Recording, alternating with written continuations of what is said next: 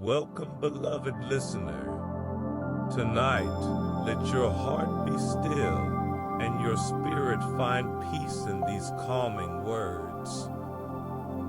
As the gentle voice reads to you, may sleep draw near, soft as the wind through the trees, steady as the rhythm of the rain.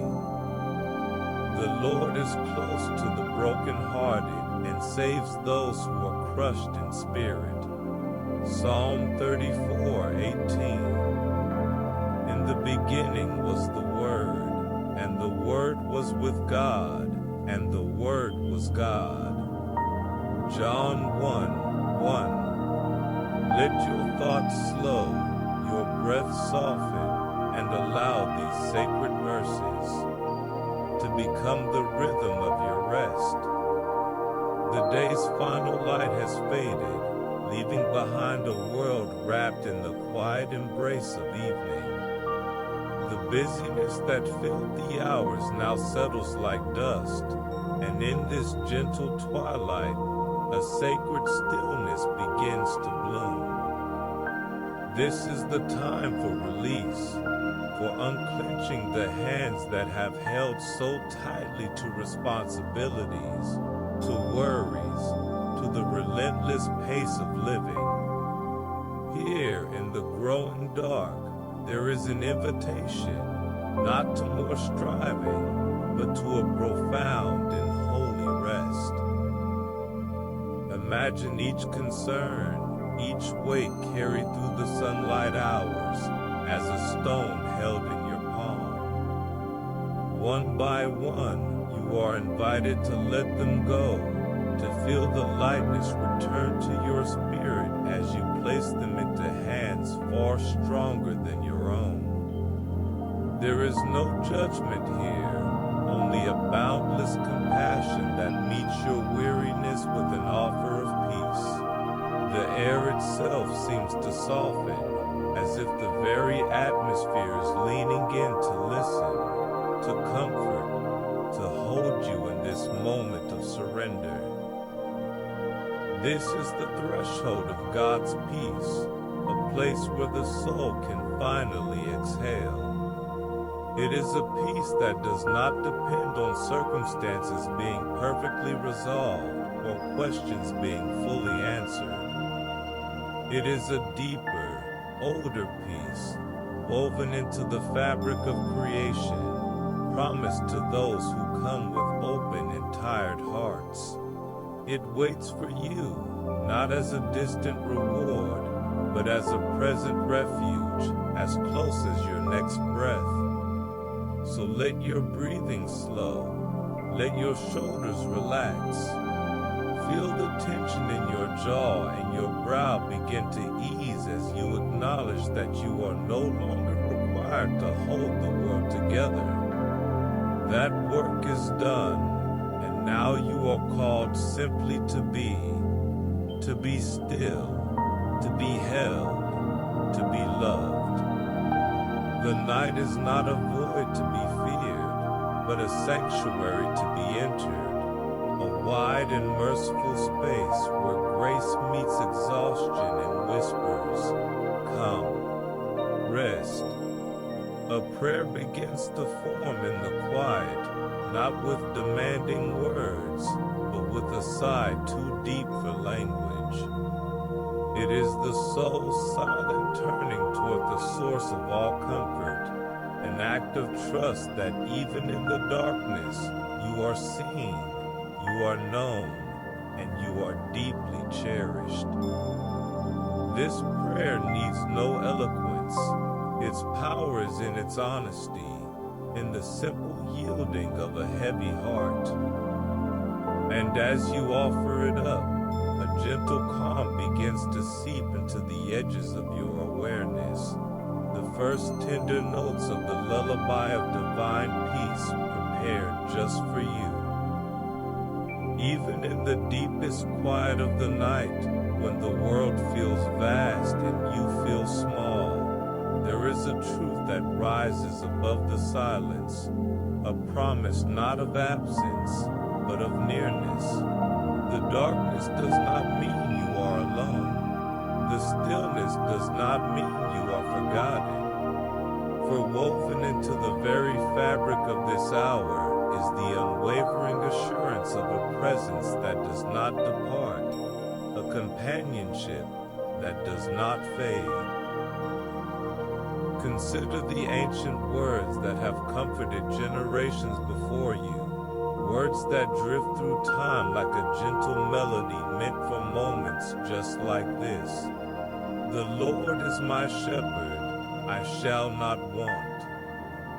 In these syllables lies a profound intimacy, a caretaker who walks beside you, who knows the terrain of your weariness, who leads you not into more struggle, but into rest. There is a green pasture waiting in the stillness, a quiet water that runs deeper than fear. This is not a distant oversight, but a close, attentive guidance. You are not leading yourself through the shadows, you are being led. And then, another whisper from ages past, firm and reassuring. Fear not, for I am with you. Be not dismayed, for I am your God. It is a declaration that dismantles dread, a promise that presence is stronger than panic. There is no situation too dark, no anxiety too heavy that can separate you from this divine nearness. The night may feel long, but his companionship is longer. The quiet may feel vast, but his care is vaster still. This is the mystery and the mercy of the night, that in what feels like solitude, there is company. In what feels like silence, there is a voice that speaks peace. You are not navigating the unknown by yourself. Every breath you take is met with his attention. Every sigh is heard. Every unspoken worry is met with understanding. There is no need to summon strength you do not have, for the strength that holds the stars is holding you. Let this truth settle into the quiet spaces within you, the spaces where doubt sometimes lingers, where loneliness sometimes whispers. You are not alone.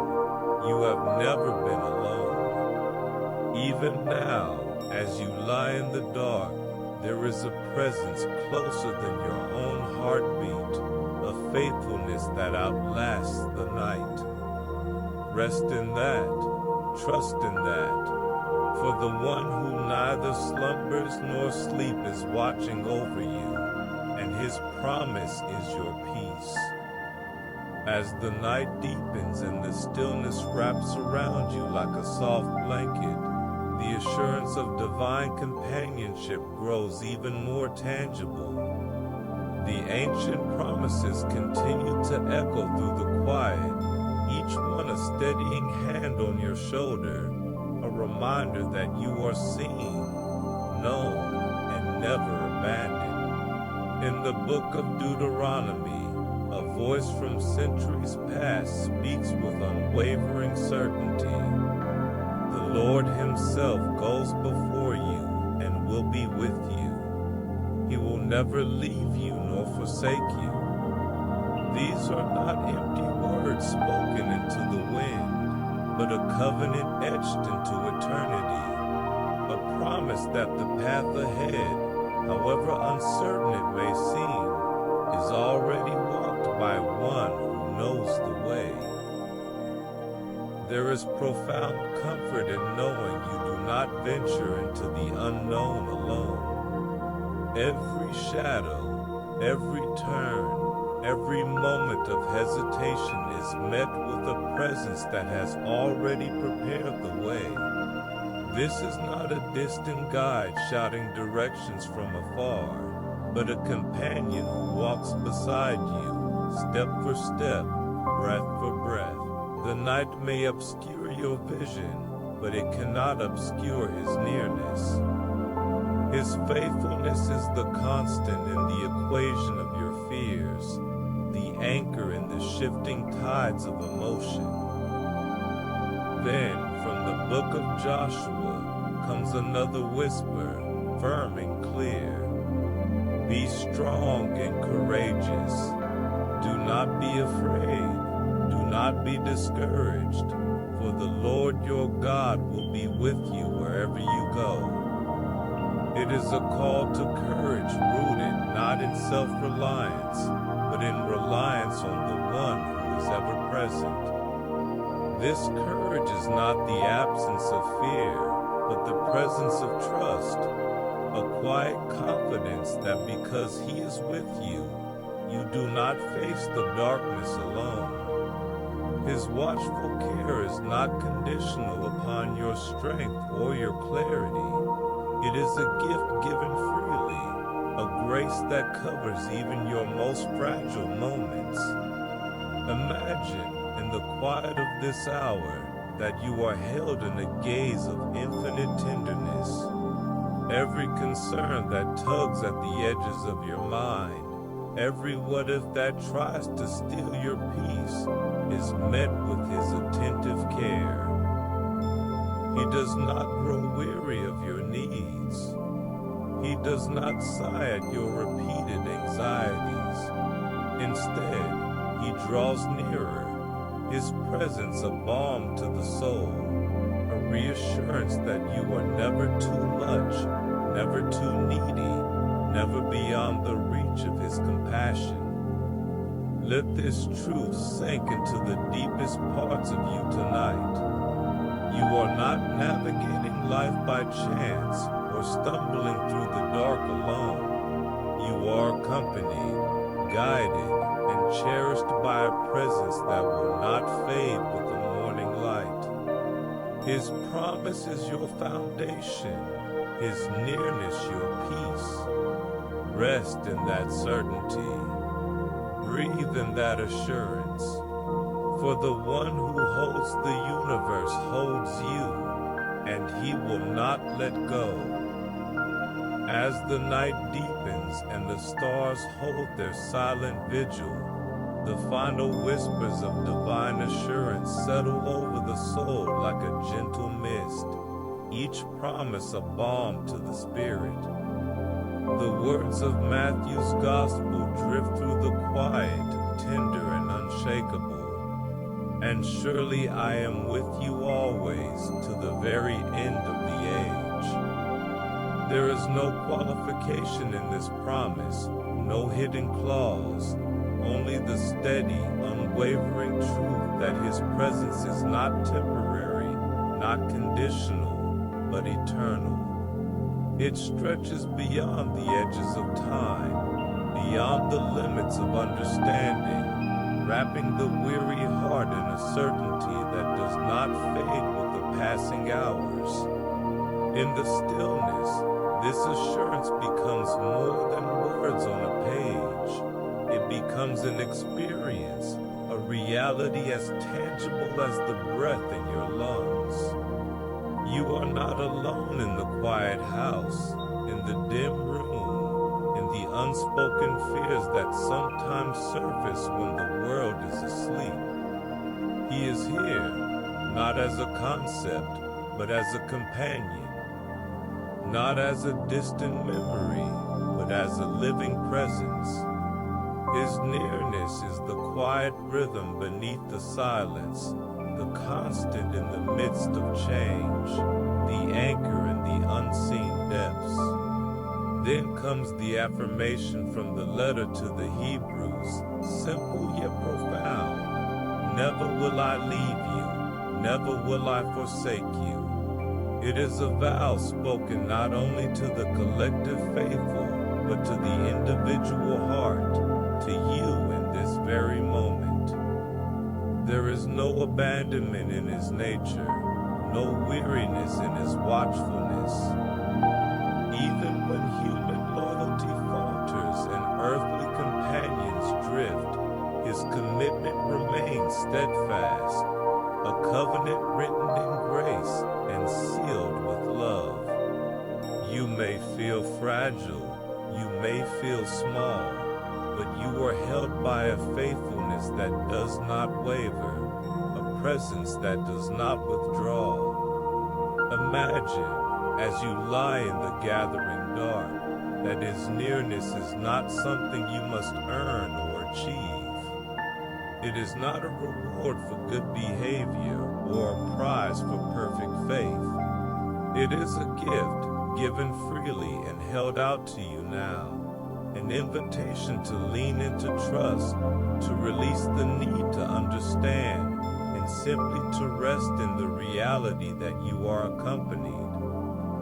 Every doubt, every question, every lingering anxiety is met not with judgment, but with a deeper, quieter assurance. I am here. Let this truth seep into the places where uncertainty still lingers, where self-reliance still strains. There is no need to hold yourself together, no need to brace against the unknown. For the one who walked on water and calmed the storm walks with you now, and His promise is your peace. His presence is your shelter. His faithfulness is your rest. Breathe it in, believe it, and as sleep begins to gently pull at the edges of your consciousness, know that you drift into dreams held, watched over, and never, ever alone. The weight of worry is a familiar burden, one that often lingers long after the day has ended, clinging to the edges of the mind like stubborn shadows. But in the quiet of this sacred hour, there comes a gentle invitation, not to carry those burdens alone, but to release them into hands far more capable than our own. The ancient words of Peter rise like a soft light in the darkness, offering a path to peace. Cast all your anxiety on Him because He cares for you. It is a call to surrender, to let go of the tight grip of control and trust in a love that does not grow weary, a care that does not falter. Imagine each worry as a stone, heavy and cold in your palm. One by one, you are invited to uncurl your fingers and release them, not into an abyss, but into the sure and steady hands of the one who formed the mountains and counts the stars. There is no concern too small for His attention, no fear too trivial for His compassion. He does not dismiss what troubles you. Instead, He meets it with understanding, with tenderness, with a love that seeks to lift the weight from your soul so you may breathe freely again. Then, from the letter to the Philippians, comes another whisper of grace. Do not be anxious about anything, but in every situation, by prayer and petition, with thanksgiving, present your requests to God. It is not a command to suppress worry through sheer will, but an invitation to transfer it, to exchange anxiety for trust, fear for gratitude, tension for peace. This is not a passive resignation, but an active surrender, a conscious turning of the heart toward the source of all comfort. In the stillness, you are invited to lay it all down, the what-ifs, the regrets, the uncertainties, and in their place, receive a peace that transcends understanding, a calm that guards the heart and mind. This peace is not the absence of trouble, but the presence of something greater, a divine assurance that you are held, you are heard, and you are deeply loved. It settles over the soul like a soft blanket, quieting the restless thoughts, soothing the frayed nerves, reminding you that you do not walk this path alone. The night is not a time to rehearse your fears, but to release them. Not to solve every problem, but to trust the one who holds the solutions. Let your breathing deepen now, each exhale carrying away a little more of the tension, each inhale drawing in a little more of his peace. There is no need to cling to what weighs you down. There is no virtue in carrying burdens you were never meant to bear. Tonight, you are invited to let go, to open your hands, your heart, your mind, and trust that the one who cares for you will also carry what concerns you. Rest in that surrender, sleep in that peace, for he is near and his care is sure. The quiet of the night deepens, and with it comes another layer of invitation, to release what still clings, to let go even more fully into the peace that has been promised. The words of the psalmist drift like a gentle current through the stillness, offering a tangible way to surrender. Cast your cares on the Lord, and he will sustain you. It is an image of divine reciprocity. You bring the weight, and he brings the strength. You bring the worry, and he brings the calm. There is no catch, no hidden requirement, only the simple, profound exchange of human anxiety for heavenly assurance. Imagine, in the soft darkness, that each care you carry is a leaf caught in the current of a slow-moving stream. One by one, you release them from your grasp, watching as they drift away, carried by a strength not your own. You do not need to know where they go or how they will be resolved. Your only task is to let them go, to trust that the same hands that hold the universe can hold your smallest concern. There is a relief in this surrender, a lightness that begins to seep into muscles and mind, a quieting that feels like coming home. Then, from the Gospel of Matthew, comes a reminder that gentles the soul even further. Therefore I tell you, do not worry about your life. It is not a scolding, but a compassionate redirection, a call to lift your eyes from the tangled knots of anxiety and fix them on the one who clothes the lilies and feeds the sparrows. If he attends to the smallest details of creation with such care and beauty, how much more will he attend to you? The rhythm of your breathing becomes a prayer in itself, each inhale drawing in trust, each exhale releasing the need to control, to know, to secure what is already held in his faithful hands. In this stillness, worry begins to lose its power. It is not banished by force, but gently dissolved by a greater truth, that you are loved, you are provided for, you are seen. The night itself becomes a witness to this care. The moon that rises without your effort, the stars that hold their places without your anxiety. If the cosmos rests in such order and grace, surely you can rest as well. There is no urgency here, only invitation, no demand, only mercy. Let your body soften into the mattress, your mind release its grip on tomorrow. Feel the tension in your forehead ease, the tightness in your chest loosen. With every breath, you are practicing surrender. With every moment of quiet, you are leaning into trust. The peace that comes is not fragile. It is deep, rooted, resilient.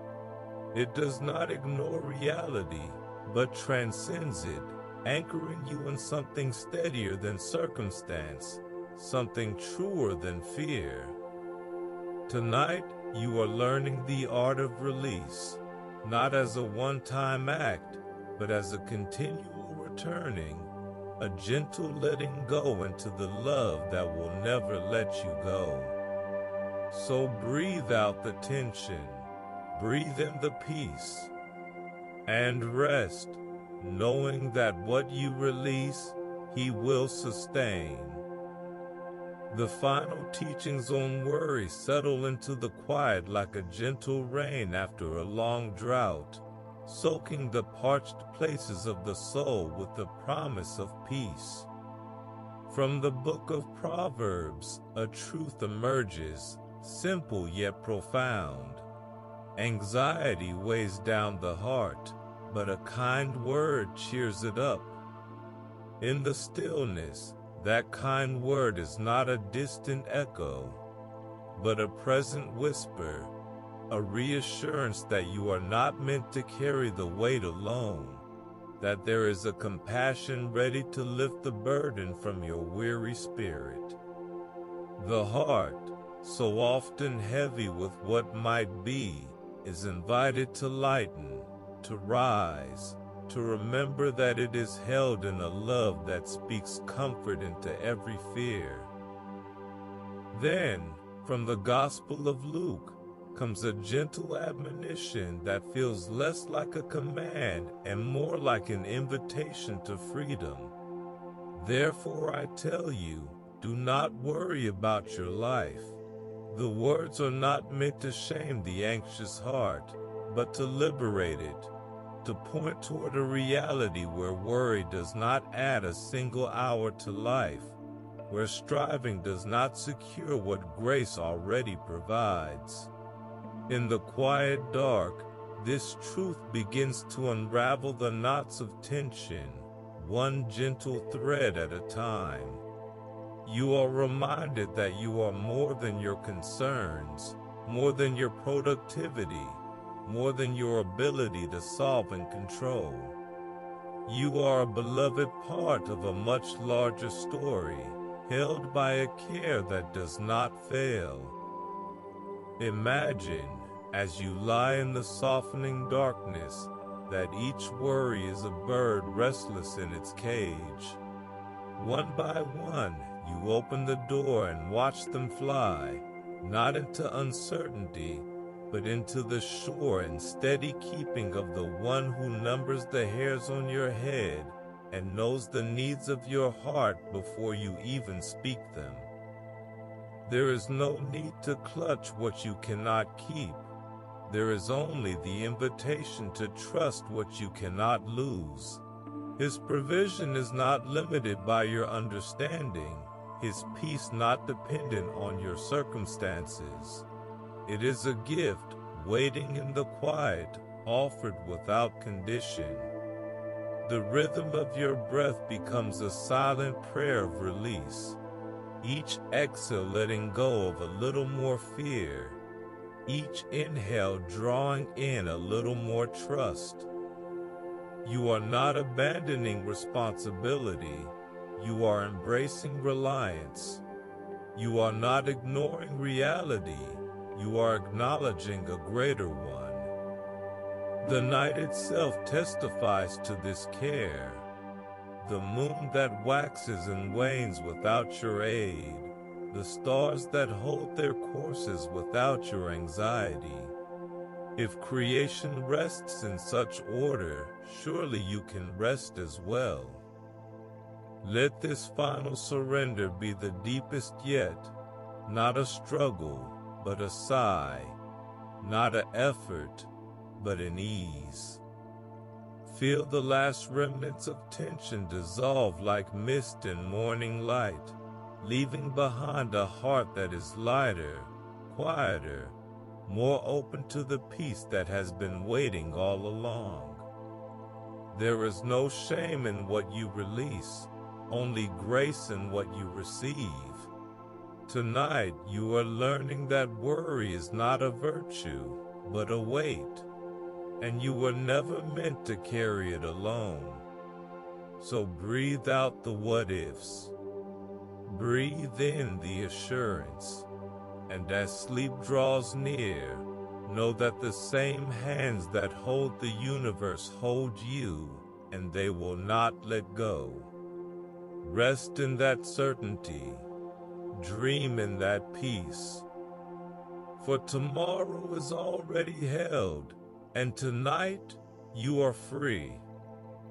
In the quiet sanctuary of the night, a profound sense of safety begins to unfold, wrapping the soul in an assurance deeper than any lock or barrier. The ancient words of Psalm 91 rise like a fortress around the weary heart, each verse a stone in a wall of divine promise.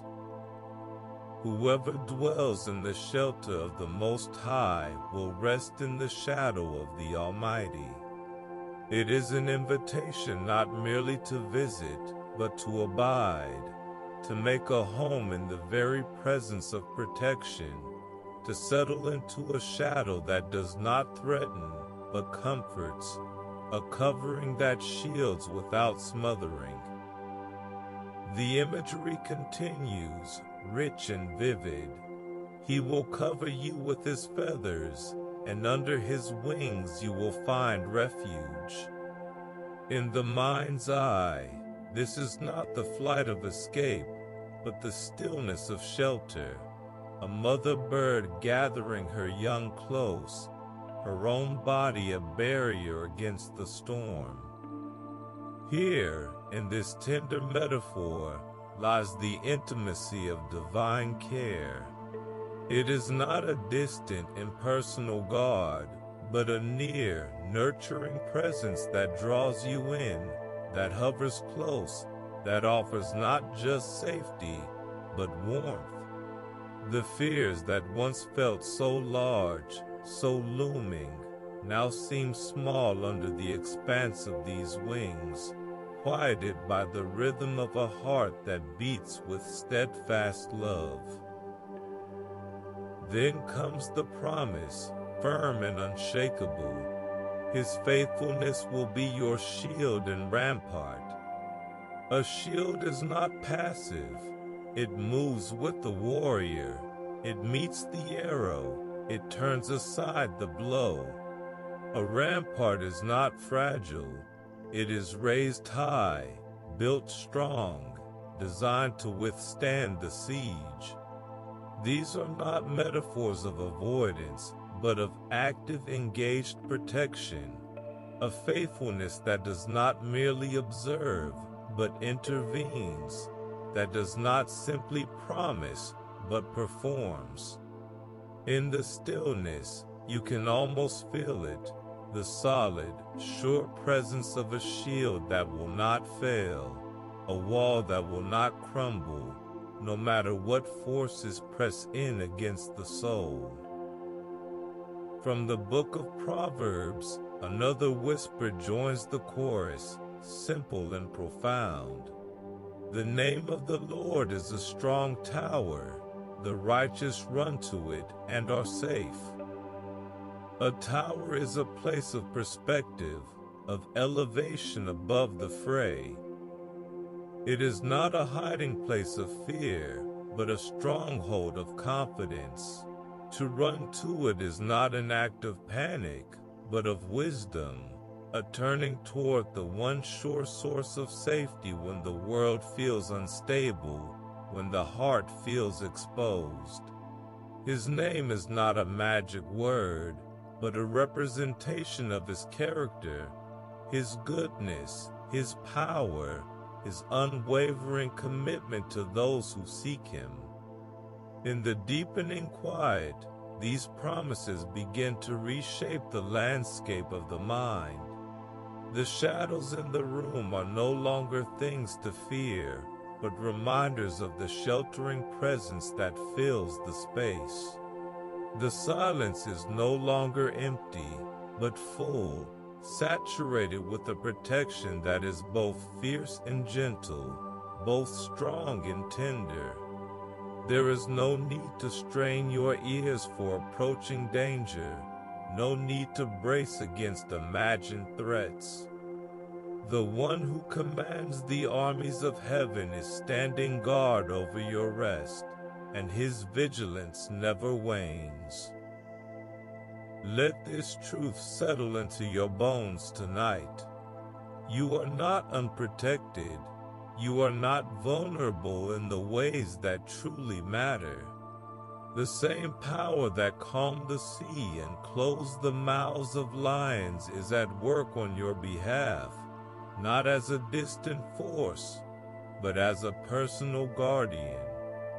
His wings are spread over you. His shield is raised around you. His tower stands open, inviting you in. So breathe deeply of this safety. Release the need to be your own defender, and rest, truly rest, in the comfort of a protection that will not fail. The night deepened, wrapping the world in a velvet hush, and the soul, now cradled in the initial assurances of divine shelter, began to absorb even richer promises of safety. From the heights of Psalm 121, words drifted down like a gentle, settling mist. I lift up my eyes to the mountains. Where does my help come from? My help comes from the Lord, the maker of heaven and earth. It was a reminder to shift perspective, to look beyond immediate fears to the eternal source of strength, to remember that the same hands that carved the peaks and hung the stars were actively engaged in guarding the fragile human heart. The psalm continued, each verse a layer of comfort laid over the anxious spirit. He will not let your foot slip. He who watches over you will not slumber. In the stillness, this truth felt almost tangible, a vigilance that never tired, attention that never wandered. The worries that had once seemed so urgent, so demanding of mental energy, now felt secondary, overshadowed by the profound reality of a watchfulness that did not depend on human alertness. There was no need to remain tense, no need to keep one eye open through the night. The guardian of the soul was always awake, always attentive, always ensuring that each step, even those taken in uncertainty, was held secure. Then came the assurance, simple and sweeping. The Lord will keep you from all harm. He will watch over your life. This was not a naive promise that trouble would never come, but a deeper covenant that no ultimate harm could touch the core of what mattered, the soul, the identity, the eternal connection to love. In the quiet, this allowed for a loosening of the grip on control, a softening of the need to anticipate every possible danger. The protection offered was not from circumstance, but through it, a companionship that would walk with you through any shadow, a faithfulness that would turn even the hardest moments toward good. From the New Testament, the words of Thessalonians joined the chorus, firm and clear. But the Lord is faithful, and he will strengthen you and protect you from the evil one. Here was a promise not only of preservation, but of empowerment, a strengthening from within that made the soul resilient, not just resistant. The protection described was not a brittle barrier, but a dynamic force, equipping the heart to stand firm, to remain steady, to hold fast to peace even when winds of fear or doubt sought entry. In the deepening dark, these truths wove themselves into the fabric of awareness. The rustle of leaves outside the window was no longer a sound of threat, but a whisper of the constancy of care. The sigh of the wind was not a moan of loneliness, but a breath of companionship. The night itself felt different, not a time of vulnerability, but a space of sacred keeping, where every worry was met with a greater assurance, every fear with a firmer promise. There was no need to rehearse strategies of self-defense, no need to fortify mental walls against imagined troubles. The real fortress was not built by human hands, but by divine promise, a safety that existed independently of feeling, a security that rested not in circumstance, but in character. The one who had spoken the world into being was speaking still, and his word was protection, his presence was peace. So the soul settled deeper into the mattress, the body yielding to the softness of the blankets, the mind releasing its final vestiges of vigilance. There was nothing to fear here, not in the dark, not in the silence, not in the unknown hours ahead. The keeper of the night was also the keeper of the heart, and his watchfulness was perfect, his care complete. To rest in such protection was not a risk, but a return, a coming home to the one place where the soul could truly, fully, unguardedly be at peace. As the night settled into its deepest quiet, the final promises of protection wrapped around the soul like a seamless, impenetrable cloak. From the prophet Isaiah, words of profound assurance rose like a fortress wall against the last whispers of fear. No weapon forged against you will prevail, and you will refute every tongue that accuses you. In the stillness, this was not a declaration of conflict, but of ultimate security, a promise that no harm, whether physical or spiritual, could ultimately breach the sanctuary of a soul held in divine care.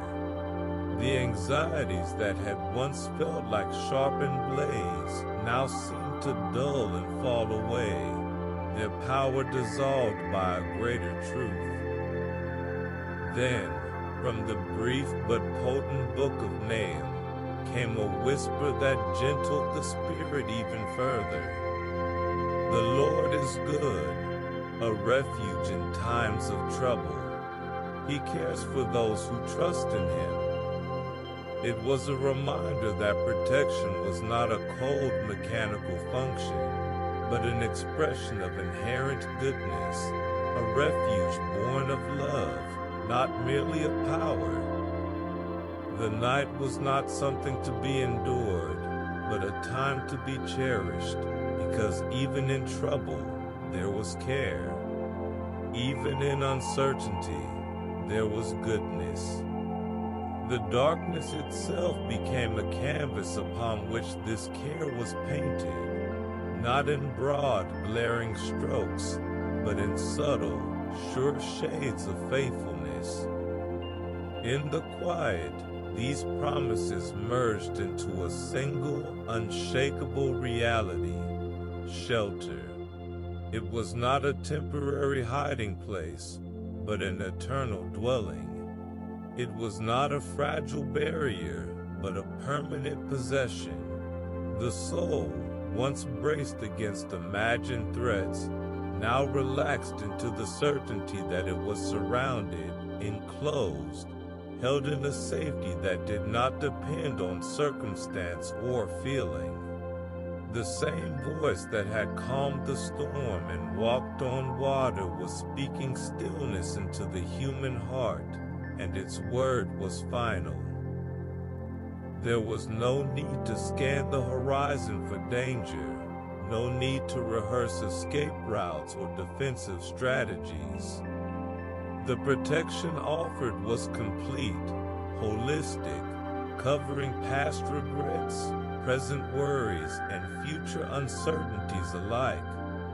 It was a shelter that admitted no exceptions, no loopholes, no expiration. The night hours stretched out not as a void to be feared, but as a testimony to this keeping, a time when the world slept, but divine vigilance did not.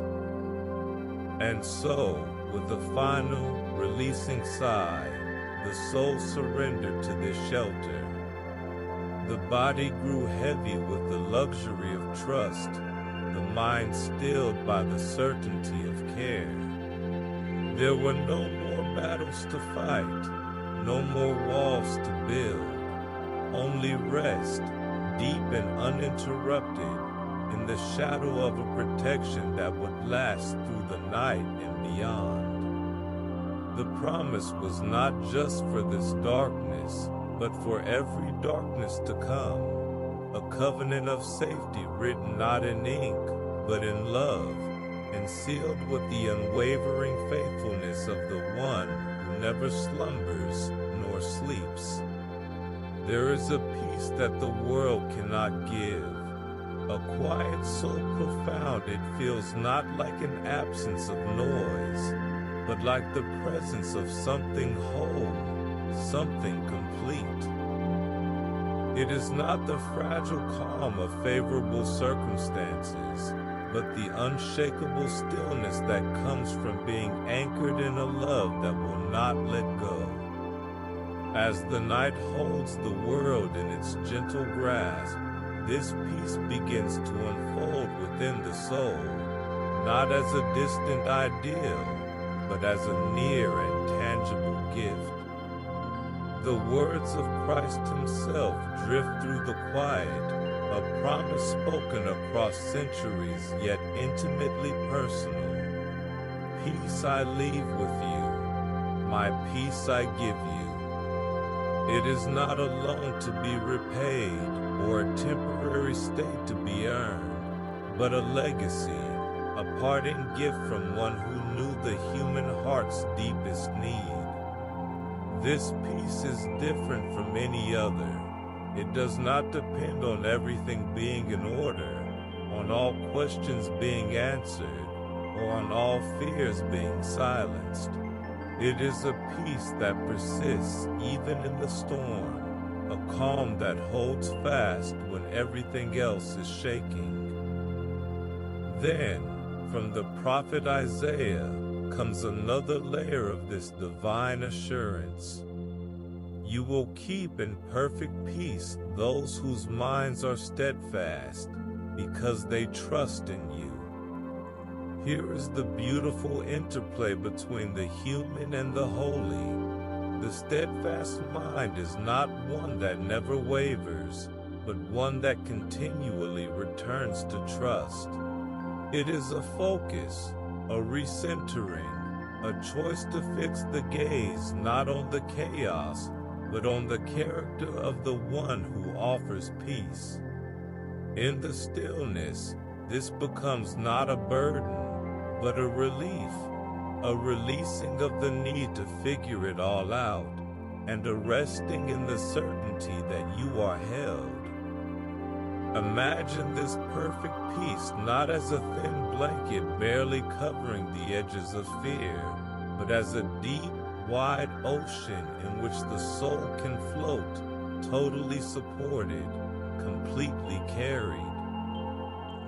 It is a peace that fills the spaces between thoughts, that softens the sharp edges of worry, that whispers a deeper truth than any anxiety can shout.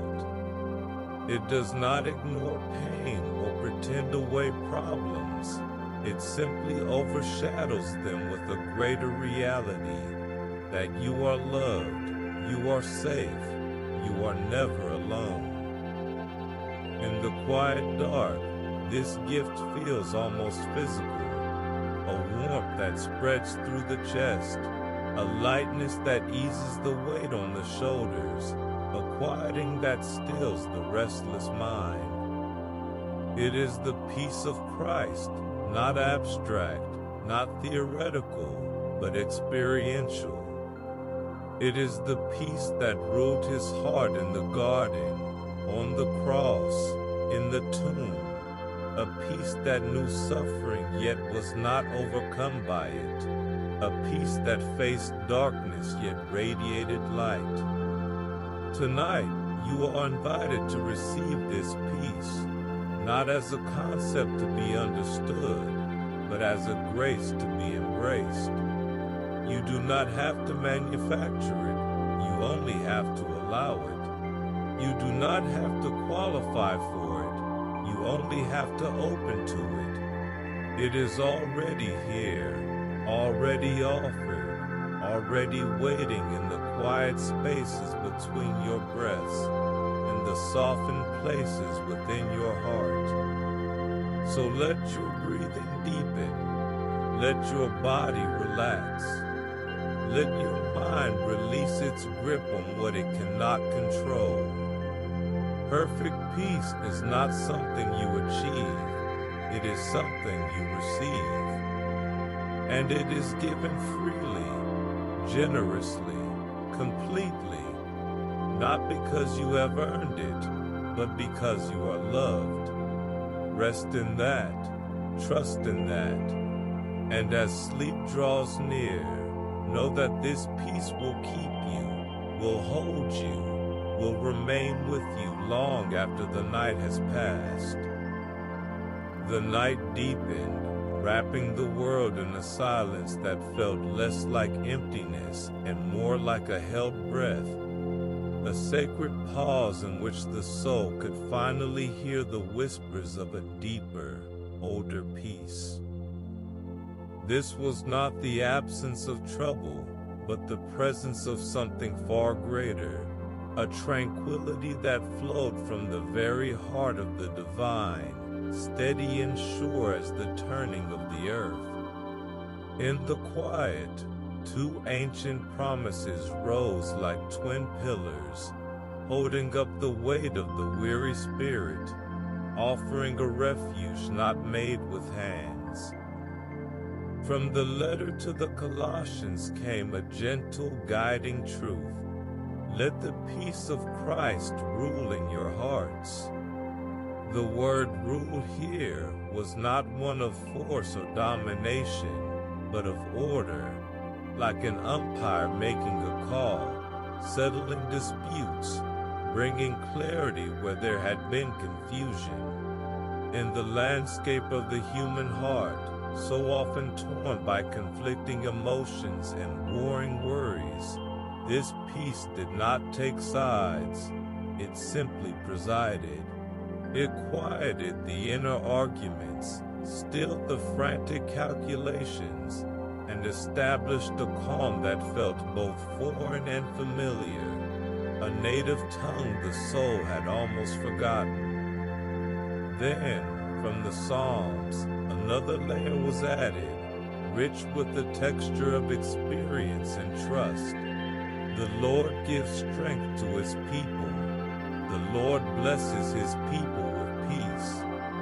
This was not a fragile, fleeting calm, but a peace that came with strength, a resilience woven into the very fabric of rest. It was the kind of peace that could face uncertainty without unraveling, that could dwell in the unknown without panicking, because it knew the source from which it came. This peace was not a passive state, but an active blessing, a gift given not once, but continually, like manna for the soul, new every morning, new every midnight. In the stillness, these promises began to merge into a single, sustaining reality. The peace of Christ was not a theory to be debated, but a presence to be inhabited. It did not ask for perfect understanding or flawless faith. It only asked for trust, a willingness to let it rule, to let it settle, to let it hold the heart steady when the mind wanted to race. There was a relief in this surrender, a lightness that came from releasing the need to manage everything, to figure everything out, to be the author of one's own peace. Imagine this peace as a deep, still river flowing beneath the surface of daily life, unchanged by the storms that raged above, unaffected by the winds of circumstance. It was there, always there, waiting to be dipped into, waiting to be drunk from, waiting to carry the soul along when its own strength gave out. In the quiet dark, you could almost feel its current, gentle, persistent, sure. It did not shout, it did not demand, it simply was, and in its being, it offered rest. The night itself seemed to lean into this peace, the shadows no longer threatening, but soft, the silence no longer lonely, but full. Every breath became a testimony to it, every heartbeat a rhythm in sync with its calm. There was no need to strive for this peace, no need to earn it or achieve it. It was already given, already available, already at work in the deepest parts of you, whether you felt it or not. So tonight, let this gift settle over you like a gentle weight, not heavy, but grounding. Let it quiet the inner noise, not by force, but by presence. Let it rule not as a tyrant, but as a kind governor, bringing order to chaos, calm to fear, rest to weariness. You do not have to manufacture this peace. You only have to receive it. You do not have to understand it. You only have to trust it. Breathe in this peace. Breathe out the tension. Feel it seep into the places where worry once nested, where anxiety once thrived. It is stronger than your fears, deeper than your doubts, more lasting than your troubles.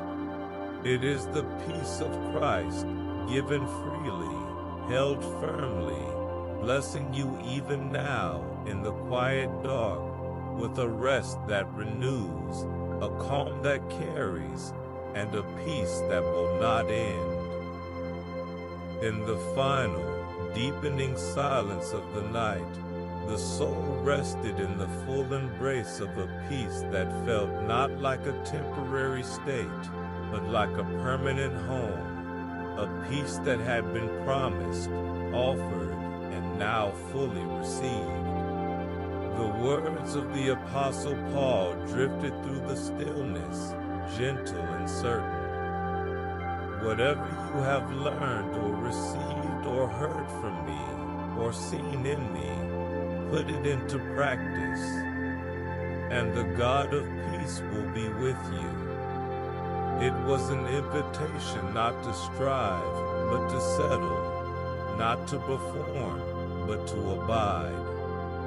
The peace of God was not a distant reward for perfect behavior, but a near companion for the trusting heart, a presence that met the soul exactly where it was, in the quiet and the dark. Then, from the closing of another letter, came the benediction that sealed the night with grace. Now may the Lord of peace himself give you peace at all times and in every way. There were no conditions, no exceptions. Peace was offered in every circumstance, in every season, in every hidden corner of the human experience. It was a peace that did not fluctuate with emotions or shift with circumstances. It was constant, like the North Star in the vast expanse of the night sky, fixed and sure. In the stillness, this assurance felt almost tangible, a warmth that wrapped around the heart, a calm that stilled the final ripples of unrest.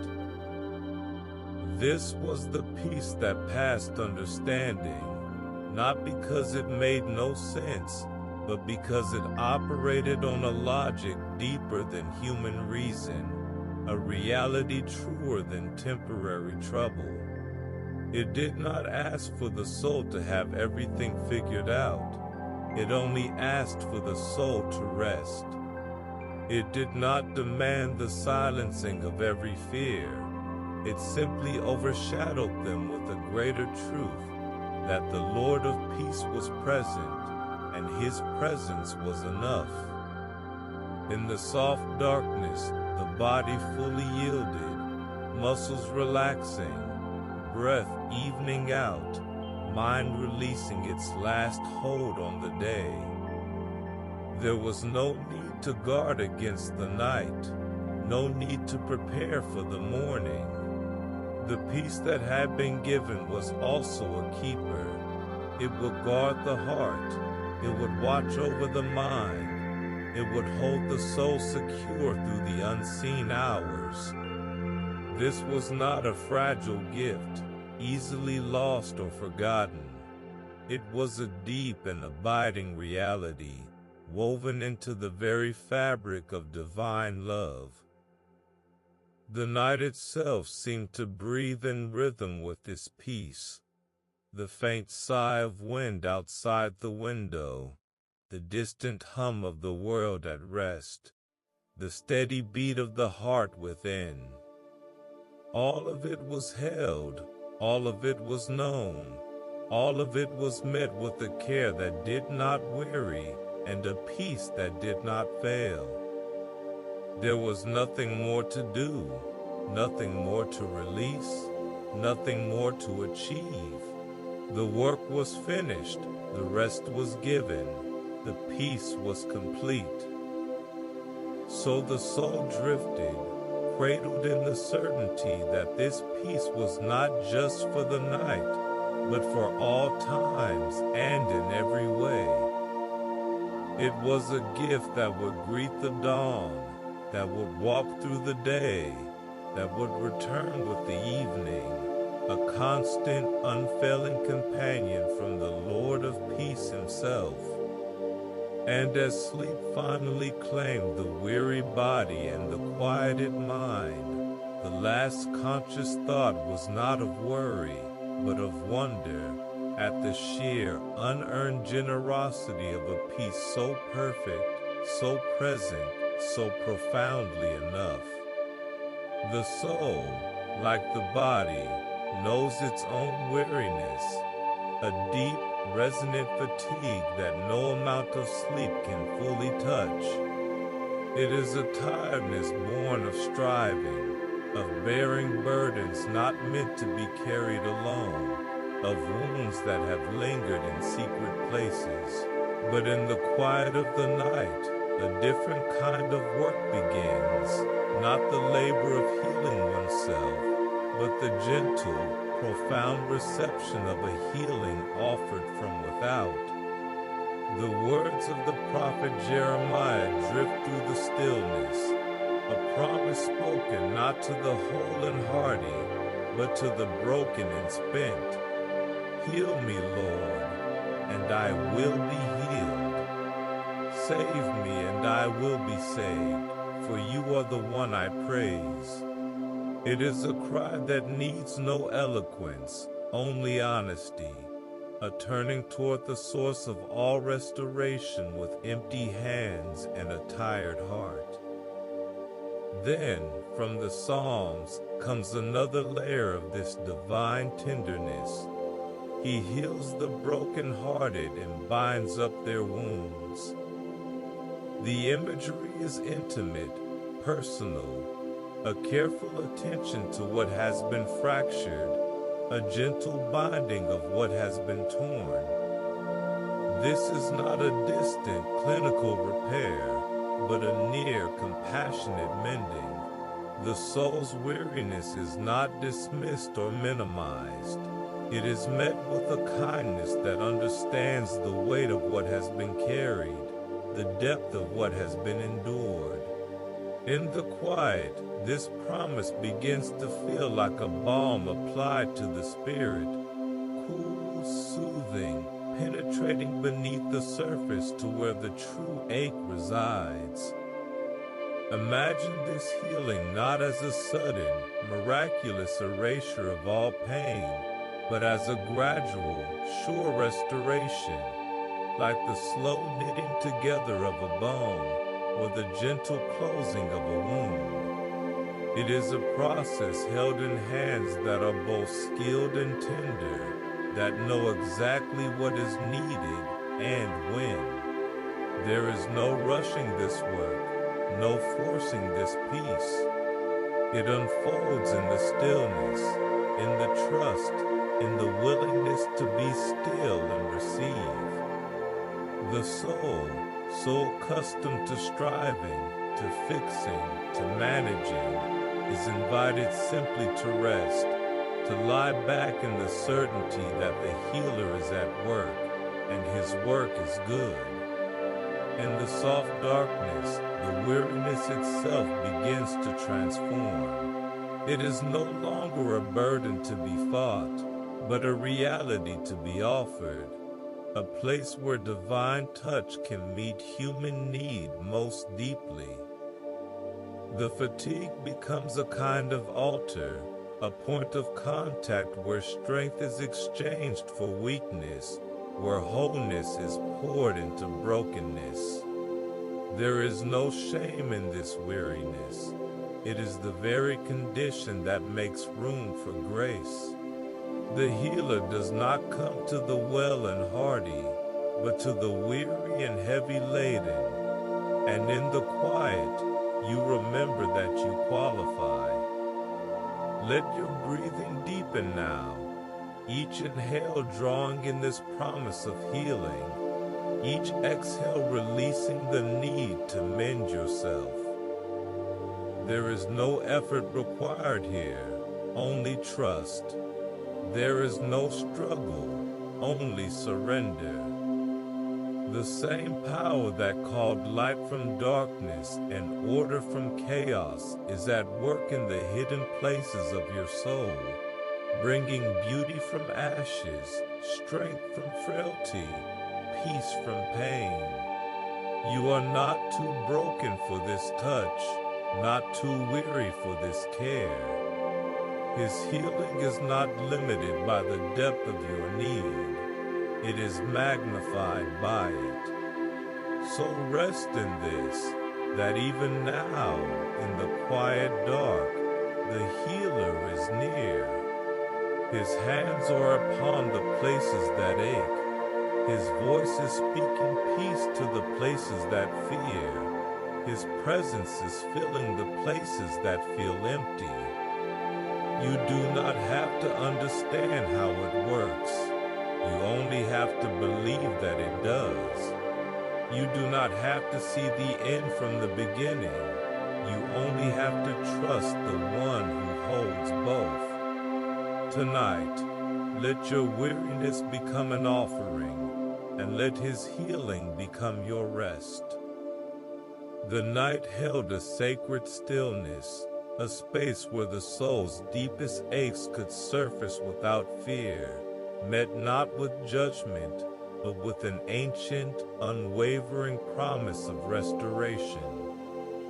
From the book of Exodus, words spoken to a weary people in a desert place now drifted into the quiet room, gentle and sure. I am the Lord who heals you.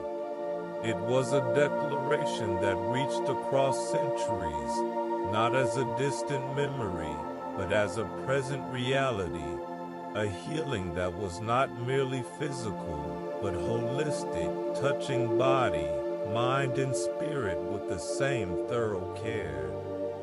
The soul, tired from its long journey, could finally rest in the assurance that its fatigue was seen, its wounds were known, and its healing was already in motion.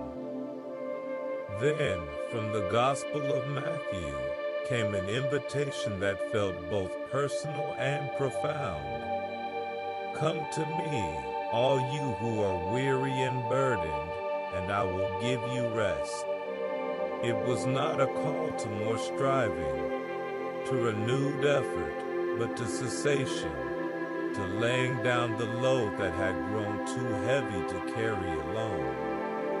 The weariness that had become a constant companion was not something to be ashamed of, but something to be released, exchanged for a rest that went deeper than sleep, a rejuvenation that began in the spirit and radiated outward. In the quiet dark, this exchange felt almost tangible, the weight of the soul's exhaustion gently lifted, replaced by a lightness that felt like grace. Imagine this rest not as inactivity, but as active trust, a yielding into hands that were both strong and gentle. The yoke that was offered was not another burden, but a partnership, a sharing of the load that made the way forward feel possible again. The soul, so accustomed to bearing its cares in isolation, could finally lean into a support that would not buckle or withdraw. This was not a temporary reprieve, but a lasting rest, a place of abiding where the heart could find its rhythm again, synced not with anxiety, but with peace. In the stillness, the body seemed to respond to this promise, the tightness in the shoulders easing, the furrow in the brow softening, the breath deepening into a slower, more restorative pattern. The healing offered was not a distant future hope, but a present tense gift, already at work in the weary places. It was like a cool cloth on a fevered brow, a steadying hand on a trembling arm, a comfort that did not need to explain itself to be effective. It simply was, and in its being, it brought relief. The night itself seemed to participate in this restoration, the darkness no longer a thing to be endured, but a blanket under which healing could do its quiet, thorough work. There was no need to rush the process, no need to understand the mechanics. The one who had fashioned the body and soul knew how to mend them, knew how to nourish them back to wholeness. The weariness was not an obstacle to this work, but an invitation, a door through which divine care could enter most deeply. So the soul settled deeper into the mattress, into the trust, into the promise. There was nothing to do but receive, no prayer to perfect, no faith to muster, only a willingness to be still and let the healing come. It was a surrender that felt not like defeat, but like victory, the recognition that true strength lay not in holding on, but in letting go. The rest that was given was not passive, but potent, a force of renewal that would greet the dawn with restored hope, with quiet strength, with a heart that had been touched and made whole. Tonight, the weary soul was not just resting, it was being restored. The promise was not just spoken, it was being fulfilled. And in the quiet dark, that was enough.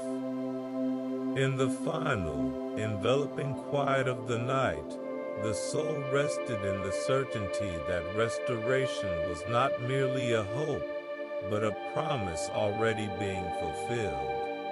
The words of the psalmist rose like a soft anthem in the stillness, gentle yet unshakable.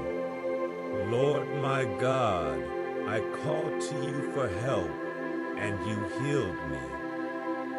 It was a testimony that bridged the centuries, a personal witness to a reality that had not dimmed with time, the reality of a healer who heard, who responded, who met the deepest needs of the human spirit with a touch both tender and transformative. The weariness that had once felt like a permanent state now began to recede, not by force, but by the gentle, persistent flow of grace. Then, from the first letter of Peter, came another layer of this divine assurance, rich with the imagery of redemption and wholeness.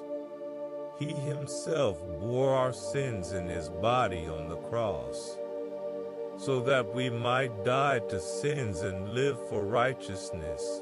By his wounds you have been healed. This was not a healing that skimmed the surface.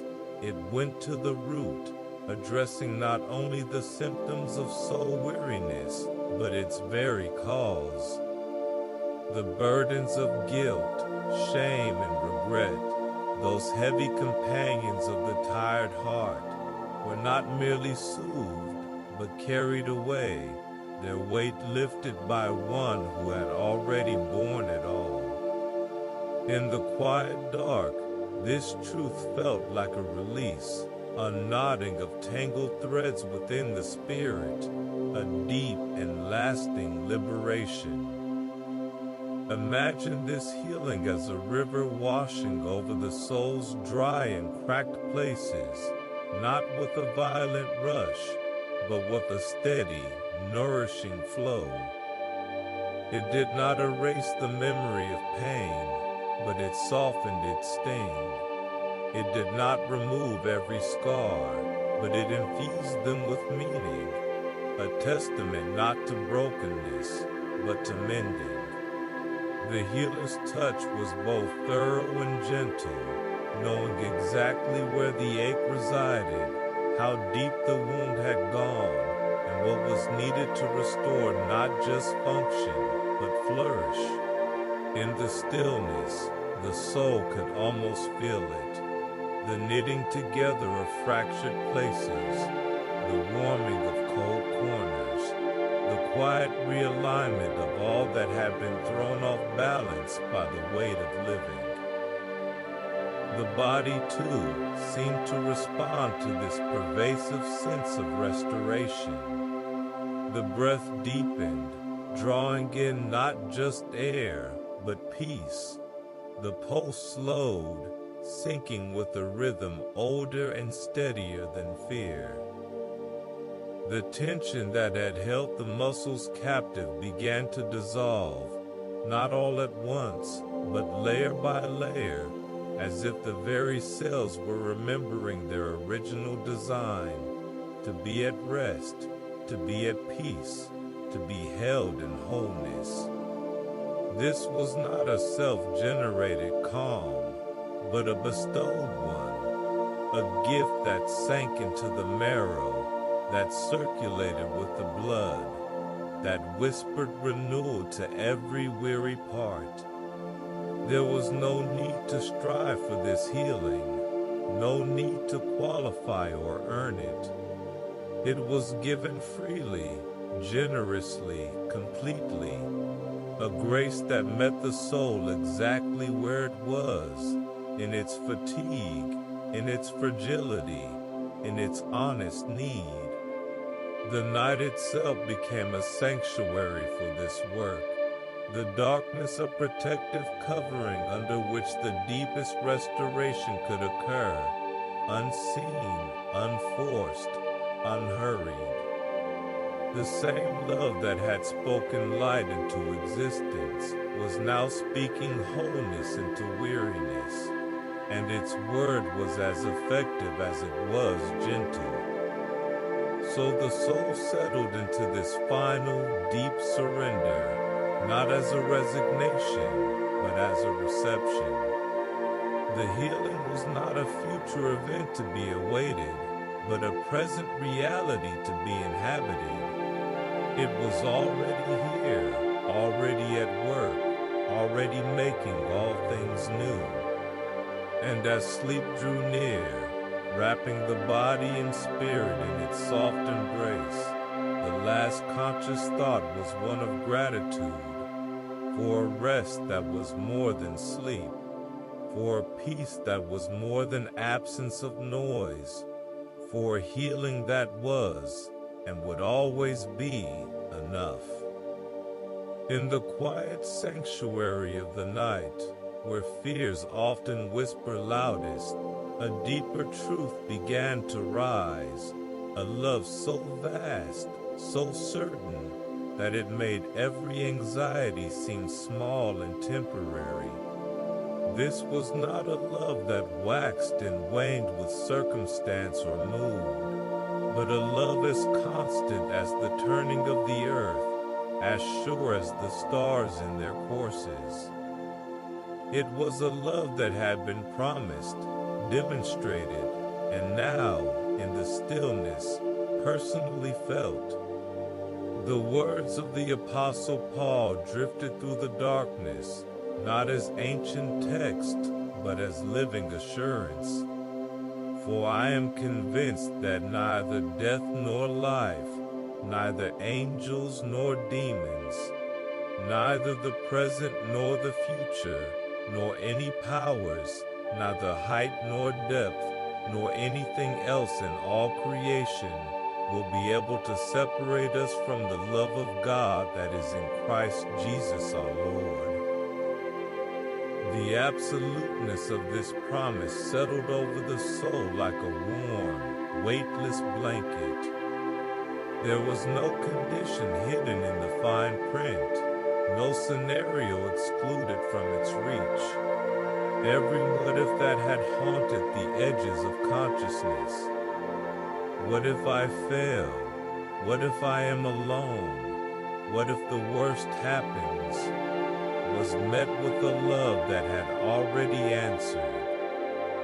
Even then, especially then, this love was not deterred by human frailty, not limited by human understanding.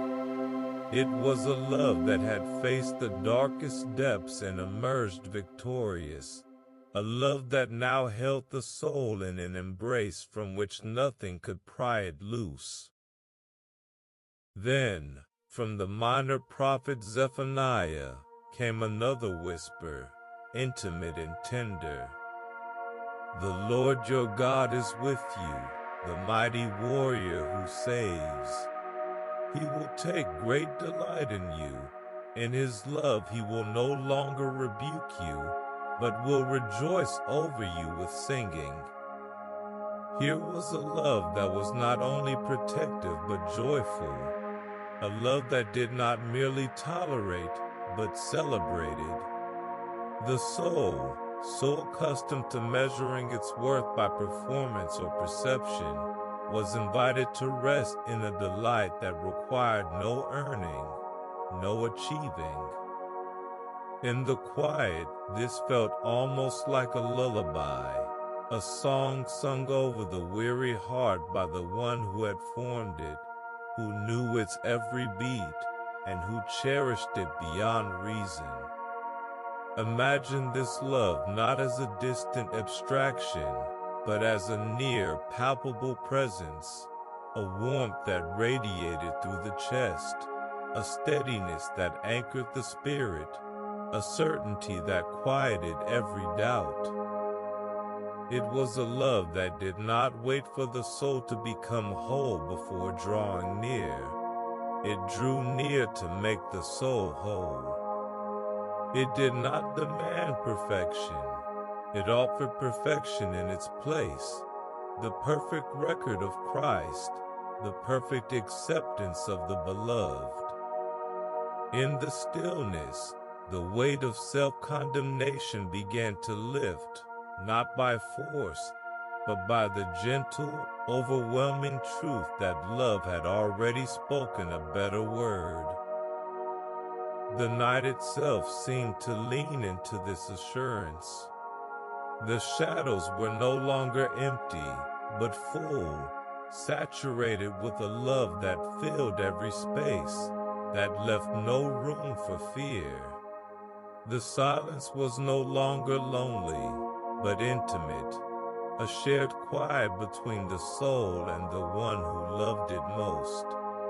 There was no need to strain for worthiness, no need to secure affection.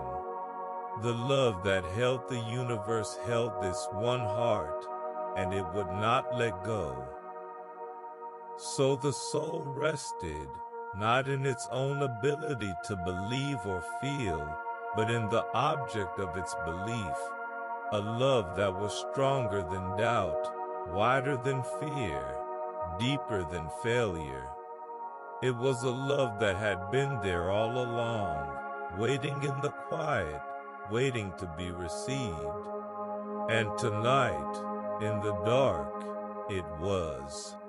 The night deepened, wrapping the world in a hush so profound it felt like a held breath, and into that stillness poured a love so certain it seemed to rewrite the very atmosphere.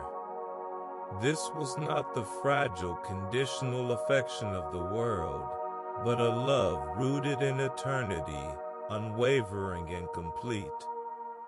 It met the soul not as a theory, but as a truth more solid than the ground beneath, a presence more real than the fears that had once felt so large.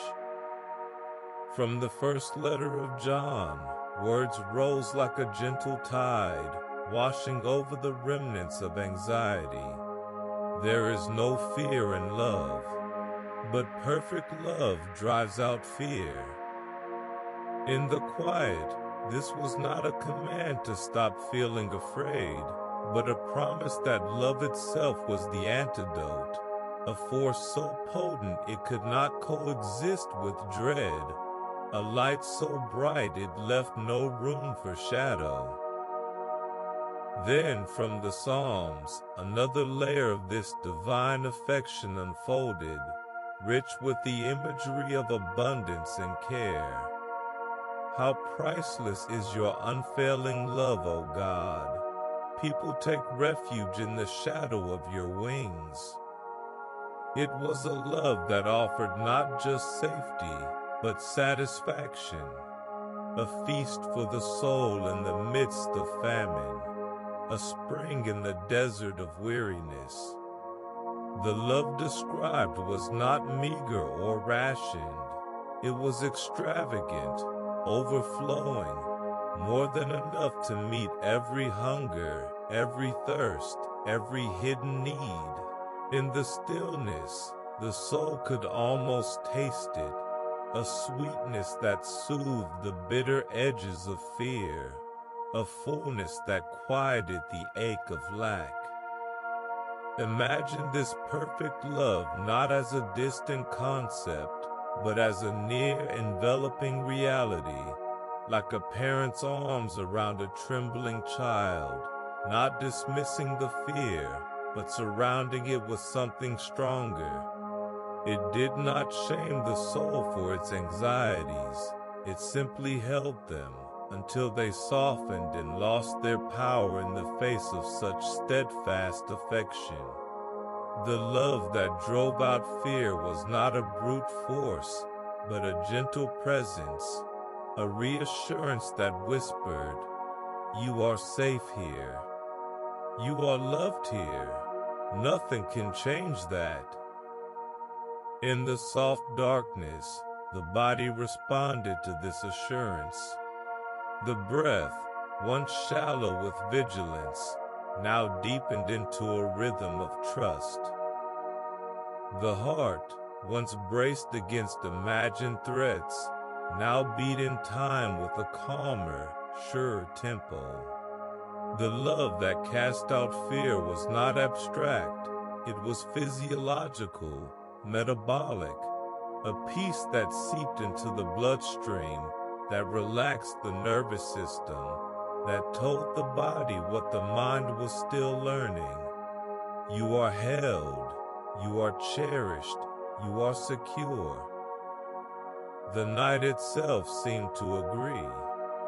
The silence was no longer empty, but full, pregnant with a love that filled every corner, that left no space for loneliness or alarm. The darkness was not a void, but a canvas on which this love was painted, in strokes of grace, in hues of mercy, in shades of faithfulness that had no end. There was no need to strain for this love, no need to earn it or prove worthy of it. It was already given, already present, already at work in the deepest parts of the being. So the soul settled into this final, full surrender, not to fear, but to love. It was a love that asked for nothing in return, that demanded no payment, that simply was, and in its being, it healed. It was the love that had calmed storms and walked on water, the love that had borne wounds and broken graves, the love that now kept watch over this one heart, through the night and into the dawn. And as sleep drew near, wrapping the weary form in its soft embrace, the last conscious thought was not of what might go wrong, but of what could never be lost. A love that would not fail, a love that would not fade, a love that was and always would be enough. In the final, enveloping quiet of the night, the soul rested in a love so ancient and sure, it felt less like an emotion and more like a fundamental law of the universe, a force as constant as gravity, as unwavering as the northern star. This was the love that had called worlds into being, that had numbered the hairs on every head, that had pursued the human heart across centuries and failures and fears. And now, in the deep stillness, it wrapped itself around the weary spirit with a finality that left no room for doubt, no space for question. The words of the prophet Jeremiah drifted through the darkness, not as a distant promise, but as a present reality. I have loved you with an everlasting love.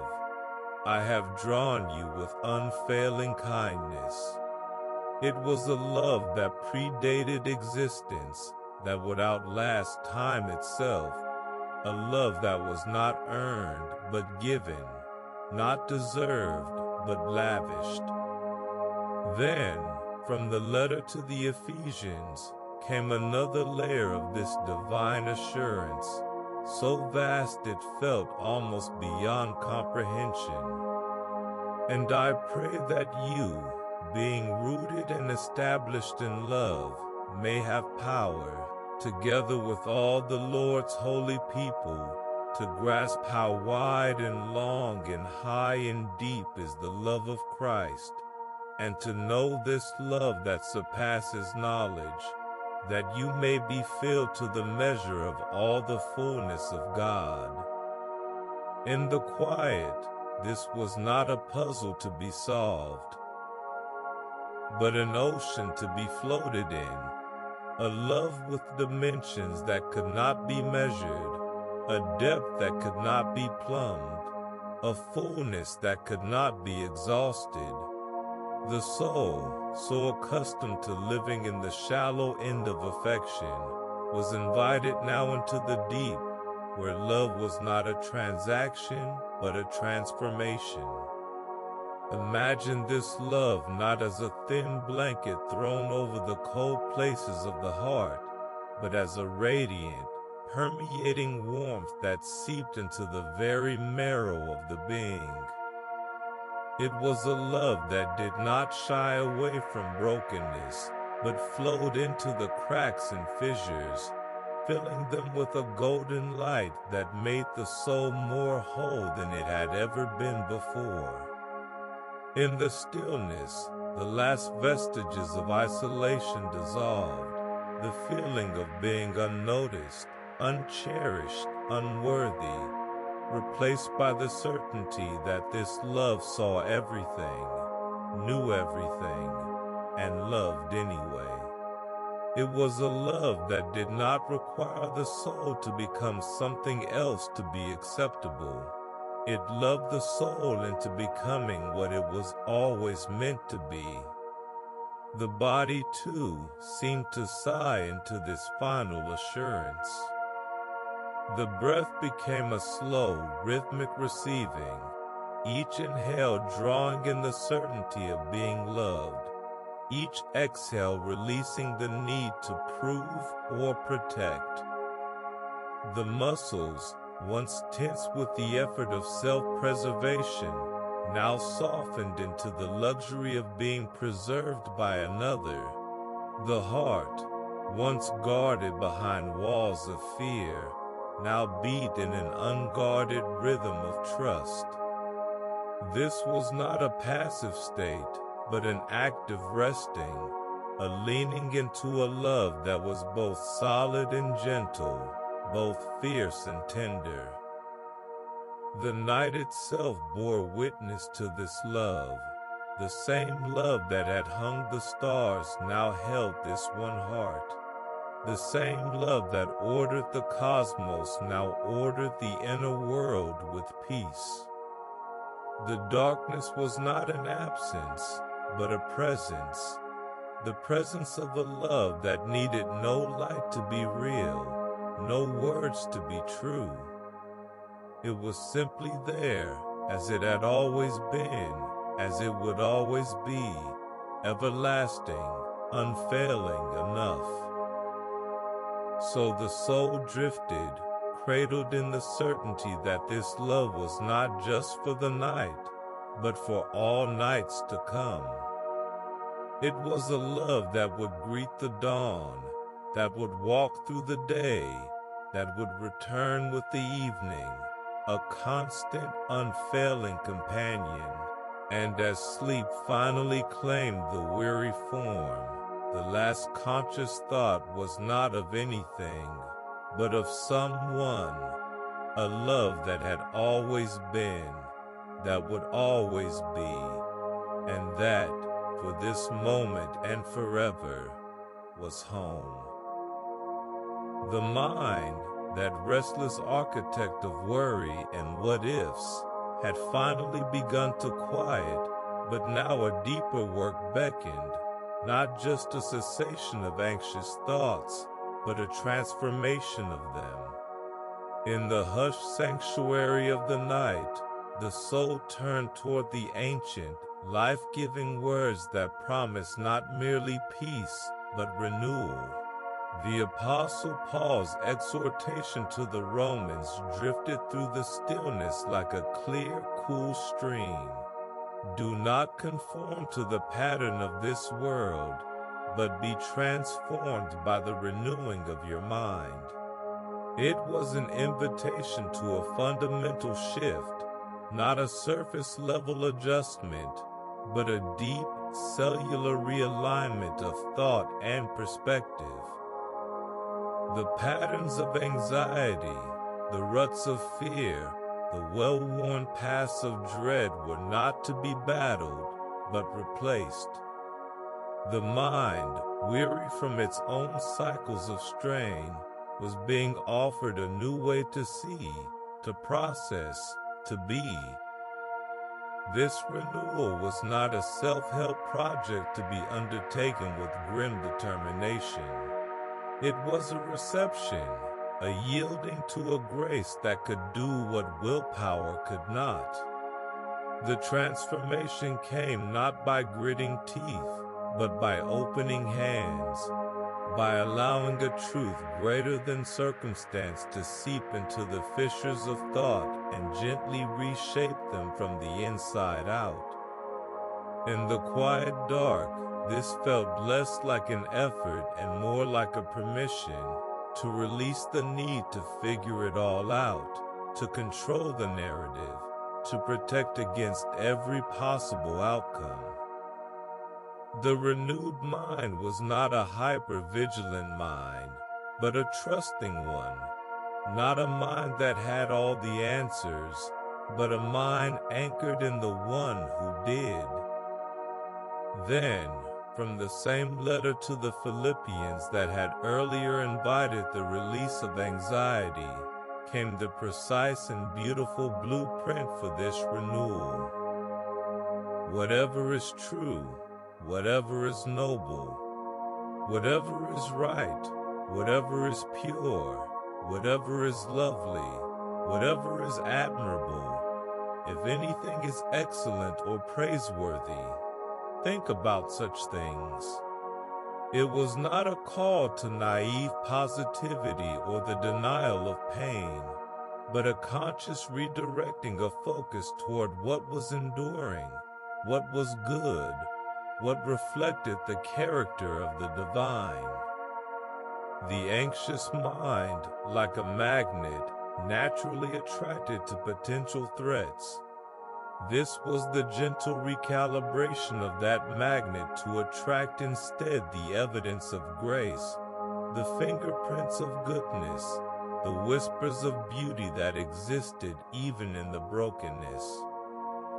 In the stillness, this practice began to feel like a form of worship, a quiet curation of thought, a choosing to dwell on what nourished the soul rather than what depleted it. It was not about ignoring the hard things, but about refusing to let them monopolize the landscape of the mind. The true, the noble, the right, these were not abstract concepts, but tangible realities.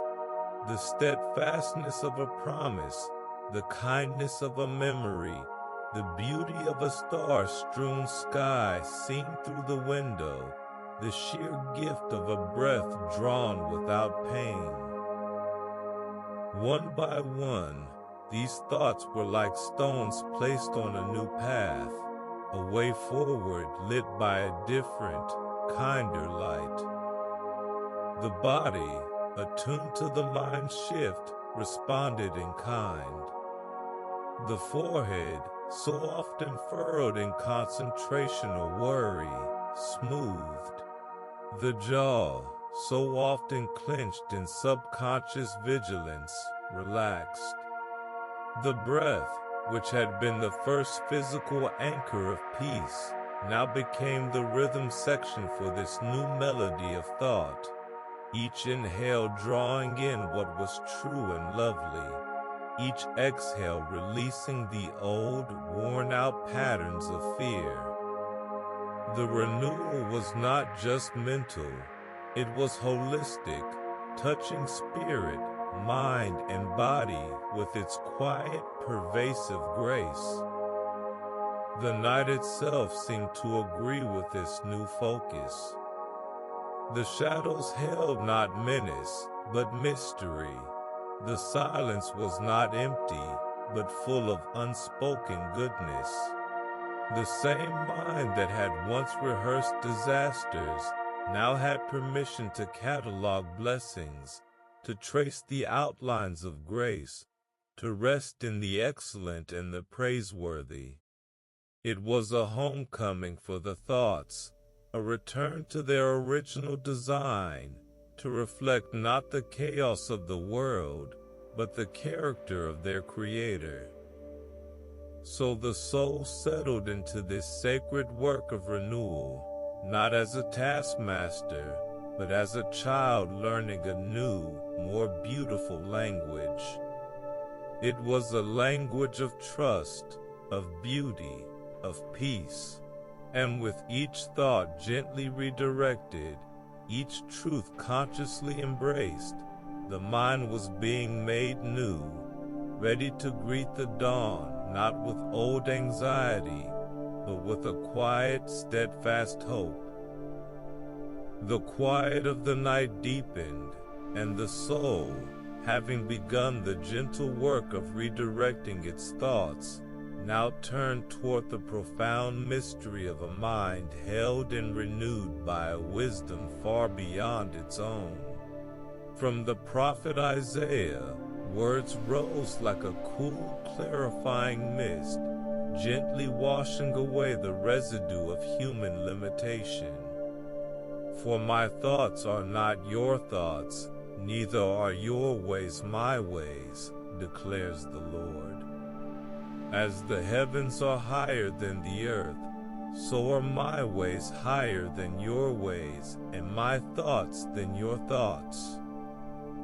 In the stillness, this was not a rebuke, but a relief, a permission to release the exhausting burden of needing to understand everything, to control every outcome, to fit the infinite into the finite container of human reasoning.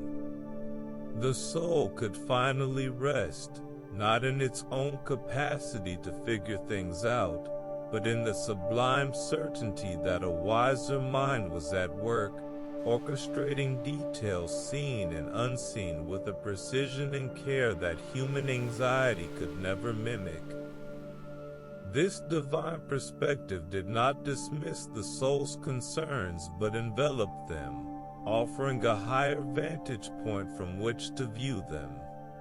The worries that had once loomed so large, the tangled knots of relationship, the pressing weight of responsibility, the vague dread of the unknown, now seemed to shrink, not into insignificance, but into their proper proportion.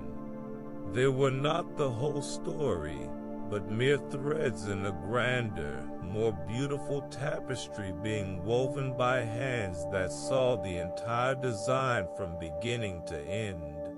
In the quiet dark, this truth felt like a weight being lifted from the forehead, a loosening of the mental muscles that had been straining to see around corners that were not theirs to see. The renewed mind was learning to trade its frantic calculations for a quiet trust in a calculus of grace it would never fully comprehend.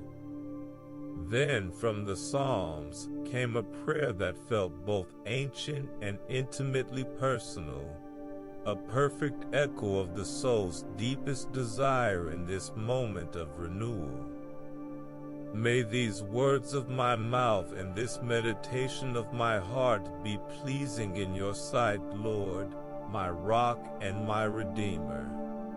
It was an offering, not of perfected performance, but of surrendered focus, a conscious turning over of the very machinery of thought to the one who had crafted it.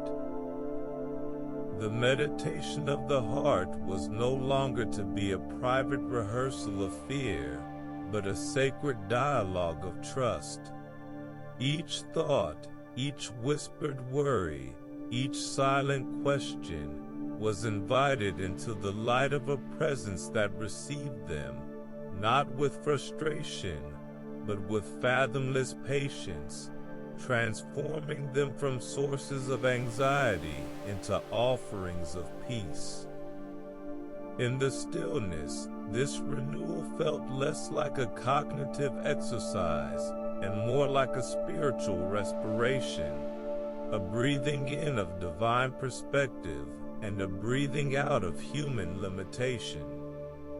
The mind, so often a crowded, noisy room, began to feel like an open, airy space, cleared of clutter, swept clean by grace, and filled with a light that made everything clearer, softer, more manageable. The soul was not trying to empty itself by force, but was being filled with something better, something truer, something that naturally displaced the old patterns of fear with the new rhythms of faith. The body, ever the faithful mirror of the inner world, settled into a deeper state of repose. The subtle tension that had hummed along the nerves quieted. The breath flowed in unhurried waves, each one a silent amen to the prayer that the heart's meditations would be pleasing. The night itself seemed to participate in this holy exchange, the darkness no longer a blanket of obscurity, but a canvas for the infinite thoughts of God, thoughts of peace, not of evil, to give you a future and a hope. There was no striving in this renewal, only receiving. No need to manufacture worthy thoughts, only a willingness to present the current ones, however messy, however anxious, to the one who could redeem them. The promise was not that the soul would suddenly know all the answers, but that it would know the one who did, and that would be enough. The renewed mind was not a mind that never doubted, but a mind that, in doubting, knew where to turn.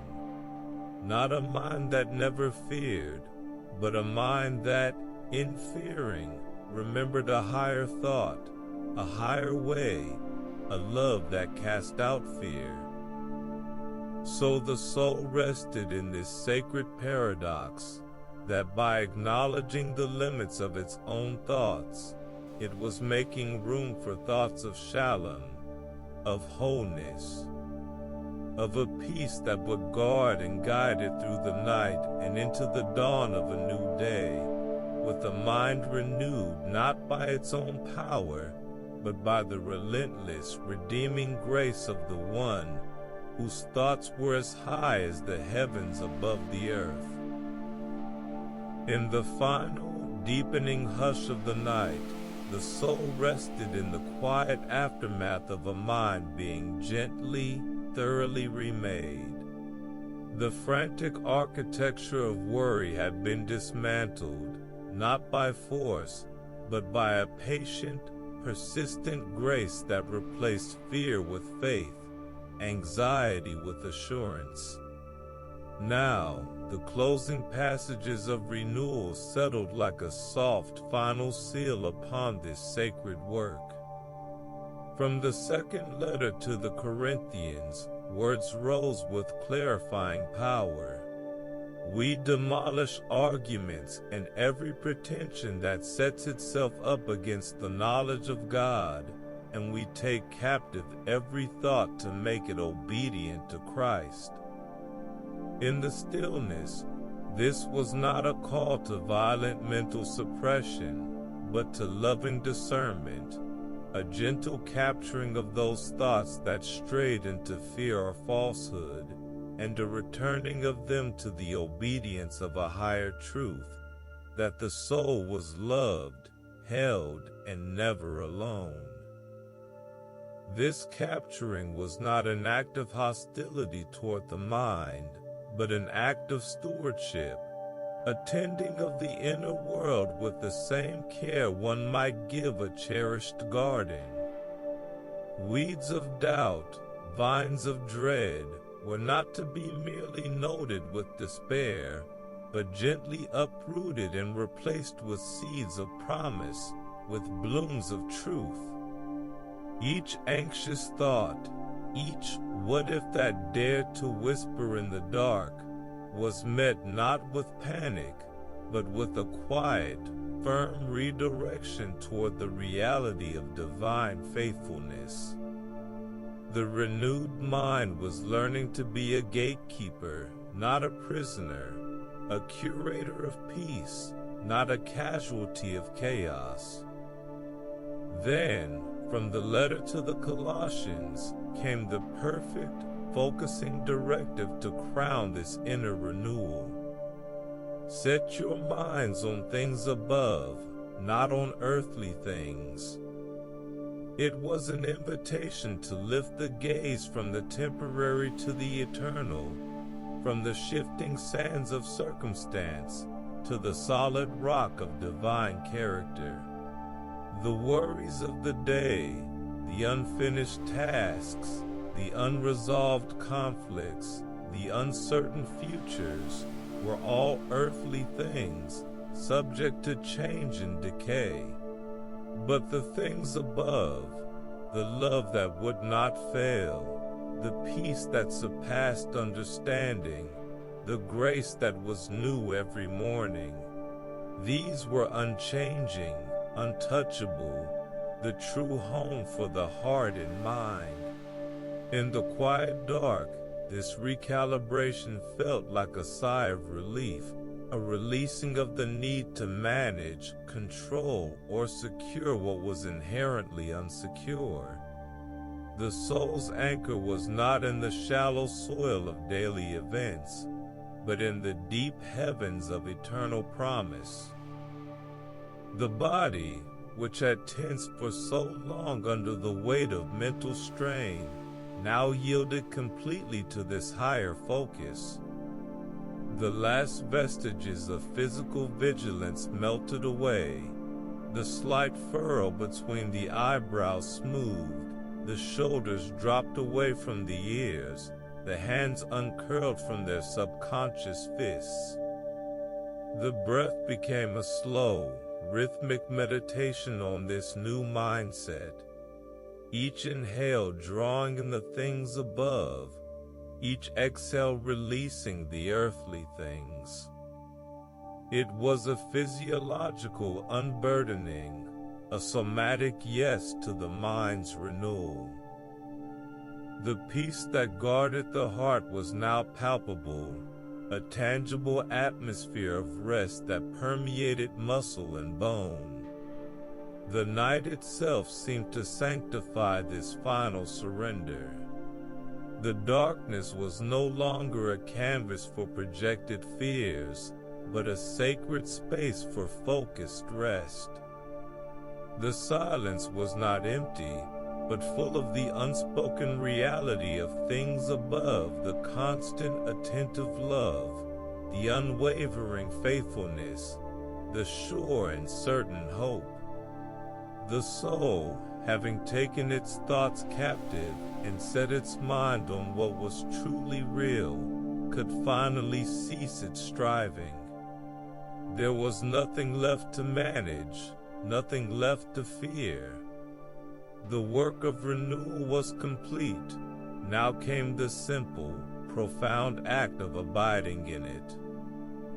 And so, with a final releasing breath, the soul drifted across the threshold into untroubled sleep, its mind no longer a battlefield, but a sanctuary, renewed, redirected, and resting securely in the truth that it was held by a love that would never let go, and a peace that would never run out. The night watch was over. The perfect peace had won. In the profound quiet of the night, a subtle shift occurred, a movement not toward greater self-reliance, but toward a deeper, more honest acknowledgement of frailty. It was here, in the unguarded admission of weakness, that a different kind of strength began to reveal itself, not the kind that flexes and boasts, but the kind that leans and trusts. The words of the Apostle Paul drifted into the stillness, not as a theory, but as a lived and breathing truth. My grace is sufficient for you, for my power is made perfect in weakness. In the hushed dark, this was not a consolation prize for the inadequate, but a divine paradox, the startling revelation that human limitation was not a barrier to power, but its very conduit. The soul, weary from its own striving, could finally cease its efforts to be strong enough, smart enough, resilient enough. It was in the release of these efforts that true strength could flow, unearned, unforced, a gift of grace meeting need at its deepest point. Then, from the prophet Isaiah came another layer of this counterintuitive promise, rich with the imagery of divine empowerment. He gives strength to the weary and increases the power of the weak. It was a declaration that reached across the ages to touch the very fatigue that now weighted the limbs and clouded the mind. This was not a pep talk to muster more willpower. It was an infusion of a strength not one's own, a strength that did not originate in the muscle or the mind, but in the boundless resources of the Creator.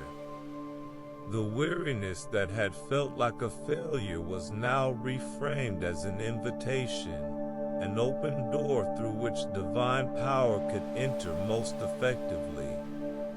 In the quiet, this felt like a permission slip to finally stop pretending, to lay down the armor of self-sufficiency, and to stand honestly, vulnerably, in the certainty that weakness was not a liability in this economy of grace, but an asset.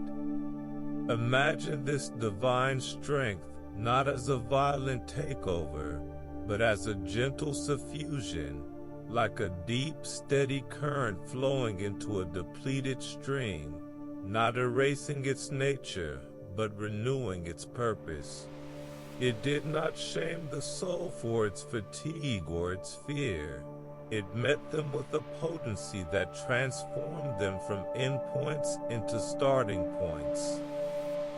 The very places of felt inadequacy, the anxiety that could not be quelled, the patience that had worn thin, the courage that had faltered, became the very ground where grace did its most profound work.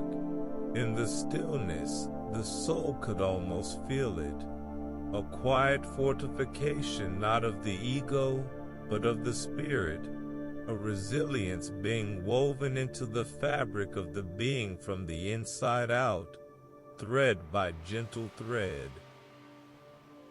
The body, so long accustomed to bracing against its own limitations, began to soften into this new reality. The breath, which had been shallow with the effort of self-maintenance, now deepened into a rhythm of reception, each inhale drawing in the promise of strength for the weak, each exhale releasing the taut need to produce it independently. The muscles, once tight with the strain of holding it all together, now yielded to a support that came from beyond themselves. This was not a collapse into passivity, but a relaxation into reliance, a conscious exchange of human frailty for divine fullness. The night itself seemed to agree with this holy inversion. The darkness was not a void of vulnerability, but a sanctuary for this sacred exchange. The silence was not empty, but full of the unspoken activity of grace, working, strengthening, upholding, in ways too subtle for the daytime mind to perceive. The same power that sustained the universe was now sustaining this one tired heart, not in spite of its weariness, but because of it. The soul was not being called to overcome its weakness by sheer force of will. It was being invited to present that weakness as an offering, and in return to receive a strength that would not fail. So the soul settled into this final, deep surrender, not to defeat, but to dependence. It was a strength that felt like rest, a power that felt like peace. And as sleep drew near, the last conscious thought was not of any ability mustered or any resolution made, but of a grace that was enough, more than enough, for whatever the night or the dawn might hold. The night held its breath, and in that suspended quiet, the soul's awareness of its own fragility deepened, not as a cause for despair, but as the very ground upon which a greater strength could stand. The words of the psalmist rose from the depths of memory, a raw and honest confession that felt both ancient and immediate. My flesh and my heart may fail, but God is the strength of my heart and my portion forever. In the stillness, this was not a lament, but a liberation. The startling, beautiful truth that human weakness did not disqualify one from divine support, but precisely qualified one for it. The heart's weariness, the body's fatigue, the spirit's occasional faltering, these were not signs of failure, but invitations to lean into a strength that never tired, a foundation that never shook.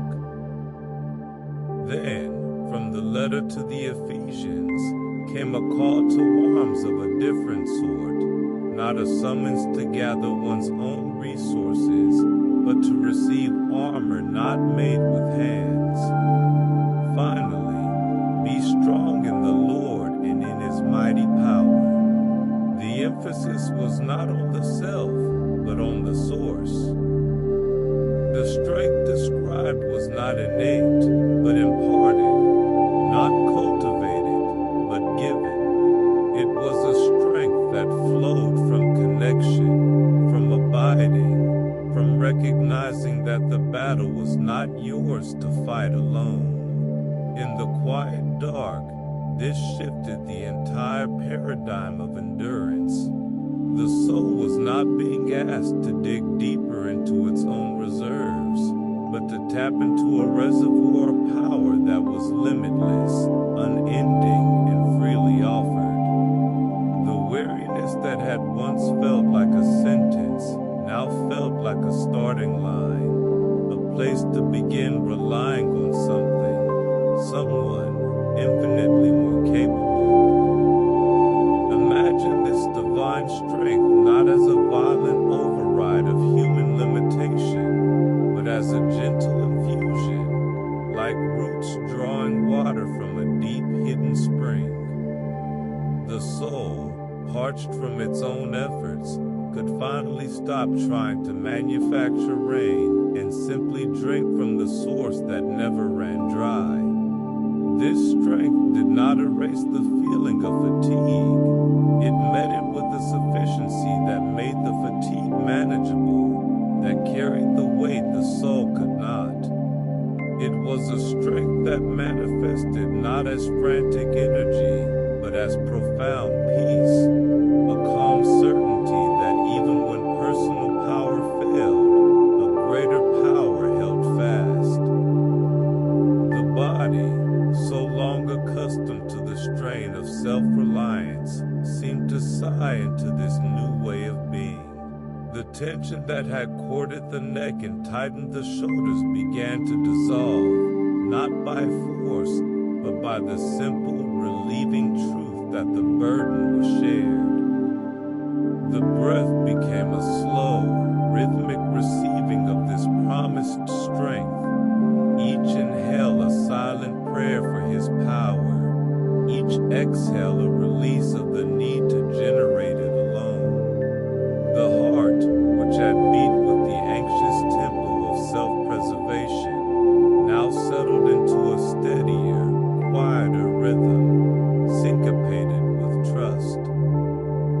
This was not weakness, it was wisdom, the profound understanding that true strength was found not in independence, but in dependence, not in holding on, but in letting go. The night itself bore witness to this sacred exchange. The darkness was not a cover for vulnerability, but a canvas for grace. The silence was not an absence of sound, but the presence of a power that did not need to shout to be effective, a strength that worked in whispers, in breaths,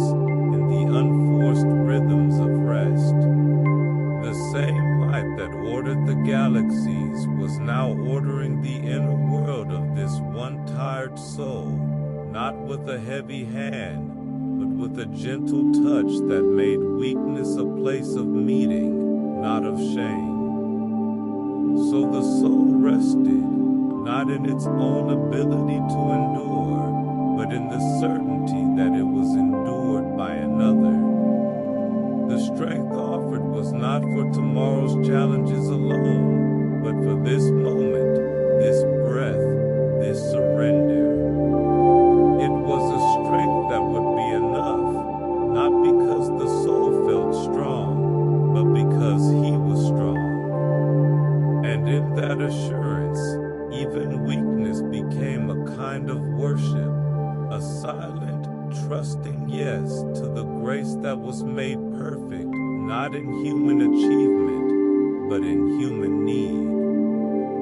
In the final, enveloping stillness, the soul rested not in the absence of weakness, but in its perfect, paradoxical fulfillment. The last whispers of divine assurance settled like a gentle, unshakable weight, a strength that felt not like force, but like foundation. From the book of Nehemiah, words drifted through the quiet, simple yet profound. The joy of the Lord is your strength. In the darkness, this was not a call to manufacture happiness, but an invitation to receive a joy that originated outside oneself, a deep, abiding gladness rooted in the character of God, a joy that persisted irrespective of circumstance and became, itself, a source of resilience.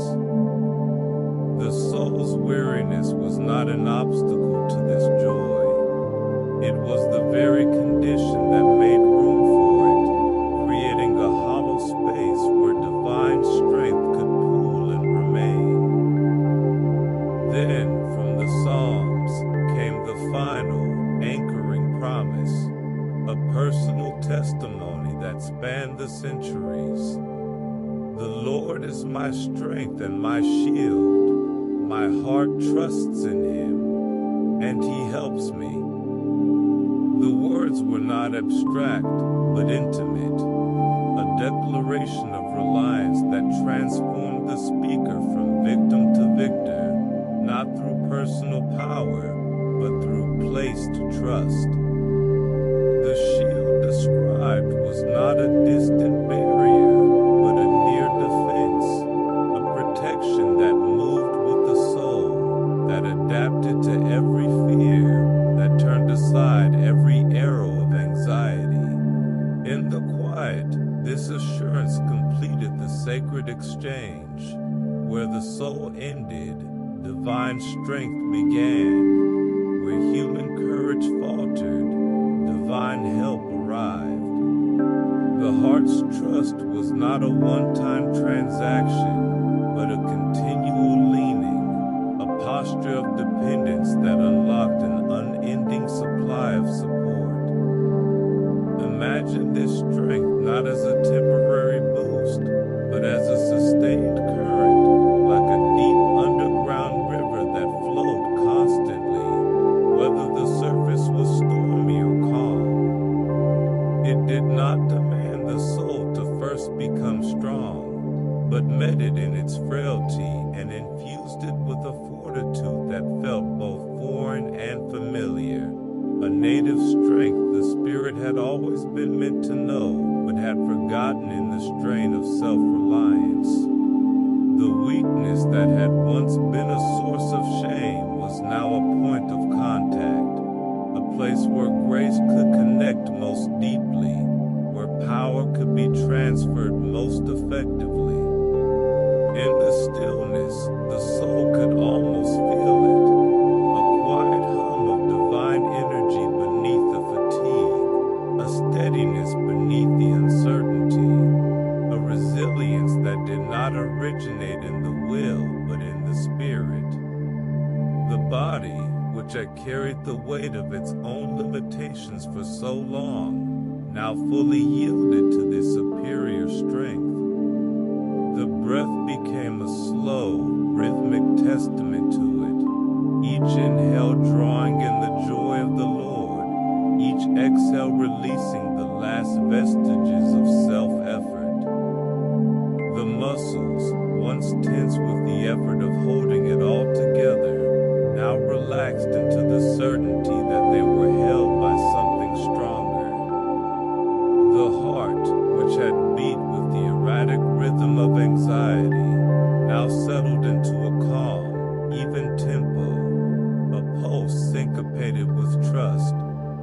rhythm guided by grace. This was not a collapse into passivity, but a surrender into sustenance, a conscious receiving of what could never be self-generated. The night itself seemed to sanctify this final surrender.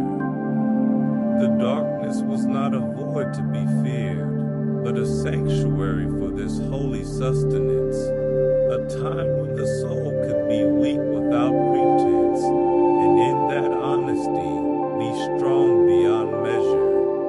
The silence was not empty, but full, saturated with the unspoken, unwavering support of the one who neither slumbered nor slept, whose strength was made perfect in weakness, whose joy was sufficient for the weary. So the soul drifted into sleep, cradled in the paradox that its greatest strength lay in its admitted need. It was a strength that would not fade with the dawn, but would greet the morning with quiet confidence, not in itself, but in the shield that protected it, the joy that sustained it, the help that would never fail. And in that assurance, even weakness became a kind of worship, a silent, trusting rest in the arms of a strength that was, and would always be, enough. In the deep, unguarded silence of the night, a profound shift began to occur, a movement away from the need to know, to control, to understand, and toward a state of pure, unadorned trust. It was a quietness not of absence, but of presence, not of emptiness, but of fullness. The soul, having released its anxieties and received promises of strength and love, now entered the serene territory of simply waiting, a holy inactivity that felt more potent than any striving. The words of the psalmist rose like a soft mist from the depths of the spirit, gentle yet unwavering. Be still before the Lord and wait patiently for him. In the hushed dark, this was not a passive resignation, but an active resting, a conscious choice to cease mental wrestling and to place the unfolding of things into hands far more capable than its own. Then, from the prophet Isaiah, came another whisper, rich with the texture of grace and the promise of restoration. In repentance and rest is your salvation. In quietness and trust is your strength. The linkage was profound. Quietness and trust were not separate virtues, but two sides of the same sacred coin. The stillness of the body and mind became the physical expression of a heart that had decided to believe, to rely, to lean. This trust did not demand the removal of all uncertainty. It simply chose to anchor itself in the certainty of the one who held the uncertainty. In the quiet, this felt like a final, deep unclenching of the mind, the spirit, the will. The soul was not waiting for answers. It was waiting on the answerer, and in that waiting, it found a strength that felt both fragile and unbreakable. Imagine this trust not as a blind leap into the void, but as a settled leaning into a love that had proven itself reliable time and again. It was like a child finally falling asleep in a parent's arms, not because the night was any less dark, but because the arms were known. The questions that had once clamored for attention, the hows, the whys, the whens, now seemed to lose their urgency, their sharp edges softened by the overwhelming assurance that the one who held time also held this moment, this need, this heart. The quietness was not a vacuum, it was a sanctuary, a space where the soul could stop its calculating and simply be, held in the patient, unhurried rhythm of divine timing. The body, ever the faithful mirror of the inner world, responded to this deep surrender. The breath became a slow, even tide, each inhale a receiving of the promise, each exhale a release into trust. The muscles, which had carried the invisible weight of vigilance for so long, now softened completely, yielding to the support of the mattress, the blanket, the night itself. The heart rate slowed, syncing with a rhythm that felt ancient and sure, the rhythm of grace that operated outside of human hurry, the rhythm of a love that was never early, never late, but always perfectly on time. This was not a state of lethargy, but of profound receptivity, a readiness to receive not necessarily what was wanted, but what was best, from a wisdom that saw the end from the beginning. The night itself seemed to deepen around this holy quietness. The darkness was no longer something to be endured, but something to be inhabited, a fertile ground for trust to grow in the unseen. The silence was not empty, but full of the unspoken activity of faithfulness, the gentle, persistent work of a God who was never idle, never distracted, never caught off guard. The soul, having laid down the burden of its own understanding, could now rest in the luxury of being understood, being known, being led. It was a quietness that felt like victory, not the victory of a battle won by force, but the victory of a surrender that ushered in peace. So the soul settled into this final, deep stillness, a quietness that was not about the absence of sound, but the presence of trust.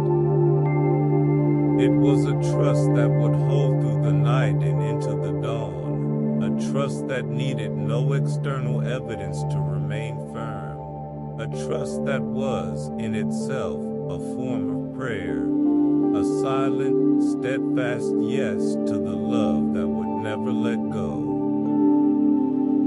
And in that yes, the soul found its rest. The night deepened into a velvet hush, and the soul, having turned toward trust, now rested in its gentle, unwavering embrace.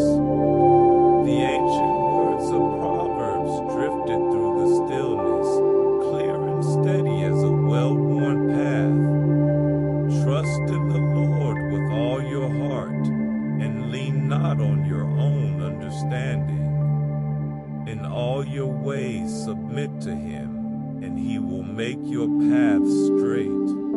In the quiet dark, this was not a command to blind obedience, but an invitation to a different way of seeing, a releasing of the frantic need to decipher, to predict, to control the twists and turns of life. The soul's own understanding, so often a source of anxiety and doubt, was gently set aside, not as worthless, but as insufficient. In its place arose a quiet confidence and a guidance that saw beyond the next bend, a wisdom that knew the way even when the way was shrouded in shadow. Then, from the Psalms came another layer of this serene reliance, intimate and personal. Yes, my soul, find rest in God. My hope comes from salvation. He is my fortress, I will not be shaken. The words were a conversation within the soul, a gentle exhortation from the deeper self to the surface fears, a reminder that true rest was not found in resolved circumstances, but in a relationship. The rock described was not a cold, distant stone, but a warm, steadfast presence, a place of shelter where the soul could stand unassailed by the storms of doubt or the winds of change. In the stillness, this assurance felt like a settling, a grounding, a return to center after long wandering. The hope that came from him was not a fragile wish, but a sure anchor, cast into the depths of divine faithfulness. Imagine this trust not as a single monumental decision, but as 1,000 small surrenders, a quiet letting go with each breath, a gentle leaning with each heartbeat. It was like floating on a deep, calm sea, supported not by personal effort, but by the buoyancy of grace. The soul did not need to thrash or strive. It only needed to rest in the certainty that it was held. The paths that had seemed crooked and confusing now felt straight, not because they had changed, but because the one who walked them was trusted. The future, once a source of dread, now felt like a landscape held in caring hands, a territory to be explored not with fear, but with quiet curiosity and peace. The body, attuned to this inner shift, responded with a profound physical sigh. The breath deepened into a rhythm that felt both ancient and new, each inhale drawing in trust, each exhale releasing the need to know. The shoulders, which had carried the invisible weight of responsibility, now melted into the mattress, their burden transferred to stronger shoulders. The pulse slowed, sinking with a tempo that felt eternal, the unhurried beat of a love that was never rushed, never late, never anxious. This was not numbness, but aliveness, a vibrant, awake rest that permeated every cell with the quiet assurance that all was well and would be well. The night itself seemed to participate in this sacred trust. The darkness was no longer a void of uncertainty, but a canvas of promise. The silence was not empty, but full, saturated with the silent, steadfast activity of a God who was always working, always loving, always keeping his word.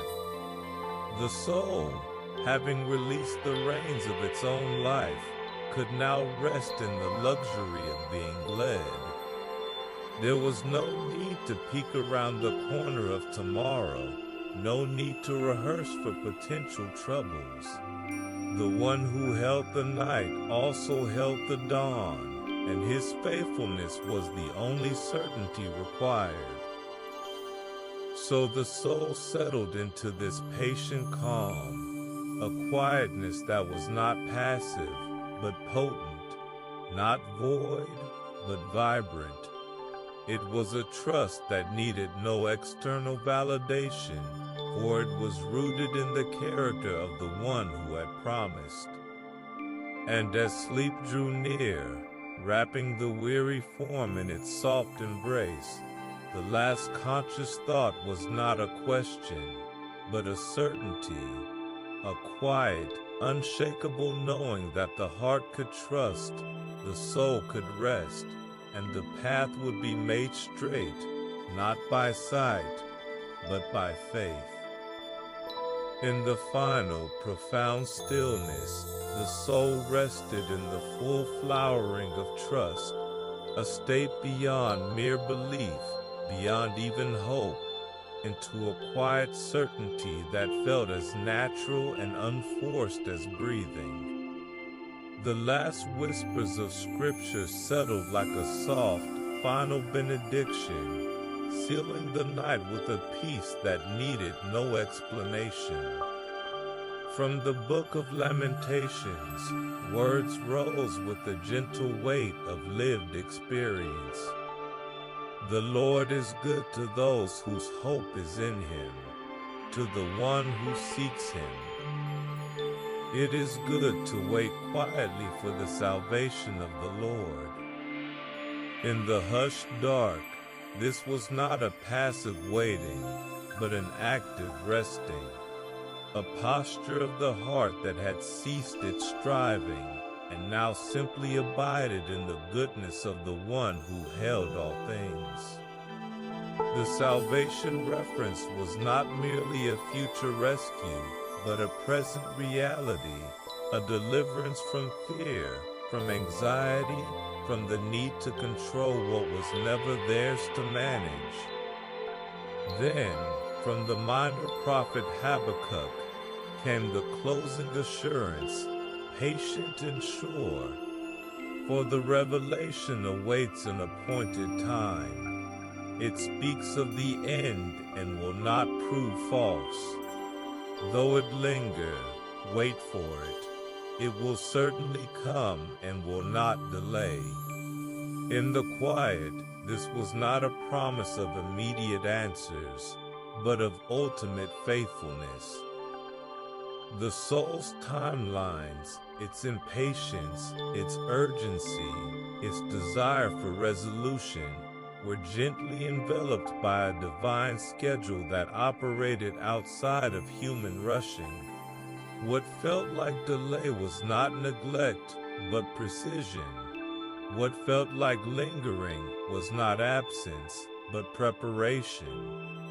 The trust that had been growing all night now reached its maturity, a quiet confidence that even when nothing seemed to move, everything was moving according to a plan too beautiful, too intricate for the mind to grasp. Imagine this trust not as a fragile thread, but as a deep underground river, steady, constant, unaffected by surface storms. It did not demand signs or wonders. It rested in the character of the one who had made the promises.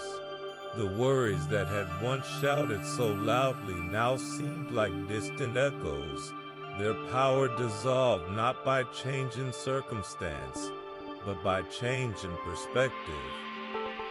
The soul was not waiting for something to happen.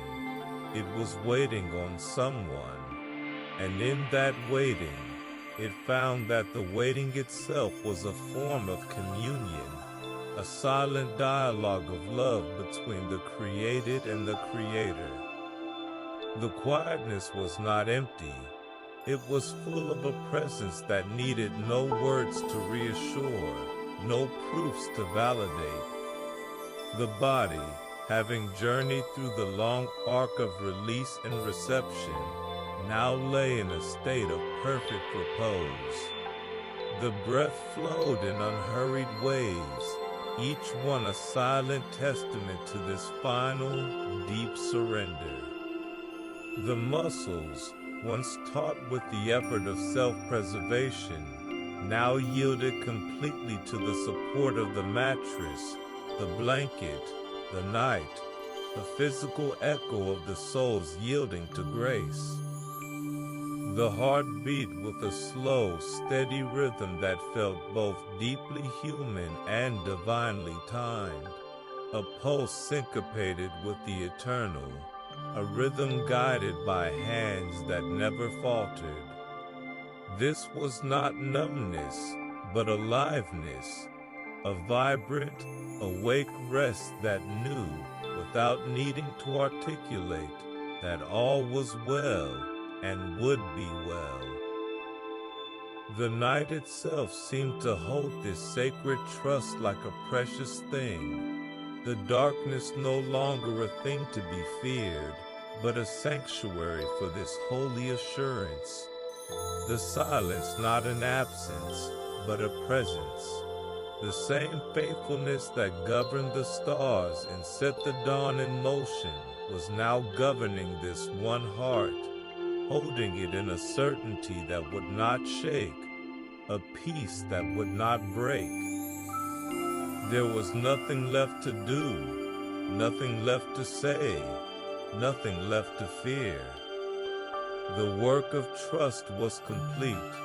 Now came the simple, profound act of abiding in it.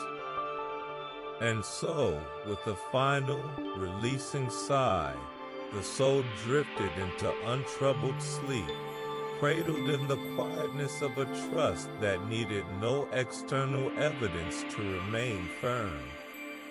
It was a trust that would hold through the unseen hours, that would greet the dawn not with anxiety, but with quiet assurance.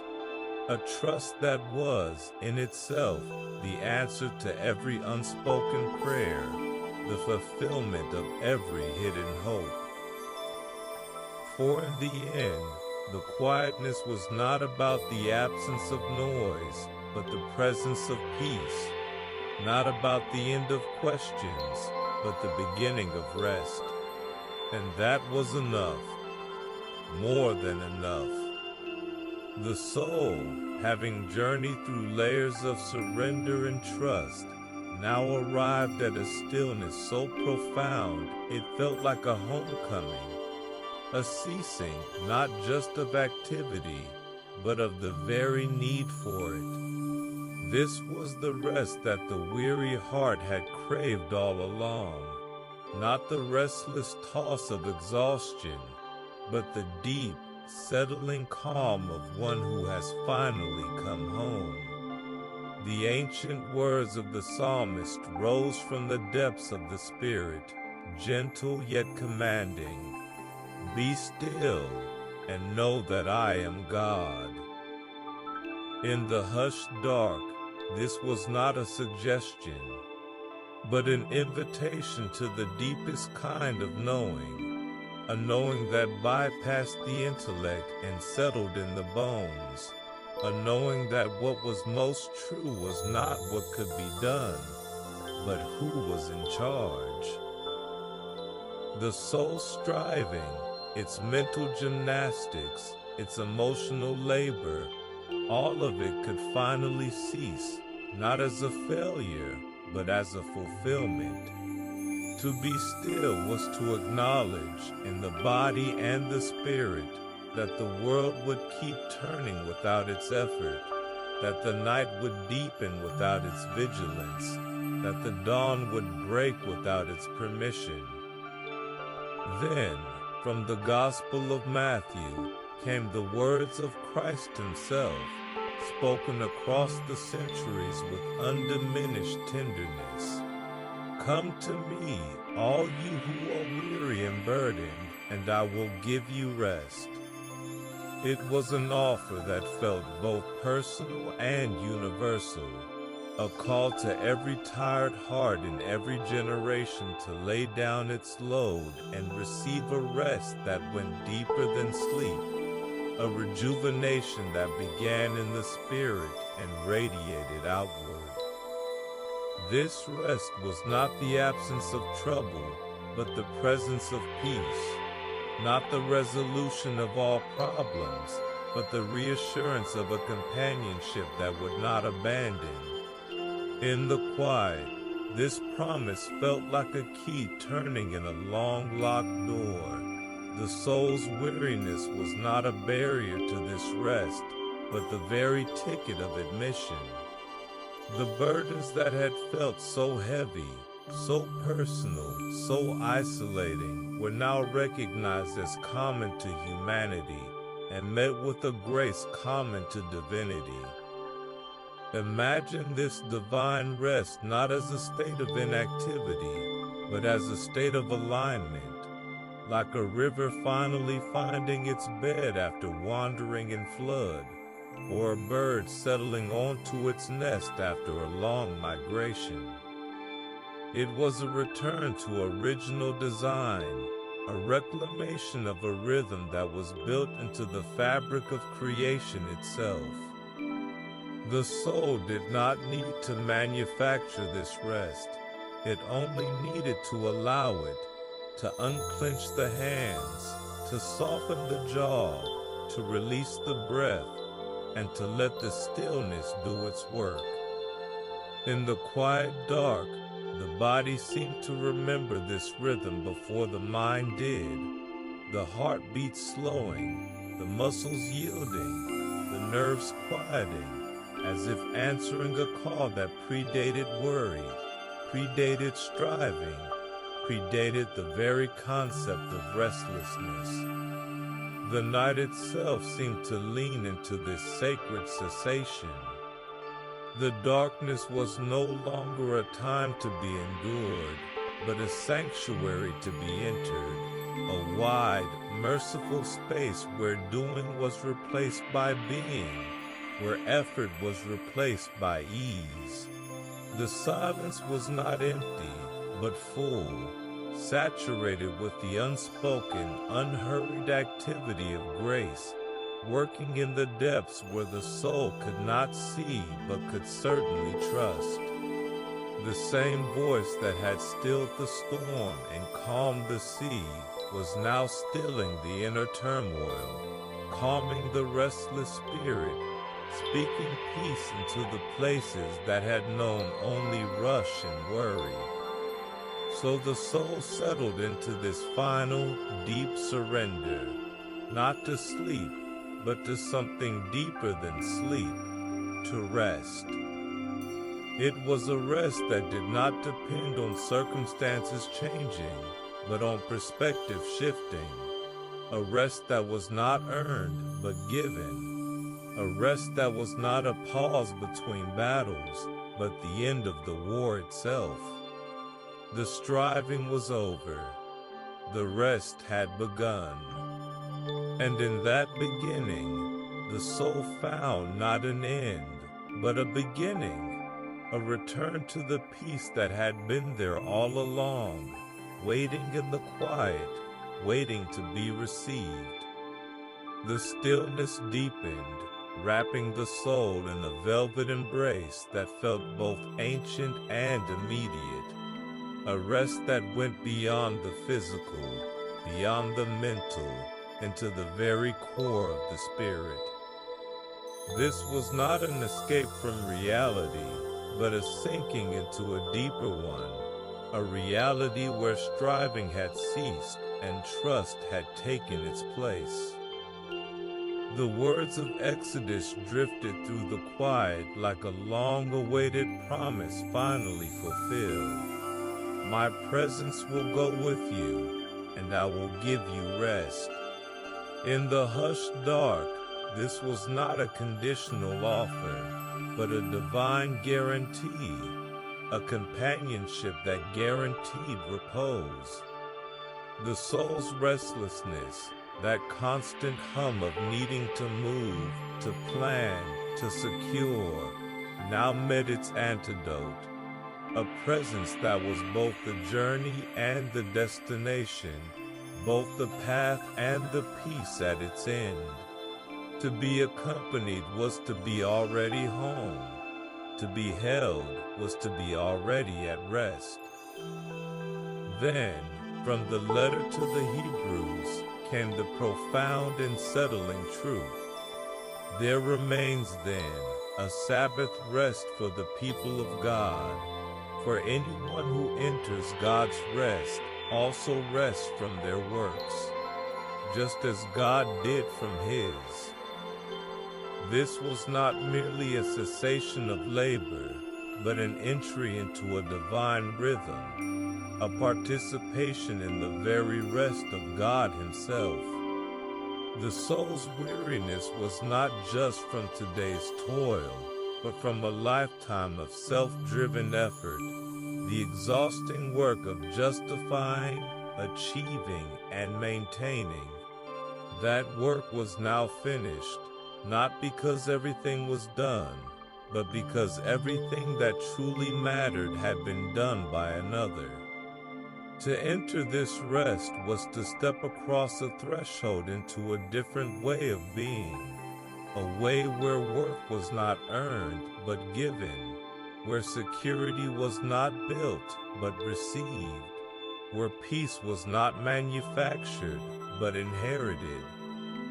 Imagine this Sabbath rest not as a single day of the week, but as a permanent state of the heart, a deep inner sanctuary that remained untouched by external chaos.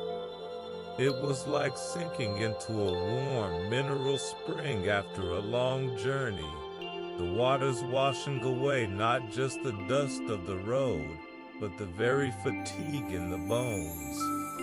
The soul did not need to understand this rest to receive it. It only needed to stop resisting it, to release the ingrained belief that its value was tied to its productivity, that its safety depended on its vigilance.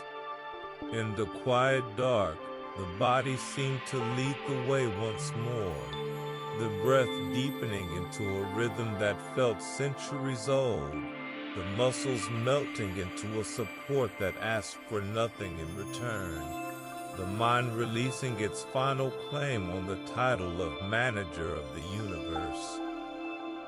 The night itself became a temple for this holy rest. The darkness was not an absence of light, but the presence of a different kind of illumination, the soft glow of grace that asked for no effort to be seen. The silence was not a void, but a fullness, the sound of love that needed no words to communicate. The same power that had rested after the work of creation was now inviting the soul to rest after the work of self-reliance, to cease from its own works and enter into His. There was no need to fret about what was left undone, no need to rehearse for what was to come. The rest that was offered was complete, comprehensive, and capable of holding not just the body, but the history, the regrets, the hopes, and the fears of a lifetime. So the soul settled into this final, deep yielding, a rest that felt less like an achievement and more like a discovery, less like a state to be reached and more like a home to be inhabited. It was a rest that did not ignore the world's troubles, but transcended them. A rest that was not fragile, but resilient. A rest that was not for the night alone, but for all the nights and days to come. And as sleep drew near, the last conscious thought was not of anything to be done, but of a rest to be received, a Sabbath for the spirit, a ceasing for the soul, a deep and lasting peace that would remain long after the dawn had broken. The final promises of rest settled over the soul like a gentle, final blanket, weaving through the lingering spaces where restlessness had once thrived.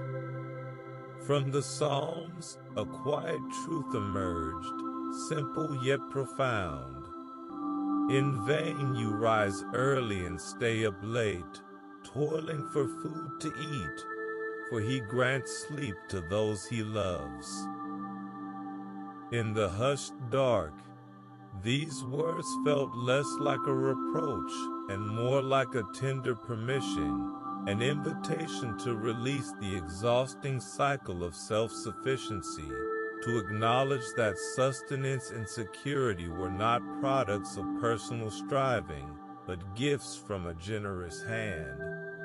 The soul's fatigue, once a source of frustration, now became a sacred threshold, a place where human effort ended and divine provision began. There was no virtue in sleepless vigilance. The true gift was to receive the rest that was freely given, to trust that the world would hold together without one's anxious labor. Then, from the prophet Jeremiah, came the ancient, echoing call. This is what the Lord says. Stand at the crossroads and look. Ask for the ancient paths. Ask where the good way is, and walk in it, and you will find rest for your souls. In the stillness, this was not a command to embark on a wearying quest, but an assurance that the path to rest was already mapped, already known, a way of trust and surrender that generations had walked before. The soul, standing at the crossroads of its own fears and desires, was invited to choose the good way, not the way of hustle and hurry, but the way of quiet confidence in the one who led. The rest promised was not a distant reward, but an immediate reality for those who would step onto that path, who would release the need to forge their own way, and instead follow the well-worn trail of grace. Imagine this rest as a deep, still pool beside that ancient path, a place where the soul could kneel and drink, not hurriedly, but with the slow, savoring pace of one who knows the journey is over and the destination reached. The waters were cool and clear, washing away the dust of striving, quenching a thirst that no amount of personal achievement could ever satisfy. This was not a rest that ignored responsibility, but one that redefined it, from a burden to be carried alone to a shared yoke to be carried with him.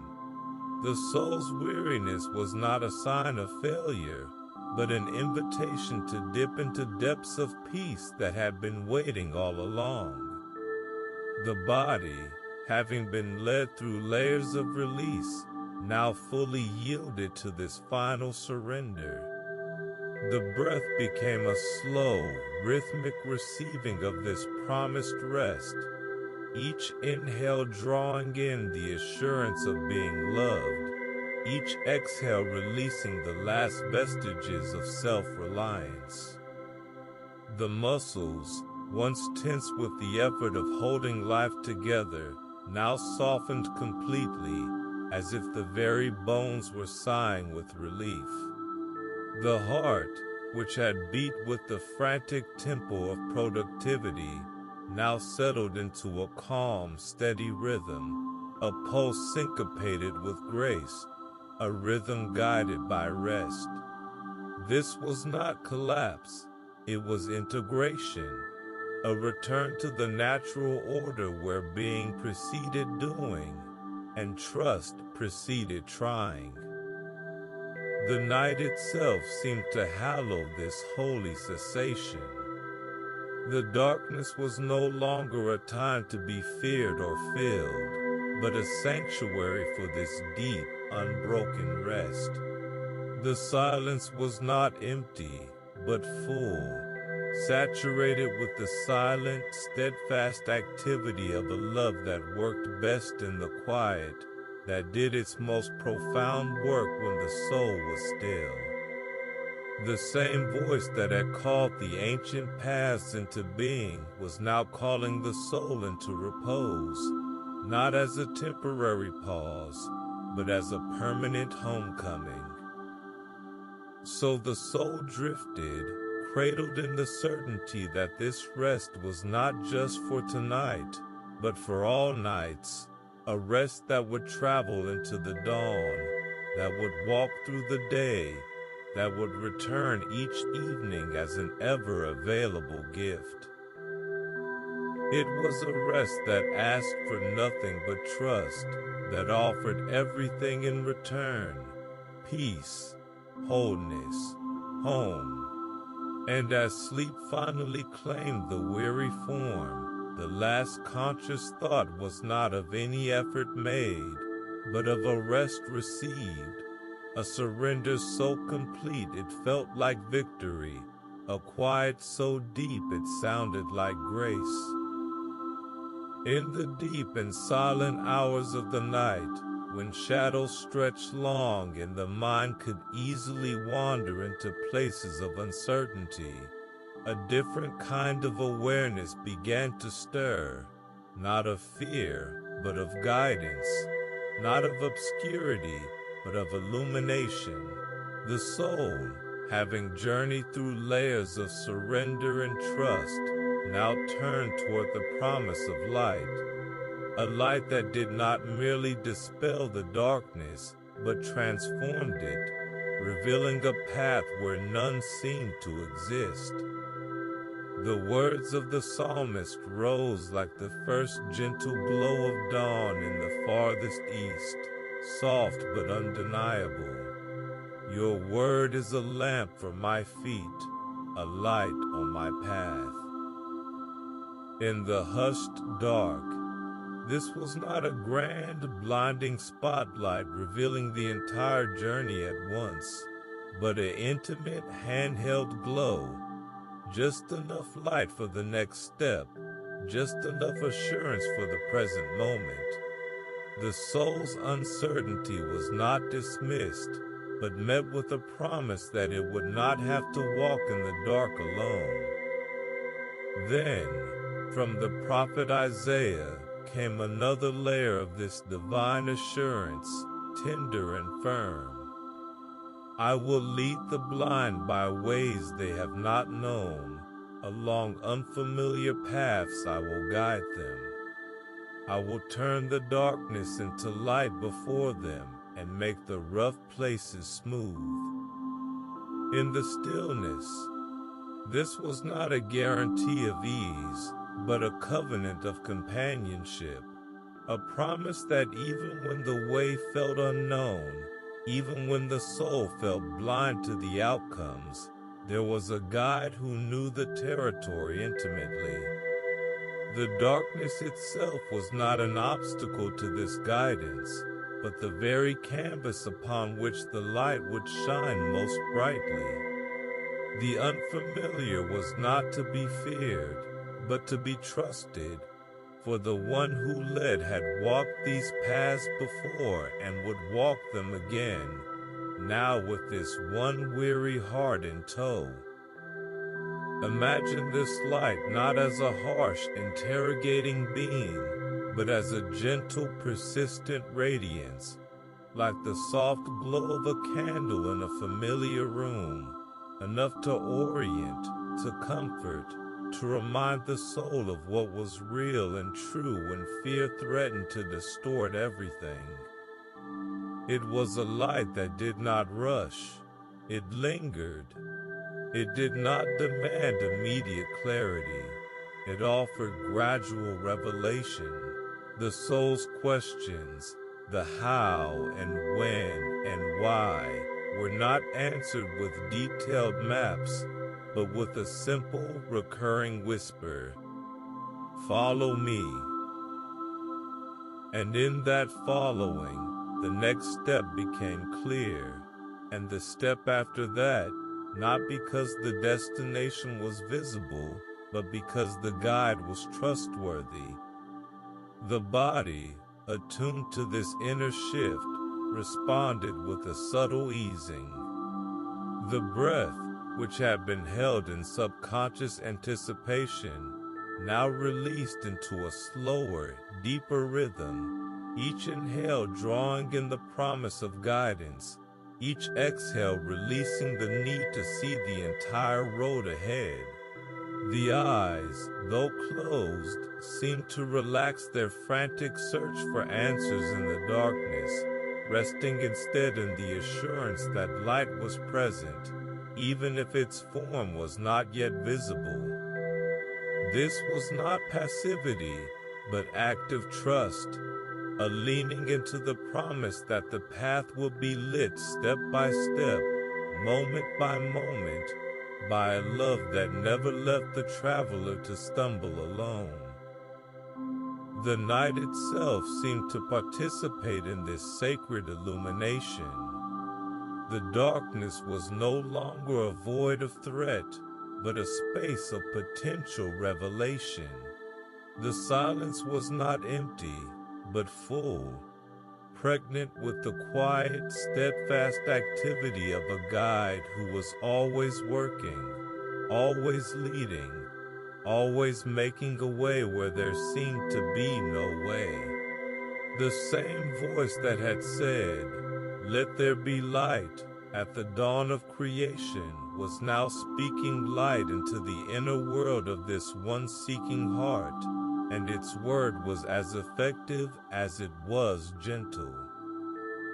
So the soul settled into this patient assurance, a light that was not for the eyes alone, but for the spirit.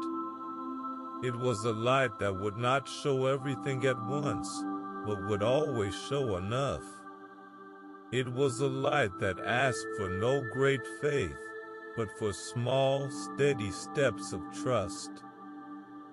And as sleep drew near, the last conscious thought was not of the darkness, but of the lamp, held in a steady hand, glowing with a promise that would last through the night and guide the way home whenever the dawn might break.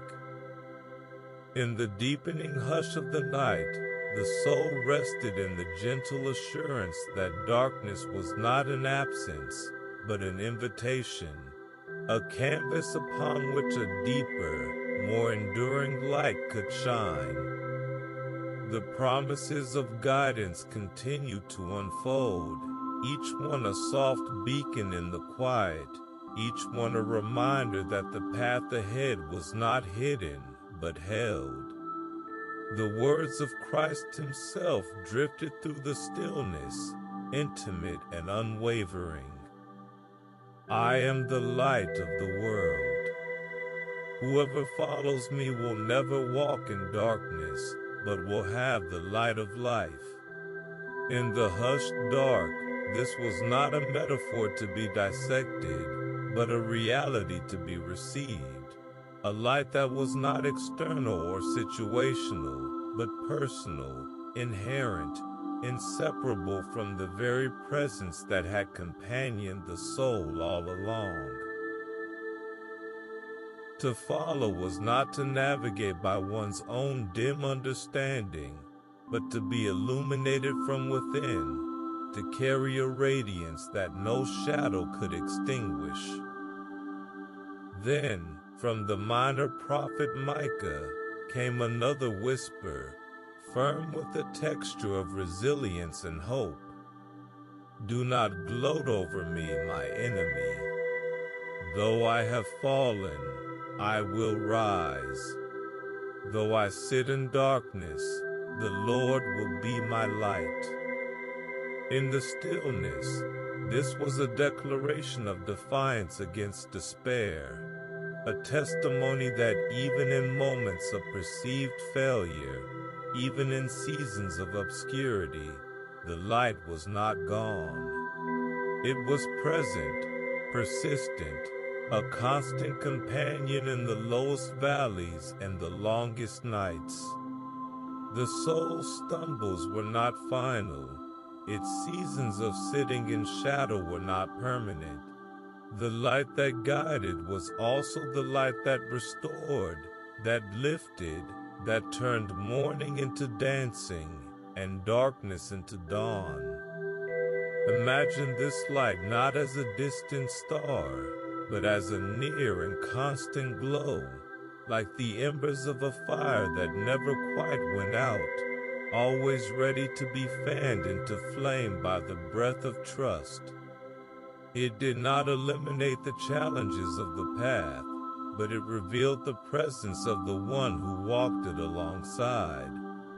The uncertainties that had once felt like threats now felt like opportunities, chances to lean deeper into the light, to rely more fully on the guide, to discover a strength that was not self-generated but grace-infused.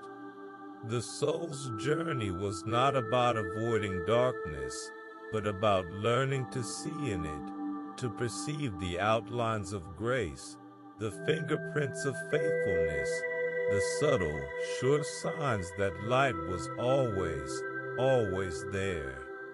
The body, ever responsive to the shifts of the spirit, relaxed further into this assurance. The breath became a slow, steady rhythm, each inhale drawing in the promise of inner light, each exhale releasing the fear of outer darkness. The shoulders, which had carried the weight of needing to see and know, now softened, their burden transferred to the one who was both the way and the light.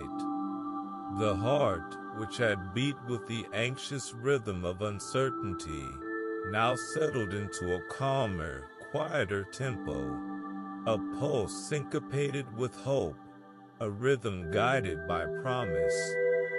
This was not a denial of difficulty, but a profound peace within it, a certainty that the light would be sufficient for whatever the night contained.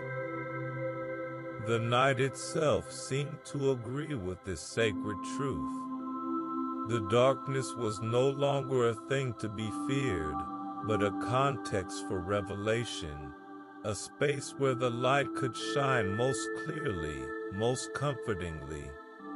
The silence was not empty, but full, saturated with the silent, steadfast activity of a love that was always illuminating, always guiding, always making a way.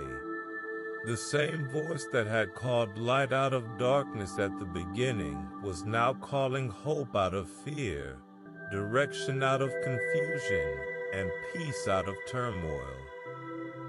So the soul rested, not in the absence of shadows, but in the presence of the light, a light that would not be overcome, a light that would last through the night, a light that would guide every step until the dawn broke, and even then would remain, the light of the world, the light of life, the light that was and would always be enough.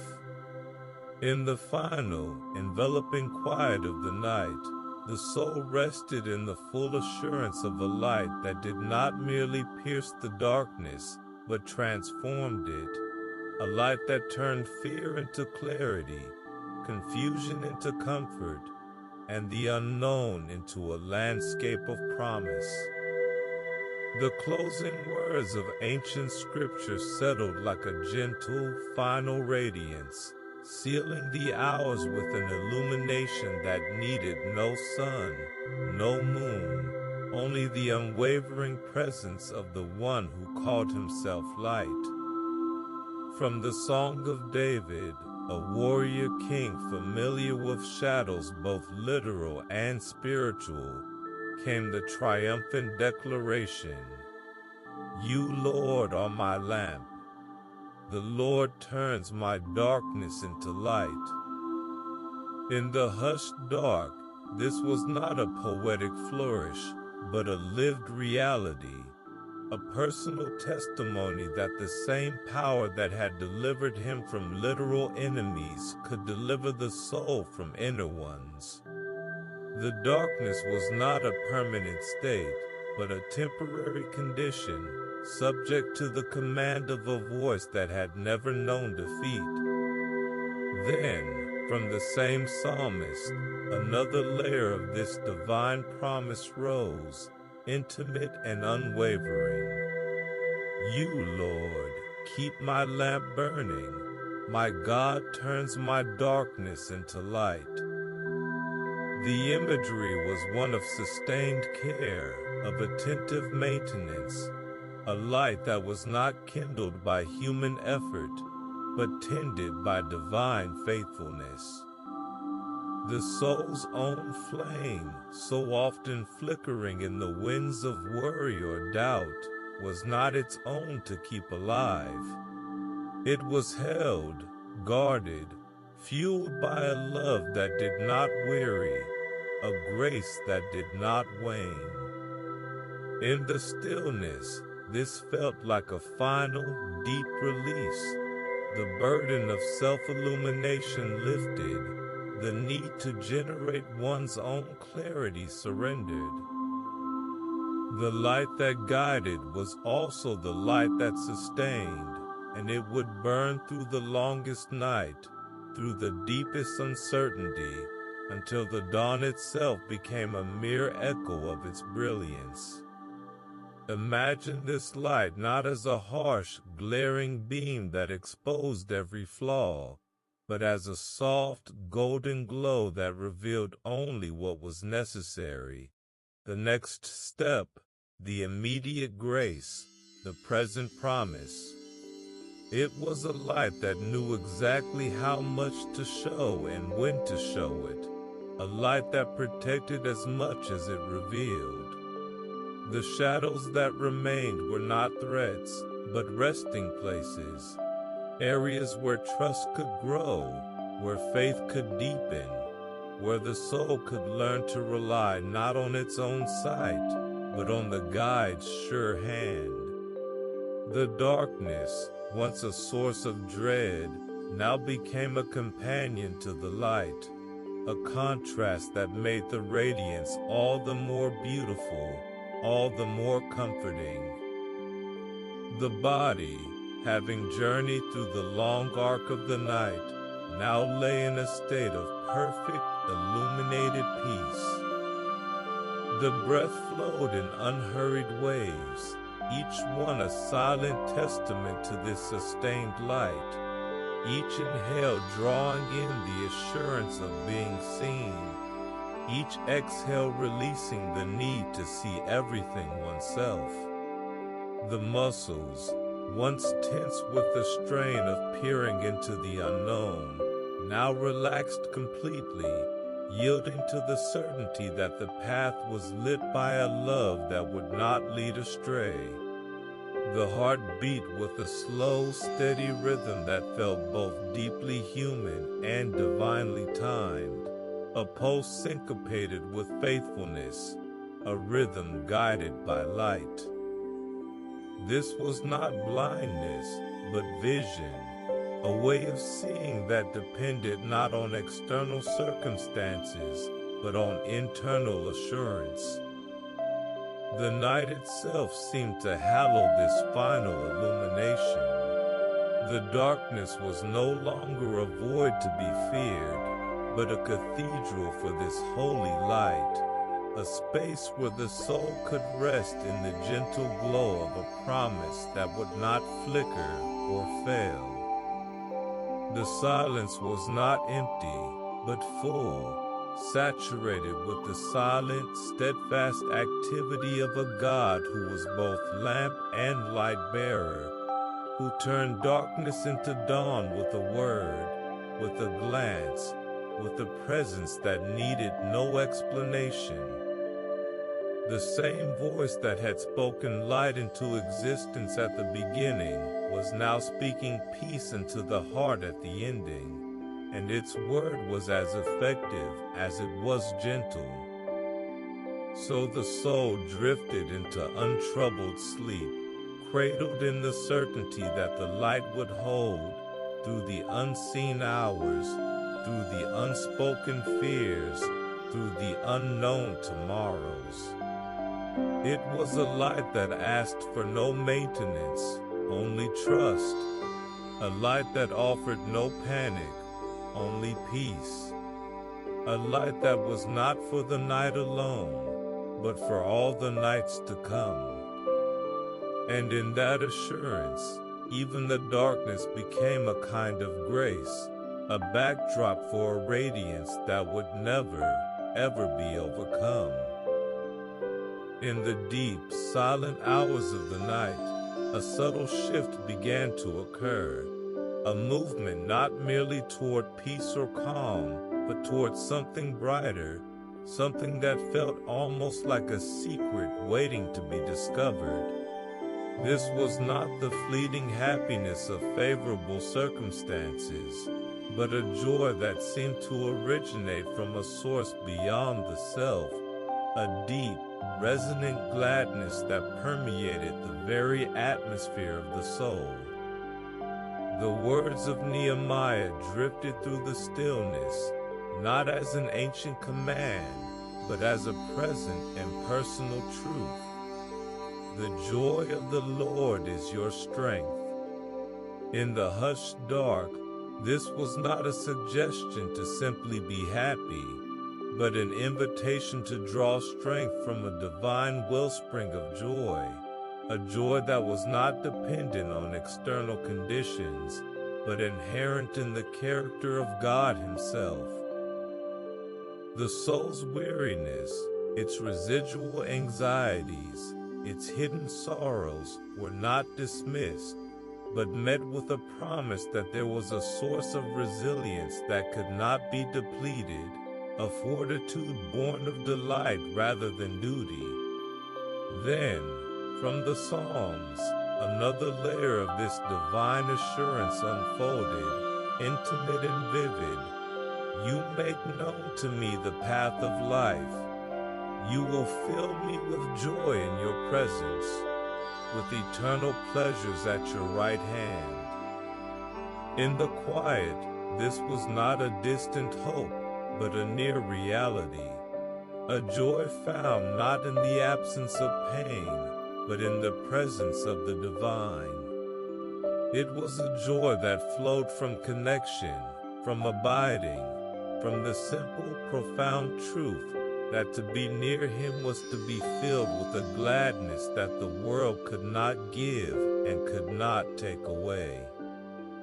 The path of life was not a road free of obstacles, but a journey walked in companionship with one whose very nature was joy, whose presence turned even the darkest valleys into places of unexpected delight.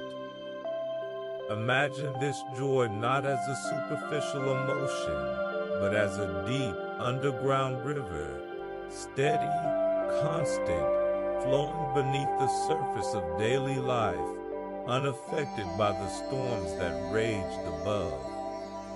It did not shout, it sang. It did not demand attention, it simply was. A quiet melody that played in the background of the soul, a rhythm of gladness that could be tuned into with the heart's ear. The worries that had once felt so heavy now seemed lighter, not because they had vanished, but because they were overshadowed by a greater weight, the weight of glory, the substance of joy. In the stillness, the soul could almost feel it, a warmth spreading through the chest, a lightness easing the shoulders, a quiet smile forming in the spirit before it ever reached the lips. The body, attuned to this inner shift, responded with a subtle, physical sigh of relief. The breath deepened into a rhythm that felt both restful and rejuvenating, each inhale drawing in the promise of this divine joy, each exhale releasing the grim seriousness that so often accompanied striving. The muscles, once taut with the effort of holding everything together, now softened, as if the very cells were drinking from this deep, glad well. The heart, which had beat with the anxious tempo of burden, now settled into a steadier, lighter rhythm, a pulse syncopated with grace, a rhythm guided by delight.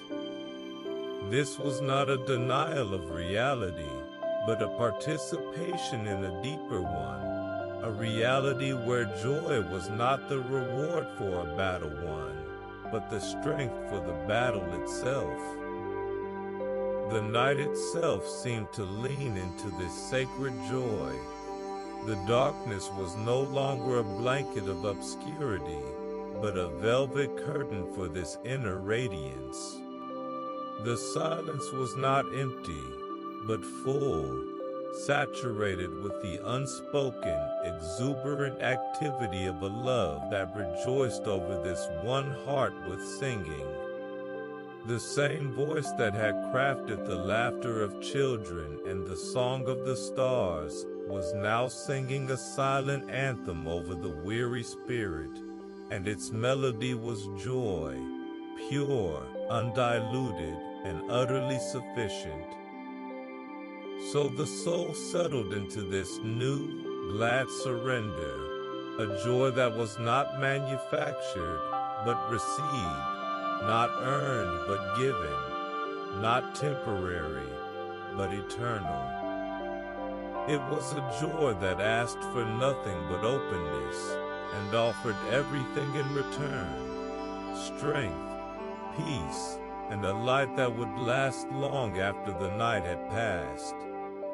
And as sleep drew near, the last conscious thought was not of any problem solved, but of a presence enjoyed, a joy that was and would always be enough.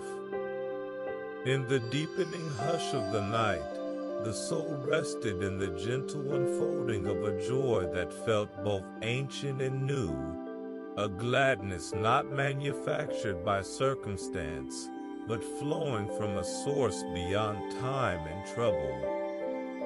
The words of Christ, spoken on the eve of his greatest sorrow, now drifted through the stillness with undiminished warmth. I have told you this so that my joy may be in you, and that your joy may be complete. In the quiet dark, this was not a memory, but a present reality, a joy that had been tested in the fires of suffering and emerged unquenched, a joy now offered as an inheritance to every weary heart.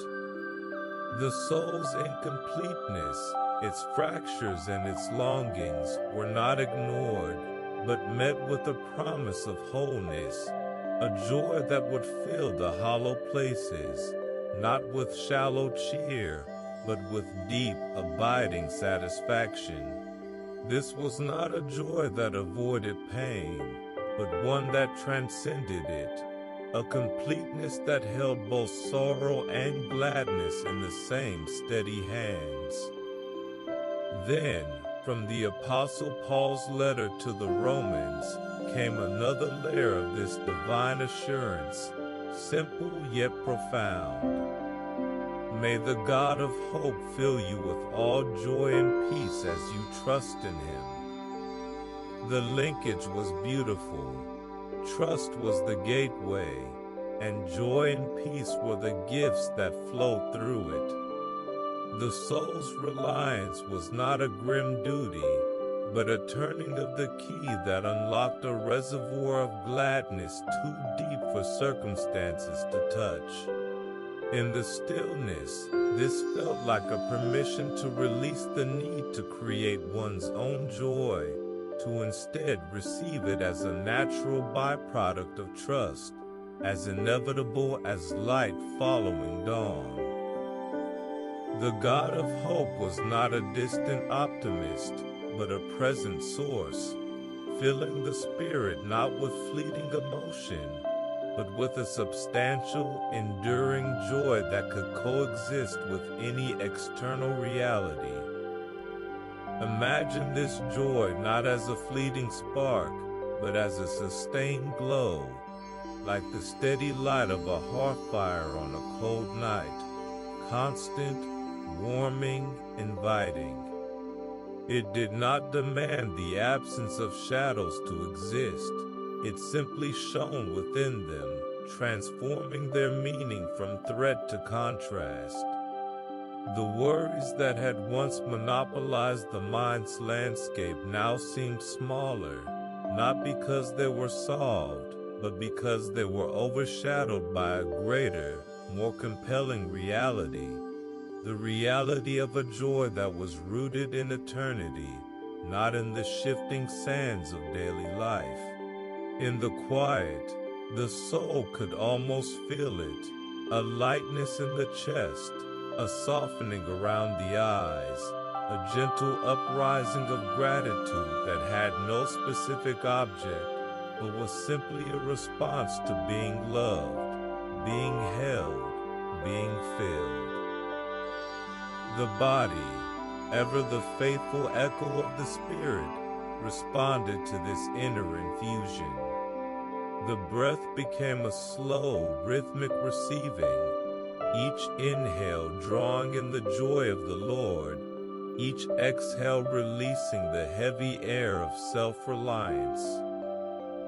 The muscles, which had carried the invisible weight of needing to make happiness, now relaxed into the luxury of simply receiving it. The heart, which had beat with the effortful tempo of striving, now settled into a lighter, freer rhythm, a pulse syncopated with grace, a rhythm guided by delight. This was not an escape from reality, but a deeper immersion into it, a recognition that the truest reality was not problem-free, but was saturated with a joy that could not be extinguished. The night itself seemed to participate in this sacred gladness. The darkness was no longer a void to be endured, but a velvet backdrop for this inner radiance. The silence was not empty, but full, saturated with the unspoken, exuberant activity of a God who rejoiced over his children with singing, whose joy was their strength, whose delight was their home.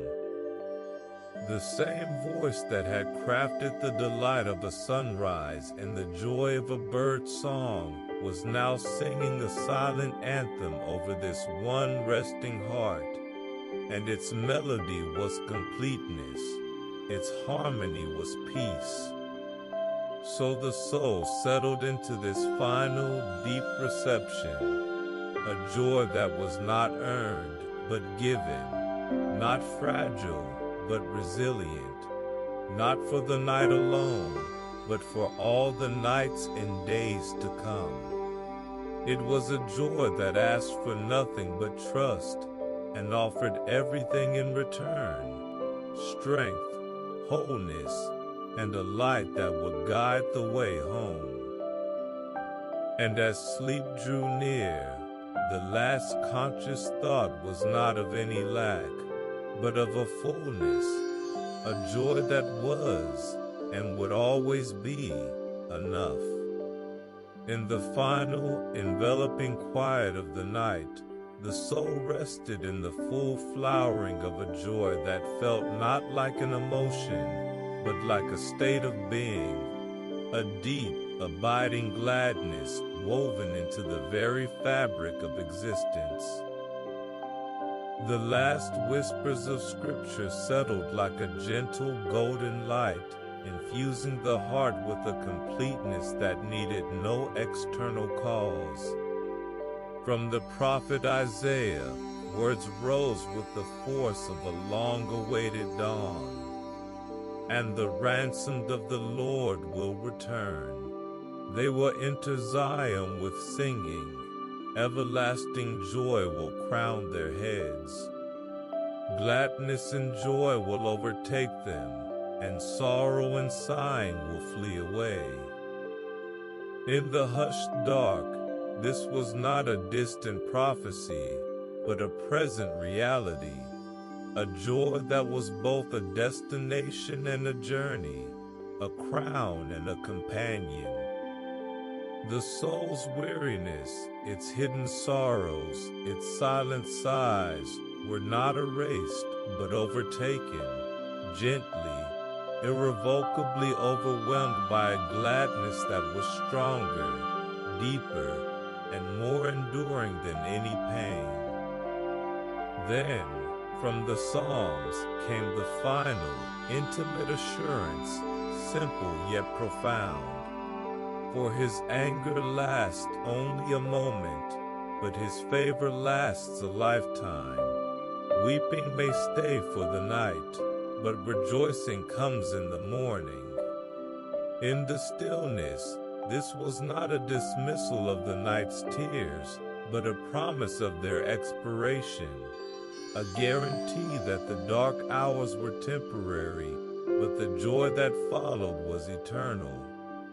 The soul's griefs were given their due, honored in their time, but they were not allowed to overstay their welcome. The morning of rejoicing was not merely a time of day, but a state of grace, a perpetual dawn in the spirit where joy was the default, the foundation, the air the soul breathed. In the quiet, this felt like a deep, releasing sigh, a letting go of the need to cling to sorrow, and an opening to a joy that was already breaking through, even in the midst of the night.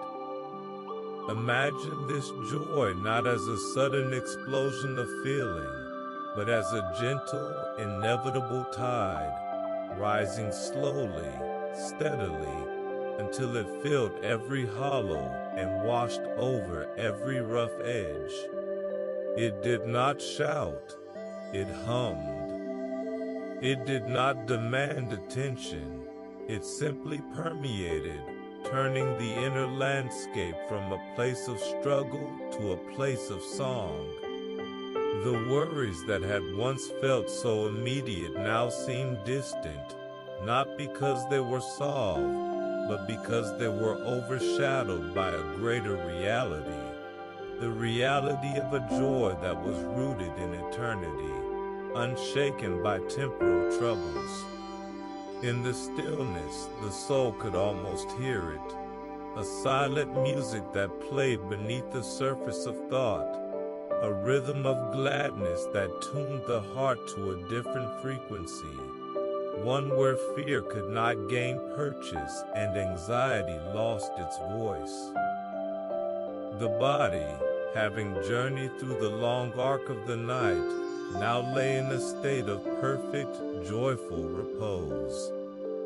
The breath flowed in unhurried waves, each one a silent testament to this abiding gladness, each inhale drawing in the promise of morning joy, each exhale releasing the last remnants of night's weeping. The muscles, once tense with the weight of the world, now softened completely, as if the very cells were smiling in the dark. The heart, which had beat with the heavy rhythm of burden, now settled into a light, easy tempo, a pulse syncopated with grace, a rhythm guided by delight. This was not a denial of life's difficulties, but a transcendence of them, a participation in a joy that was not of this world, but was for this world, a gift meant to be carried into the dawn and beyond. The night itself seemed to hallow this final infusion of joy. The darkness was no longer a thing to be endured, but a sacred space for this inner radiance to grow, a fertile ground where gladness took root in the unseen, preparing to bloom with the first light. The silence was not empty, but full, saturated with the unspoken, exuberant activity of a God who rejoiced over this one heart with singing, whose joy was its strength, whose delight was its home. The same voice that had commanded the morning to rejoice since the dawn of creation was now commanding the soul to rejoice in the middle of the night, and its word was as effective as it was gentle. So the soul drifted into untroubled sleep, cradled in the certainty that the joy would hold, through the unseen hours, through the unspoken fears, through the unknown tomorrows. It was a joy that asked for nothing but reception and offered everything in return: strength, peace, and a light that would never fade. And in that assurance, Even the night became a kind of celebration, a silent festival of gladness, a resting in the joy that was and would always be enough.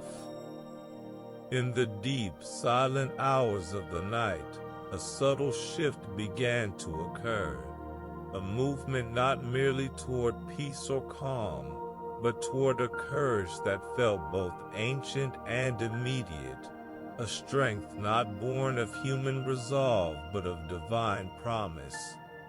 The soul, having rested in assurances of love and light, now turned toward the final frontier of the heart, fear itself. Not to battle it with weary willpower, but to disarm it with a truth more powerful than any dread. The words of the Apostle Paul to Timothy drifted through the stillness, not as a distant exhortation, but as a present and personal declaration. For God has not given us a spirit of fear, but of power, love, and a sound mind. In the hushed dark, this was not a reprimand for feeling afraid, but a revelation of identity, a reminder that fear was an intruder, not a native resident of the soul. The spirit that inhabited this heart was one of power, not domineering force, but gentle authority, of love, not sentimental emotion, but steadfast commitment, and of a sound mind, not perfect understanding, but a clarity rooted in trust. The soul's tremors were not to be ashamed of, but to be met with this greater reality, that what God had given was stronger than what the night could threaten. Then, from the prophet Isaiah, came another whisper, intimate and unwavering. For I am the Lord your God, who takes hold of your right hand and says to you, do not fear, I will help you. In the stillness, this was not a command issued from afar, but a promise spoken in proximity, the assurance of a presence so near it could take hold of the hand, so involved it could feel the pulse of the fear and meet it with help. The image was not one of a distant deity shouting instructions, but of a close companion, a guide who knew the terrain of anxiety and would not let the soul walk it alone. The help offered was not a vague possibility, but a certain reality, a divine intervention that would not wait for the soul to become brave on its own, but would brave the path with it, step by tentative step. Imagine this overcoming not as a sudden, dramatic expulsion of all fear, but as a gentle, persistent replacement, like a slow tide washing over a rocky shore, not removing the stones, but surrounding them, softening their edges, until they became part of a different landscape. The spirit of power did not shout down the fear, it quieted it with a greater strength. The spirit of love did not ignore the fear, it enveloped it with a warmer presence. The spirit of a sound mind did not analyze the fear to death, it simply returned to the truth again and again, until the fear lost its voice in the face of a louder, kinder reality.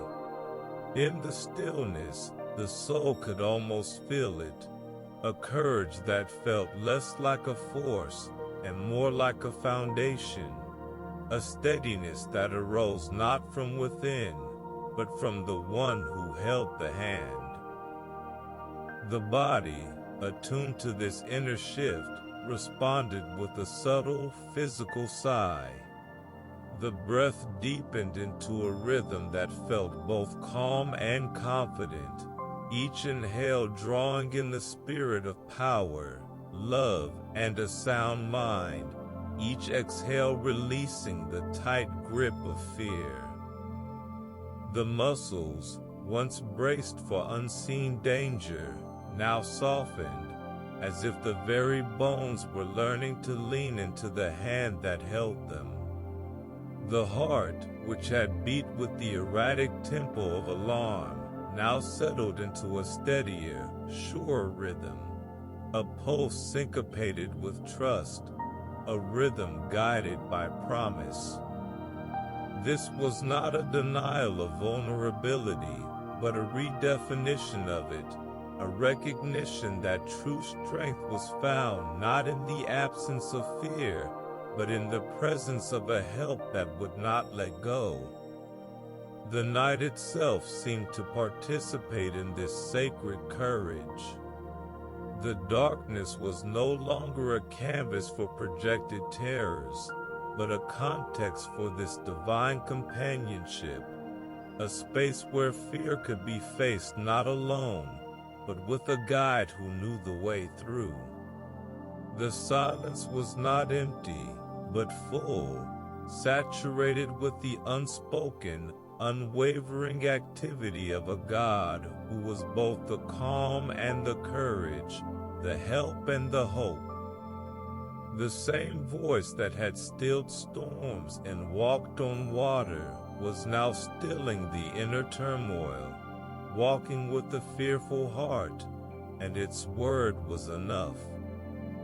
So the soul settled into this new, brave surrender, a courage that was not mustered, but received, not achieved, but given, not for the moment alone, but for all the moments to come. It was a courage that asked for nothing but an open hand, and offered everything in return: power, love, and a mind at peace.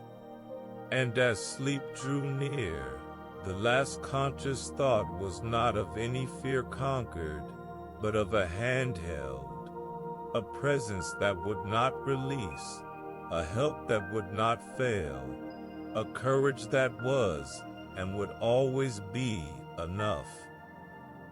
The night held its breath, and into that suspended quiet, the soul leaned deeper into the courage that was not its own, a strength that felt less like a shield and more like an anchor, holding fast against the undercurrents of dread. The ancient words of the psalmist rose like a steady drumbeat in the stillness, firm and unshakable. The Lord is my light and my salvation. Whom shall I fear? The Lord is the stronghold of my life. Of whom shall I be afraid? In the hushed dark, this was not a rhetorical question, but a recalibration of reality, a reminder that the size of the fear mattered less than the size of the faithfulness that faced it. The light mentioned was not merely illumination, but deliverance. The stronghold was not a distant fortress, but a near refuge. The soul's tremors were not dismissed, but put into perspective, measured against a protection that had never been breached, a love that had never failed. Then, from the book of Deuteronomy, came another whisper, spoken first to a nation on the brink of the unknown, now to a single heart in the middle of the night. Be strong and courageous. Do not be afraid or terrified because of them, for the Lord your God goes with you. He will never leave you nor forsake you. The command to courage was rooted not in personal grit, but in divine presence. The fear of them, whether they were external circumstances or internal anxieties, lost its power in the face of a companionship that would not waver, not now, not ever. In the stillness, this felt like a weight lifting. the burden of vigilance transferred to shoulders that never tired, the need for self-defense surrendered to a defense that was already in place. The soul was not called to conquer its fears alone. It was invited to walk through them with a guide who had already secured the victory. Imagine this overcoming not as a sudden, dramatic expulsion of all fear, but as a gentle, persistent displacement, like a slow tide of assurance washing over the sharp rocks of anxiety, not removing them all at once, but surrounding them, softening their edges until they became part of a different landscape. The fear of what might happen, of what could go wrong, of who might disapprove, all of it was met with a greater truth, that the one who held the night also held the soul, and his grip was sure. The darkness itself became a classroom for courage, a place where trust was not theoretical but experiential, where the soul learned not to stare at the shadows, but to focus on the light that cast them. The body, ever the faithful echo of the spirit, responded to this deepening assurance. The breath became a slow, steady rhythm, each inhale drawing in the promise of presence, each exhale releasing the need to panic or prepare. The muscles, once tense with the instinct to flee or fight, now softened, as if the very fibers were learning to rely on a strength beyond their own. The heart, which had beat with the frantic tempo of alarm, now settled into a calmer, quieter rhythm, a pulse syncopated with peace, a rhythm guided by promise. This was not a denial of vulnerability, but a redefinition of it, a recognition that true courage was found not in the absence of fear, but in the presence of a love that cast it out. The night itself seemed to agree with this sacred exchange. The darkness was no longer a void of threat, but a canvas for this divine faithfulness, a space where fear could be faced not in isolation, but in companionship. The silence was not empty, but full, saturated with the unspoken, unwavering activity of a God who was both the courage and the calm, the promise and the proof.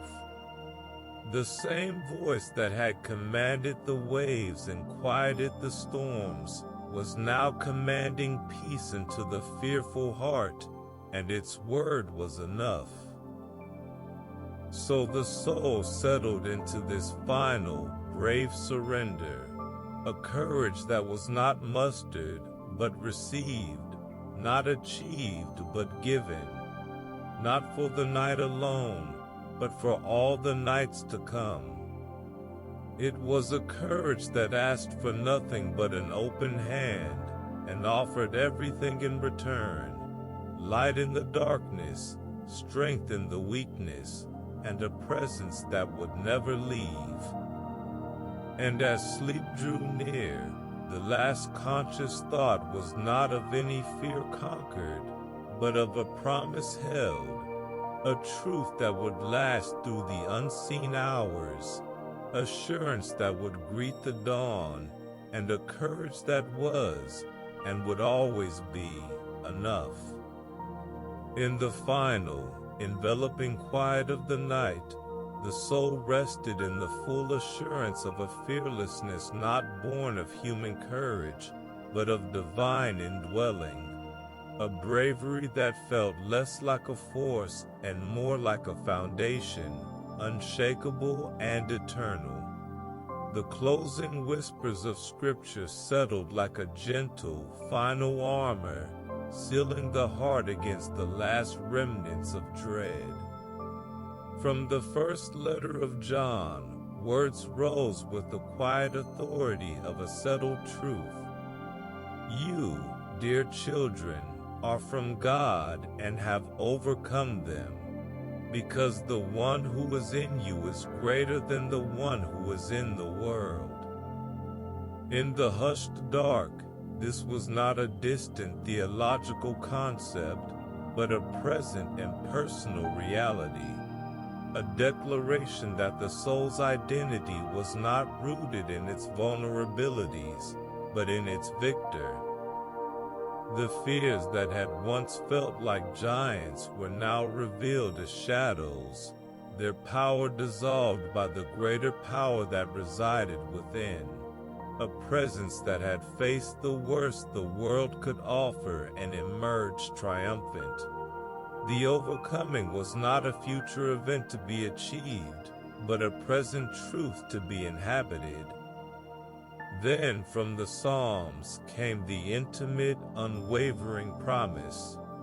I sought the Lord, and he answered me. He delivered me from all my fears. In the stillness, this was not a testimony from a distant past, but a living reality for the present moment, a deliverance that was as available as the breath in the lungs, as near as the whisper of trust. The soul seeking was not a frantic search for solutions, but a quiet turning of the face toward the one who had already provided the answer, himself. The deliverance offered was not from the circumstances that might cause fear, but from the fear itself, a liberation that allowed the heart to stand steady even when the ground seemed to shake, to remain calm even when the storm still raged. The fears, once all-consuming, now seemed like paper tigers, loud and intimidating, but ultimately powerless against the reality of a love that had already secured the victory. Imagine this fearlessness not as the absence of trembling, but as the presence of a steadiness that held fast beneath it, like a deep-rooted tree in a high wind, swaying but not breaking, because its stability came from a source deeper than the storm. The spirit within was not a timid guest, but a reigning king, greater than any accusation, any threat, any uncertainty the night could conjure. The soul's fears were not to be fought with white-knuckled determination, but to be surrendered to this greater reality, this greater one, who had already overcome the world. In the stillness, the heart could almost feel it, a courage that felt like peace, a bravery that felt like rest, a fearlessness that was simply the natural state of a spirit that knew it was held, loved, and never alone. The body, having journeyed through the long arc of the night, now lay in a state of perfect, unguarded repose. The breath flowed in unhurried waves, each one a silent testament to this final deliverance, each inhale drawing in the assurance of the one who is greater, each exhale releasing the last vestiges of alarm. The muscles, once braced for impact, now softened completely, as if the very cells had received the memo that the battle was over and the victory won. The heart, which had beat with the erratic rhythm of apprehension, now settled into a steady, serene tempo, a pulse syncopated with trust, a rhythm guided by triumph. This was not a naive denial of danger, but a profound peace in the midst of it, a certainty that the one who had overcome was now the overcomer within, and his presence was protection enough. The night itself seemed to hallow this sacred assurance. The darkness was no longer a breeding ground for panic, but a cathedral for this inner victory, a space where fear lost its voice in the face of a greater word, a greater love, a greater light. The silence was not empty, but full, saturated with the unspoken, unwavering activity of a God who was both the warrior and the peace, the deliverer and the rest. The same voice that had commanded Lazarus from the grave was now commanding courage into the fearful heart, and its word was as effective as it was final. So the soul drifted into untroubled sleep, cradled in the certainty that the fearlessness would hold through the unseen hours, through the unspoken what-ifs, through the unknown dawn. It was a courage that asked for nothing but abiding, and offered everything in return: deliverance, peace, and a strength that would not fail. And in that assurance, even the darkness became a witness, not to fear, but to the overcoming love that had already won the night, and would win every night to come. In the deep silent hours of the night, when the world lay hushed and the mind could easily drift toward the uncertainties of the future, a different kind of awareness began to stir, not of anxiety, but of anticipation, not of dread, but of promise. The soul, having rested in the assurances of the present, now turned its gaze toward the horizon of tomorrow, not with fear, but with a hope that felt both ancient and ever new. The words of Lamentations drifted through the stillness like the first gentle light of dawn, soft yet unwavering. Because of the Lord's great love we are not consumed, for His compassions never fail. They are new every morning. Great is your faithfulness. In the hushed dark, this was not a distant consolation, but a present reality, a promise that the night, however long, would always give way to morning, and with it, a renewal of mercy that had no end. The weariness of yesterday, the mistakes, the regrets, they were not final. They were met with a love that refused to consume, and a compassion that refused to fail, offering not just a second chance, but a fresh start, as certain as the coming of the light. Then, from the prophet Jeremiah came another whisper, intimate and sure. For I know the plans I have for you, declares the Lord, plans to prosper you and not to harm you, plans to give you hope and a future. In the stillness, this was not a vague assurance, but a specific, personal covenant, a declaration that the future was not a blank page to be feared, but a story already held in hands that were both wise and kind. The soul's uncertainties, the questions of what might come, the worries of what could go wrong, were not dismissed, but enveloped by a promise that the one who held tomorrow also held the heart, and his intentions were always for good, always for hope, always for a future that would not disappoint. The darkness of the unknown became not a void of threat, but a canvas of possibility, painted with strokes of grace and purpose. Imagine this hope not as a fragile wish, but as a deep, steady anchor, cast not into the shifting sands of circumstance, but into the solid rock of divine character. It was a hope that did not ignore the challenges of the day to come, but transcended them, rooted in the faithfulness that had never once failed, the love that had never once wavered. The worries that had once felt so heavy now seemed lighter, not because they had vanished, but because they were overshadowed by a greater weight, the weight of glory, the substance of promise. In the stillness, the soul could almost feel it, a quiet excitement rising in the chest, a gentle uncurling of the spirit, a readiness to receive the new mercies that were already on their way as sure as the dawn. The body, attuned to this inner shift, responded with a subtle, physical sigh of relief.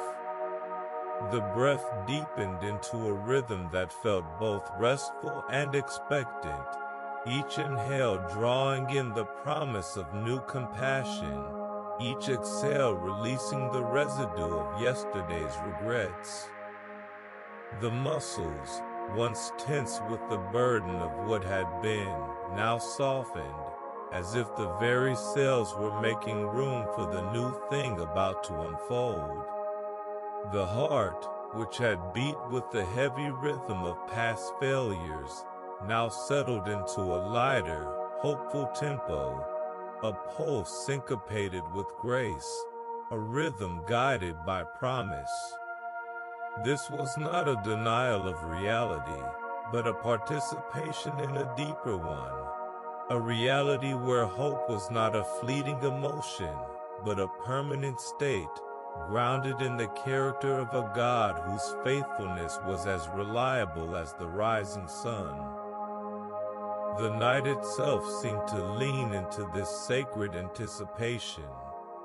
The darkness was no longer a thing to be endured, but a womb for this coming hope, a fertile space where the seeds of tomorrow's grace were already germinating in the unseen. The silence was not empty, but full, saturated with the unspoken, unwavering activity of a love that was always working, always preparing, always orchestrating a future that would far exceed the soul's brightest dreams. The same voice that had called forth the morning since the beginning of time was now calling forth hope in the middle of the night, and its word was as effective as it was gentle.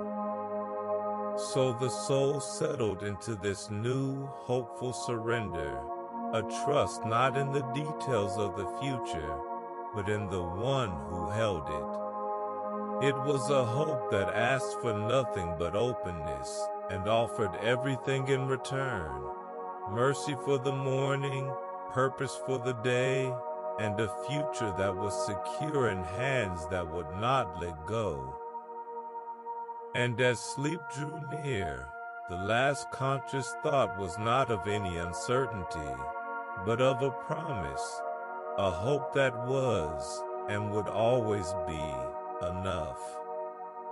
The night held its breath, and into that suspended quiet, the soul leaned deeper into the promises that anchored it, not just to the present, but to all the tomorrows yet unseen.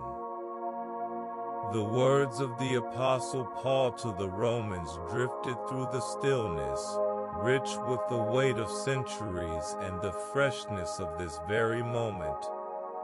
For everything that was written in the past was written to teach us, so that through the endurance taught in the Scriptures and the encouragement they provide, we might have hope.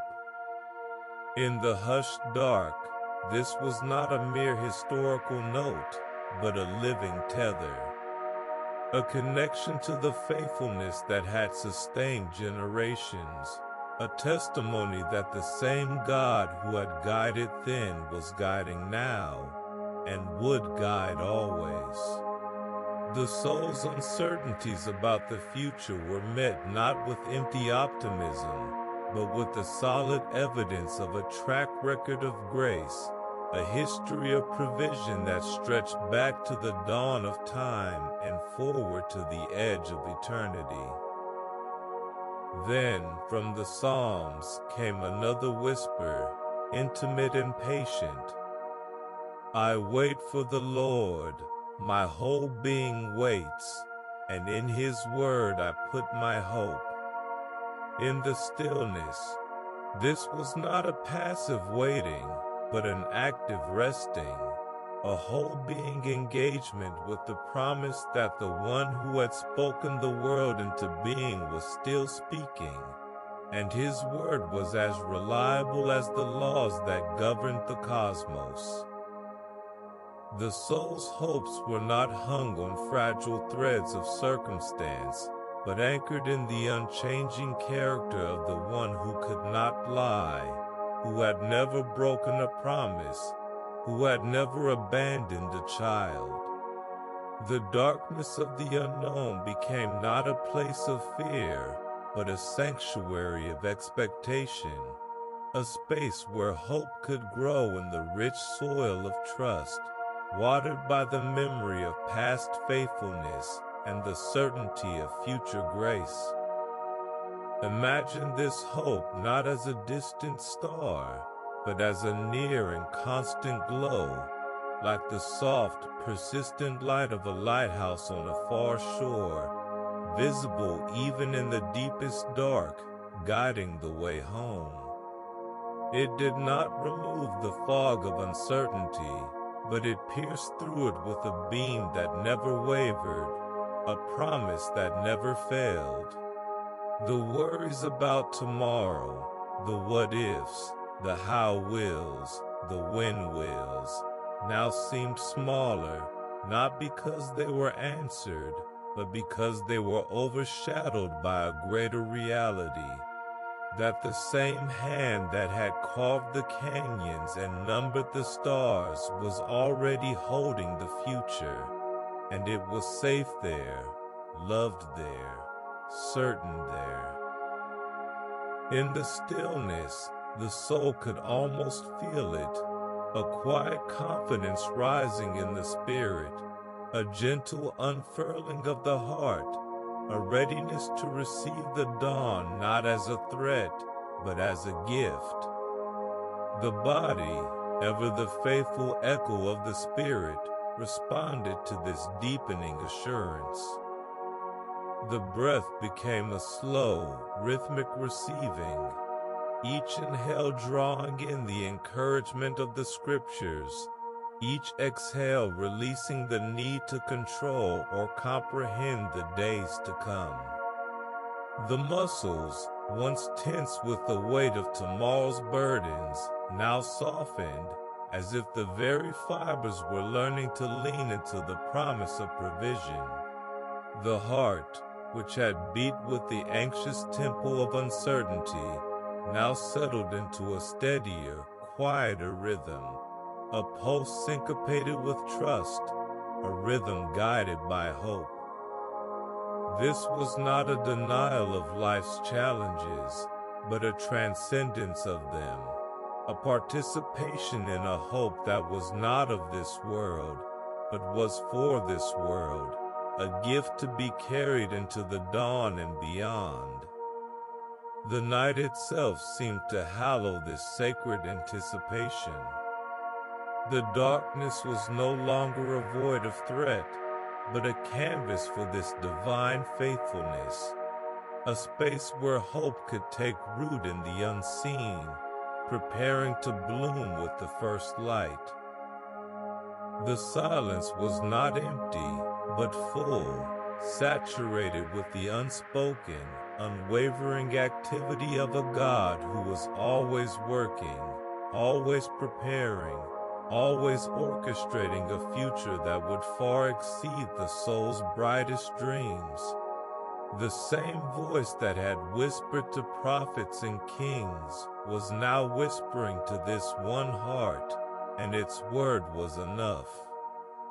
So the soul settled into this final, hopeful surrender, a trust not in the details of the future, but in the one who held it. It was a hope that asked for nothing but openness, and offered everything in return: endurance for the journey, encouragement for the spirit, and a future that was secure in hands that would not let go. And as sleep drew near, the last conscious thought was not of any uncertainty, but of a promise, a hope that was, and would always be, enough.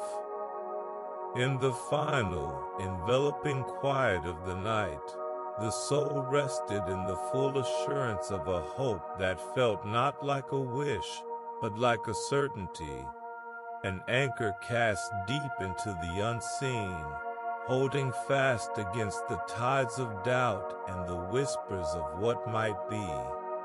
The last promises of tomorrow's grace settled like a gentle, final benediction, sealing the heart with a peace that transcended understanding. The words of the Apostle Peter drifted through the stillness, not as ancient text, but as living breath. Praise be to the God and Father of our Lord Jesus Christ. In His great mercy, He has given us new birth into a living hope through the resurrection of Jesus Christ from the dead. In the hushed dark, this was not a theological abstraction, but a present reality, a hope that was alive, breathing and pulsing with the same power that had conquered the grave. The soul's weariness, its fears for the future, its hidden anxieties about the dawn, were not dismissed, but met with a mercy so great it had already secured eternity, making the worries of tomorrow seem small and temporary in the light of a promise that would never fade. Then, from the letter to the Hebrews came the final, unshakable image. We have this hope as an anchor for the soul, firm and secure. In the stillness, this was not a metaphor to be admired, but a truth to be felt, a hope that did not waver with changing circumstances or shifting emotions. It was fixed, immovable, rooted in the very throne room of grace, where Christ had entered on behalf of all who would trust Him. The soul's uncertainties about the coming day, its challenges, its unknowns, its potential pains, were now held by an anchor that could not be dislodged, a hope that would not break, no matter how fierce the storms of life might rage. The darkness of the night became not a void of fear, but a deep ocean of faithfulness, where this anchor held fast, keeping the soul from drifting into despair, securing it in the love that had already written the story of tomorrow. Imagine this hope not as a distant light, but as a near and constant presence, like the first gentle glow on the eastern horizon, not yet full dawn, but undeniable in its promise.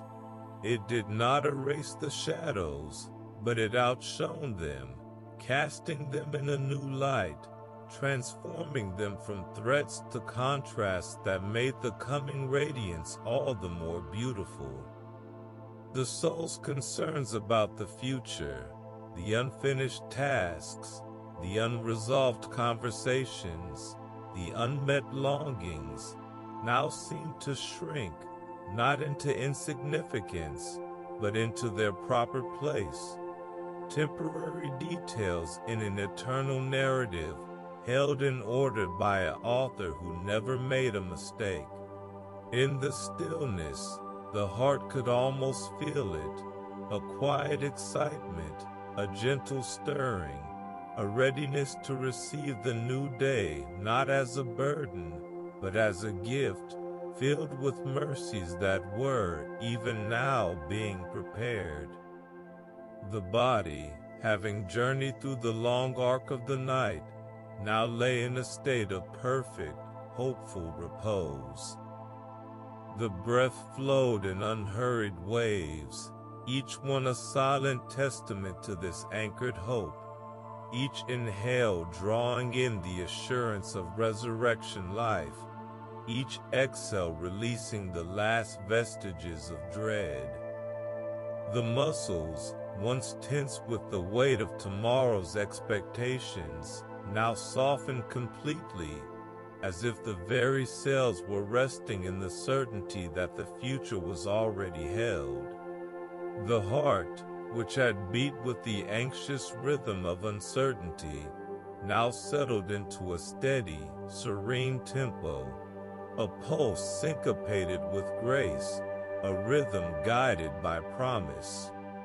This was not a naive denial of life's difficulties, but a profound peace in the midst of them, a certainty that the same power that had brought Christ from the grave was at work in the details of the coming day, turning even the hardest things toward good. The night itself seemed to hallow this sacred assurance.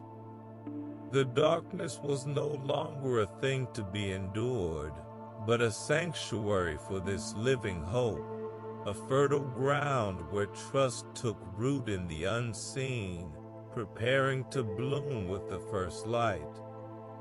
The silence was not empty, but full, saturated with the unspoken, unwavering activity of a God who was already in the tomorrow, preparing the path, ordering the steps, and pouring out mercies that were new every morning, fresh every moment. The same voice that had said, "Let there be light," at the dawn of creation was now whispering hope into the heart at the midnight hour, and its word was as effective as it was gentle. So the soul drifted into untroubled sleep, cradled in the certainty that the hope would hold, through the unseen hours, through the unspoken fears, through the unknown dawn. It was a hope that asked for nothing but trust, and offered everything in return, an anchor for the soul, a light for the path, and a future that was secure in the hands of a love that would never let go. And in that assurance, even the darkness became a witness, not to fear, but to the promise of a dawn that was already breaking in the heart, a hope that was, and would always be, enough. In the deep, silent hours of the night, the soul turned from striving to simply being, a shift not of effort, but of essence, a movement from periphery to center, from branch to vine. The words of Christ, spoken on the eve of his greatest sacrifice, now drifted through the stillness with a weight both gentle and profound. "Remain in me, as I also remain in you." No branch can bear fruit by itself, it must remain in the vine. Neither can you bear fruit unless you remain in me. In the hushed dark, this was not a command to labor, but an invitation to rest, a call to cease the exhausting work of self-sustenance and to sink into the nourishing connection that was already there, already offered, already holding the soul in a grip that would not loosen. The branch's life was not its own. It flowed from the vine, a steady, silent transfer of strength that asked for nothing but abiding. Then, from the Psalms, another whisper joined this sacred refrain, echoing the same theme of dwelling in safety. "Whoever dwells in the shelter of the Most High will rest in the shadow of the Almighty." The linkage was unmistakable. To abide was to dwell, to make a home in the very presence of protection, to find rest not by escaping the world, but by nesting in the heart of the divine. The soul's anxieties about its own fragility, its fears of withering or breaking, were met with the image of a shelter that could not be shaken, a shadow that offered not obscurity, but cool, comforting cover from the heat of life's demands. In the stillness, this felt like a final, deep release, the burden of self-preservation lifted, the need to generate one's own vitality surrendered. The life that sustained was not manufactured from within, but received from above, as natural and effortless as a leaf drawing sap from the stem.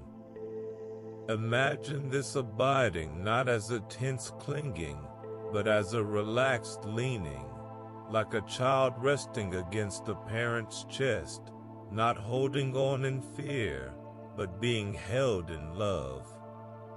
The connection was not fragile. It was the most solid thing in the universe, rooted in a covenant that predated time. The soul's worries about its worthiness, its fears of being cut off, were gently quieted by the promise that the vine did not require the branch to prove its value. It simply offered life, unconditionally, unceasingly. The fruit that would come, the love, joy, peace, patience, was not a product of strain, but a natural outflow of this abiding, a spontaneous expression of a life that was connected to its source. The body, attuned to this inner shift, responded with a profound physical sigh. The breath deepened into a rhythm that felt both receptive and restful, each inhale drawing in the assurance of being remained in, each exhale releasing the need to self-generate or self-protect.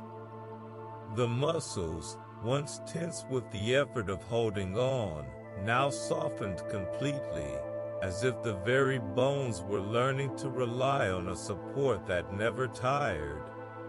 The heart, which had beat with the anxious tempo of independence, now settled into a slower, steadier rhythm, a pulse syncopated with grace, a rhythm guided by union. This was not passivity, but participation, the most active resting the soul had ever known. The night itself seemed to sanctify this holy abiding. The darkness was no longer a void to be feared, but a greenhouse for this sacred connection, a space where the soul could sink its roots deep into the unseen, drawing life from a source that never ran dry. The silence was not empty, but full, saturated with the silent, steadfast activity of a love that was always flowing, always nourishing, always sustaining. The same voice that had said, "I am the vine," was now whispering, "Abide in me." And its word was as gentle as it was life-giving. So the soul settled into this final, deep surrender, a resting not on its own strength, but in His, not on its own faithfulness, but in His, not on its own understanding, but in His. It was an abiding that asked for nothing but trust, and offered everything in return: life, fruitfulness, and a peace that would last long after the night had passed. And as sleep drew near, the last conscious thought was not of any effort made, but of a connection received, a vine that would not let go, a shelter that would not fail, an abiding that was, and would always be enough. The night deepened into a velvet hush, and the soul, having turned toward the vine, now rested in the gentle, unwavering truth of its connection, a union not earned or achieved, but given and sustained by a grace that asked only for receptivity. The words of the Apostle Paul to the Colossians drifted through the stillness, not as distant instruction, but as intimate invitation. So then, just as you received Christ Jesus as Lord, continue to live your lives in Him, rooted and built up in Him, strengthened in the faith as you were taught, and overflowing with thankfulness. In the hushed dark, this was not a call to frantic activity, but to steady abiding, a continuation of the same simple trust that had first opened the heart to grace. The soul's life was not its own project to manage, but a reality to be received moment by moment, rooted in a soil far richer than its own efforts, built upon a foundation far surer than its own understanding. Then, from the first letter of John, came another whisper, tender and assuring. And now, dear children, continue in Him, so that when He appears we may be confident and unashamed before Him at His coming. In the stillness, this was not a threat of future scrutiny, but a promise of present confidence, an assurance that abiding was not a test to pass, but a home to inhabit. The soul's occasional stumbles, its moments of doubt or distraction, were not grounds for shame, but opportunities to lean deeper into the vine, to remember that the life flowing through it was not dependent on perfect performance, but on perfect love. The connection was not fragile. It was fortified by a faithfulness that held fast even when the branch felt weak or wavering. Abiding meant resting in that certainty, allowing it to seep into the deepest places of identity until confidence replaced fear and assurance overshadowed insecurity. Imagine this continued abiding not as a tense vigilance, but as a natural, effortless breathing, a rhythm of receiving and releasing that required no conscious strain, only a surrendered trust. The soul did not need to grip the vine in anxiety. It only needed to rest in the vine's grip, to allow the nourishing sap of grace to flow unimpeded, strengthening what was weak, enlivening what was dormant, healing what was bruised. The worries that had once felt so urgent, the need to prove, to produce, to perfect, now seemed to quiet, not because they were answered, but because they were enveloped by a greater reality, that the vine was responsible for the branch's life, and the branch's only work was to remain. In the stillness, the heart could almost feel it, a gentle, steady pulsing of divine life beneath the surface of thought, a quiet hum of connection that made the soul feel both deeply known and utterly secure. The body, ever the faithful mirror of the spirit, responded to this deepening union. The breath became a slow, rhythmic receiving, each inhale drawing in the assurance of being rooted and built up, each exhale releasing the need to self-establish or self-defend. The muscles, once taut with the effort of maintaining spiritual posture, now softened, as if the very frame were learning to rely on a support that never shifted. The heart, which had beat with the anxious tempo of self-reliance, now settled into a calmer, quieter rhythm, a pulse syncopated with grace, a rhythm guided by union. This was not lethargy, but vitality, the kind of strength that came not from striving, but from abiding, the kind of energy that flowed not from within, but from above. The night itself seemed to hallow this sacred connection. The darkness was no longer a void of isolation, but a sanctuary for this holy intertwining, a space where the soul could sink its roots deep into the unseen, drawing sustenance from a source that never fatigued. The silence was not empty, but full, saturated with the silent, steadfast activity of a love that was always nourishing, always sustaining, always holding the branch close to the heart of the vine. The same voice that had said, "Continue in me," was now whispering, "I continue in you," and its word was as reassuring as it was life-giving.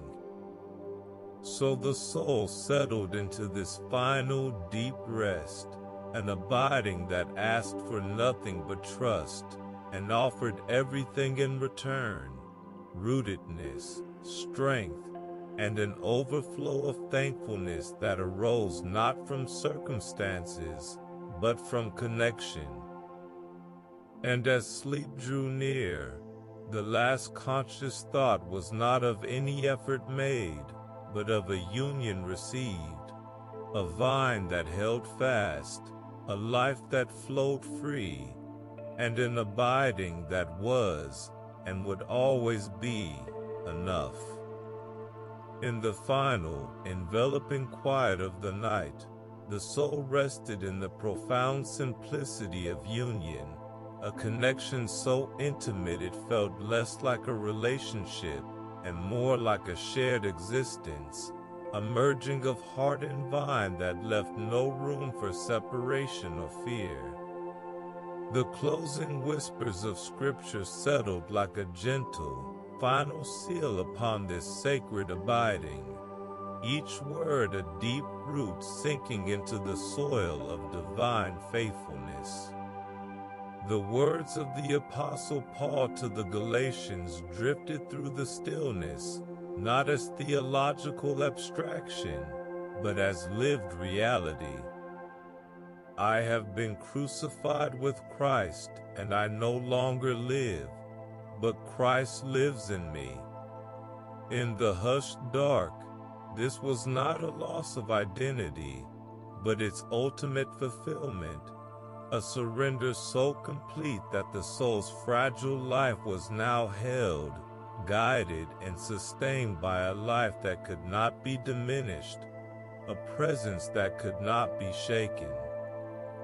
The anxieties of self-preservation, the fears of inadequacy, the weight of self-determination, all of it had died on that cross, and in its place rose a quiet, unshakable certainty that the one who had overcome death was now the life within, and his strength was made perfect in this surrendered weakness.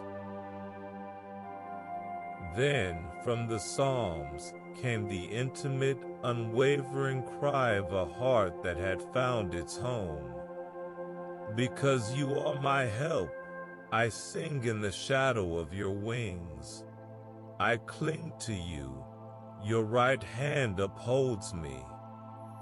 In the stillness, this was not a desperate grasping, but a peaceful resting, a clinging that felt like trust, a upholding that felt like safety. The soul's abiding was not a tense effort to maintain connection, but a relaxed leaning into a grip that had already been secured.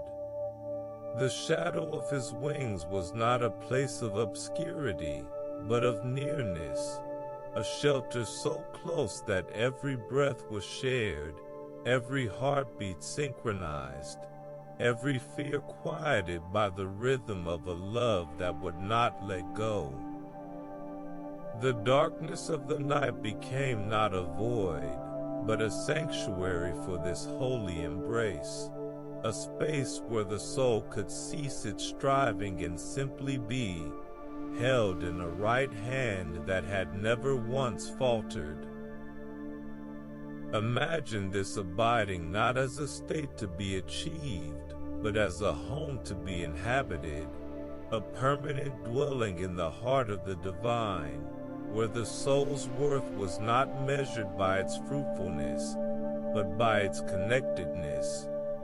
The life that flowed was not manufactured, but received, a steady, silent transfer of grace that required no effort, only openness.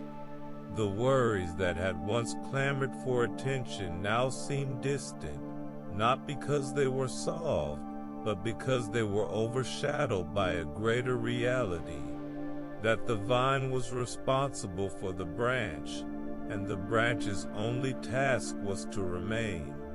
In the stillness, the soul could almost feel it, a deep, organic peace, a vitality that pulsed not from within, but from the source, a quiet joy that arose from simply being loved, being held, being one. The body, having journeyed through the long arc of the night, now lay in a state of perfect, surrendered repose. The breath flowed in unhurried waves, each one a silent testament to this sustained union, each inhale drawing in the life of the vine, each exhale releasing the last fiction of independence. The muscles, once tense with the strain of self-maintenance, now softened completely, as if the very cells had finally believed the truth, that they were upheld, they were carried, they were never alone. The heart, which had beat with the anxious tempo of isolation, now settled into a slow, steady rhythm, a pulse syncopated with divine life, a rhythm guided by grace. This was not inactivity, but the most profound activity of all, the active rest of abiding, the vibrant stillness of connection. The night itself seemed to sanctify this final surrender. The darkness was no longer a thing to be endured, but a cathedral for this holy intertwining, a space where the soul could sink into the certainty that it was rooted, held, and utterly secure. The silence was not empty, but full, saturated with the unspoken, unwavering reality of a love that was both the vine and the vine dresser, the source and the sustainer. The same voice that had said, "Abide in me," was now whispering, "I abide in you," and its word was the final truth, the deepest peace, the highest rest. So the soul drifted into untroubled sleep, cradled in the certainty that the abiding would hold, through the unseen hours, through the unspoken fears, through the unknown dawn. It was a union that asked for nothing but trust, and offered everything in return: life, peace, and a belonging that would never end. And in that assurance, even the darkness became a witness, not to separation, but to connection, not to fear, but to love, not to absence, but to the presence that was and would always be enough. The quiet of the night held a sacred space for the soul to confront what daylight often hurried past, the subtle, lingering weight of regret, the quiet ache of mistakes remembered, the hidden shame that whispered of unworthiness. But into this tender territory, a gentle light began to dawn, not of accusation, but of absolution. The words of the Apostle John drifted through the stillness like a cleansing breeze. If we confess our sins, He is faithful and just, and will forgive us our sins, and purify us from all unrighteousness.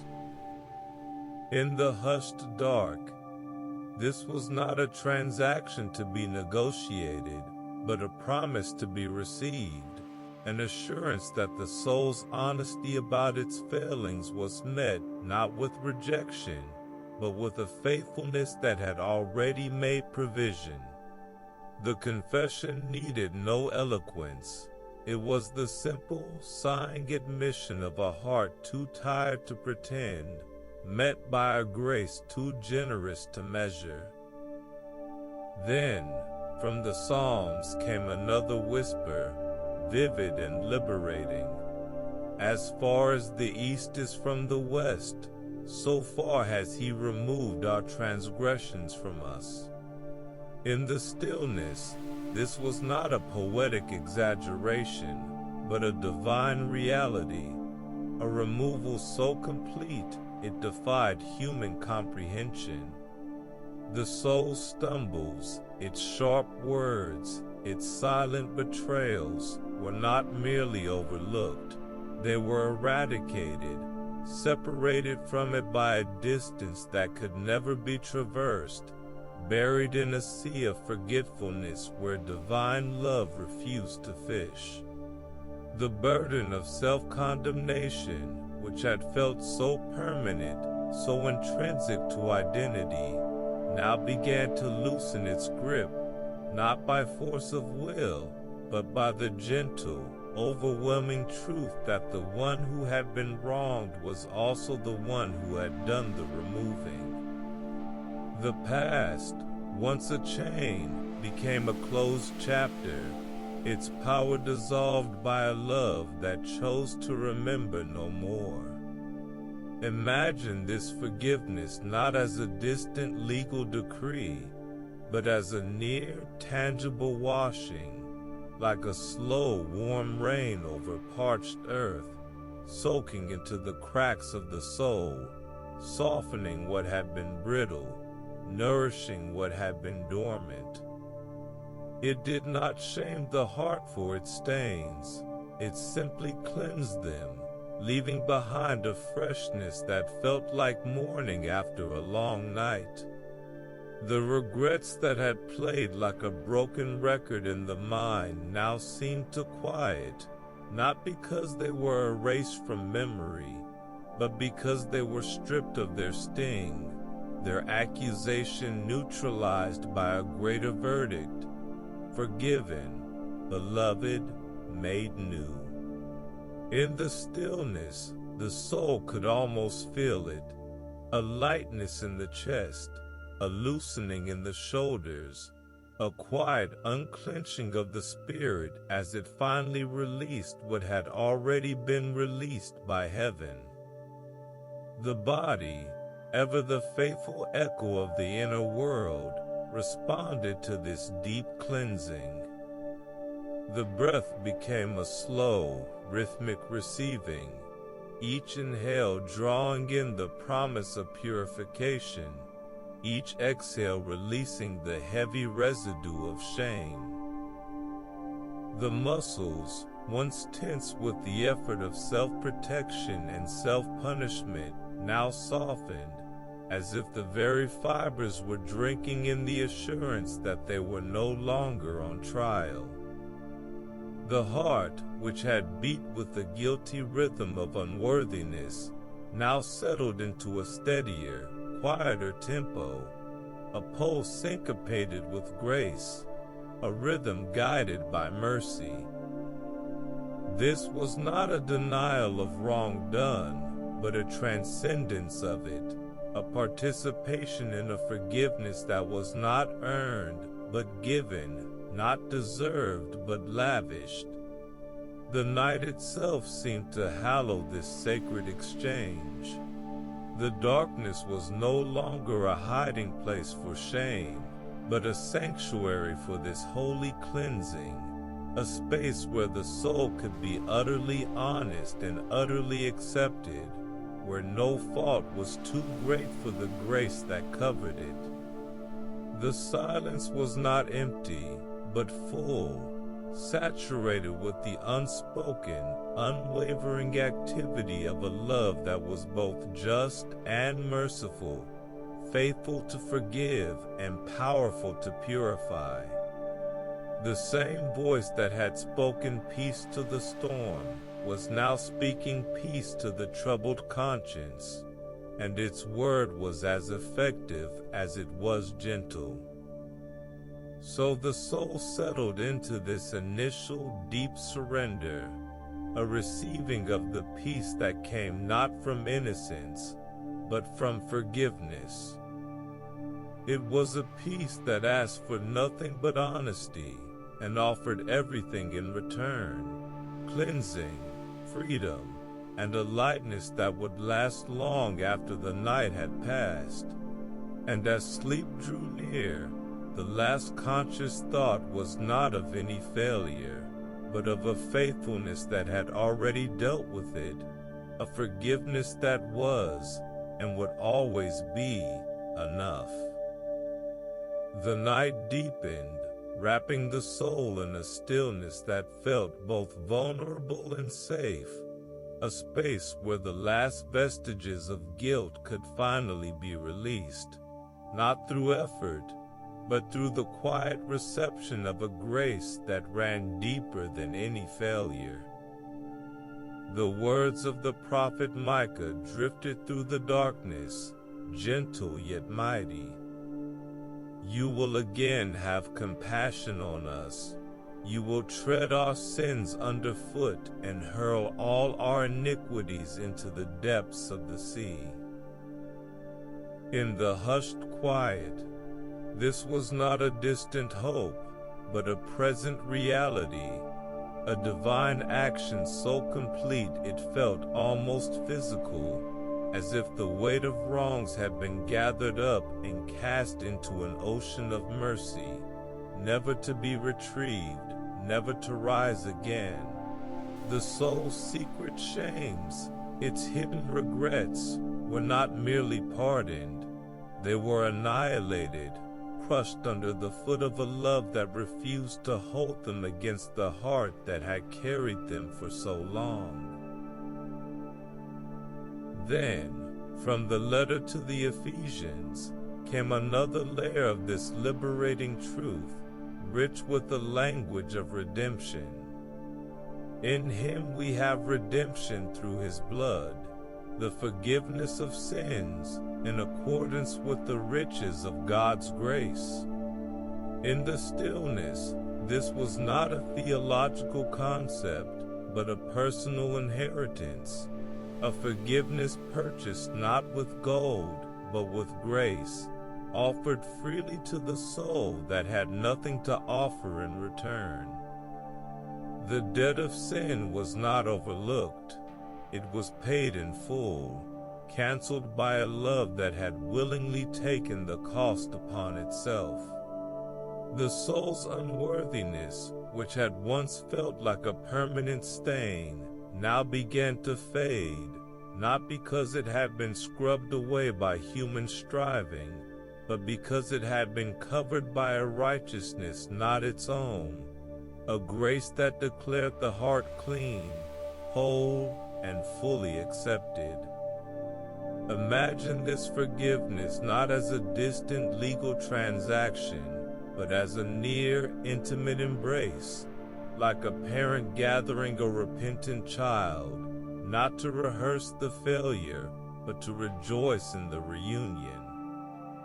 It did not require the soul to first become worthy. It simply drew near, covering the shame with a love that saw beyond the mistake to the beloved. The accusations that had once echoed in the mind, the if onlys, the I should haves, now lost their voice, their power dissolved by a greater word, forgiven, redeemed, restored. In the stillness, the soul could almost feel it, a warmth spreading through the chest, a lightness in the limbs, a quiet unburdening as the heart finally let go of what heaven had already released. The body, attuned to this inner liberation, responded with a profound, physical sigh. The breath deepened into a rhythm of reception, each inhale drawing in the riches of grace, each exhale releasing the last remnants of self-condemnation. The muscles, once tense with the weight of carried guilt, now softened completely, as if the very cells were absorbing the truth that they were no longer under judgment. The heart, which had beat with the heavy rhythm of unworthiness, now settled into a lighter, freer tempo, a pulse syncopated with mercy, a rhythm guided by peace. This was not a denial of responsibility, but a celebration of redemption, a participation in a forgiveness that was not earned, but given, not deserved, but lavished. The night itself seemed to hallow this sacred release. The darkness was no longer a hiding place for regret, but a sanctuary for this holy absolution, a space where the soul could stand transparent and unafraid, knowing that every fault had been met with a love that was greater still. The silence was not empty, but full, saturated with the unspoken, unwavering activity of a grace that was both just and merciful, faithful to forgive and powerful to restore. The same voice that had said, "It is finished," on the cross was now whispering, "You are forgiven," in the heart, and its word was the final truth, the deepest peace. So the soul settled into this final, deep surrender, a receiving of the peace that came not from innocence, but from pardon. It was a peace that asked for nothing but trust, and offered everything in return: freedom, lightness, and a heart made new. And as sleep drew near, the last conscious thought was not of any failure, but of a grace that had already dealt with it, a forgiveness that was, and would always be, enough. In the final, enveloping quiet of the night, the soul rested in the full assurance of a forgiveness so complete, it felt less like a transaction and more like a transformation. A cleansing that reached the deepest crevices of the heart, leaving no stain, no shadow, no lingering whisper of condemnation. The closing promises of mercy settled like a gentle final balm, sealing the spirit with a peace that surpassed all understanding. The words of the prophet Isaiah drifted through the stillness, not as ancient poetry, but as present reality. Though your sins are like scarlet, they shall be as white as snow. Though they are red as crimson, they shall be like wool. In the hushed dark, this was not a conditional offer, but a divine declaration, a promise that the soul's deepest failures, its most vivid regrets, were not merely covered but converted, transformed from symbols of shame into emblems of grace. The scarlet of sin became the purity of snow. The crimson of guilt became the softness of wool, not by any human effort, but by the sheer, unstoppable force of a love that refused to let the story end in brokenness. Then, from the Psalms, came the intimate, unwavering testimony. Blessed is the one whose transgressions are forgiven, whose sins are covered. Blessed is the one whose sin the Lord does not count against them. In the stillness, this was not a distant blessing, but a near and personal state of being, a blessedness that arose not from perfect behavior, but from perfect pardon. The soul's record, once filled with entries of failure and fault, was now clean, not because the entries had been erased by time or effort, but because they had been covered by a grace that chose not to count them. The burden of self-accounting, the exhausting tally of rights and wrongs, was finally laid down, replaced by a lightness that felt both foreign and familiar, the native lightness of a heart that knew it was loved, not for what it had done, but for whose it was. Imagine this forgiveness not as a distant decree, but as a near, permeating warmth, like the first rays of dawn after a long, cold night, touching everything with a gentle, golden light that held no memory of the darkness that came before. It did not shame the soul for its scars. It simply illuminated them with a kindness that made them part of a larger, more beautiful story, a narrative not of failure, but of redemption. The regrets that had once haunted the quiet moments now seemed to lose their power, not because they were forgotten, but because they were forgiven, their sharp edges softened by a mercy that was deeper than any mistake.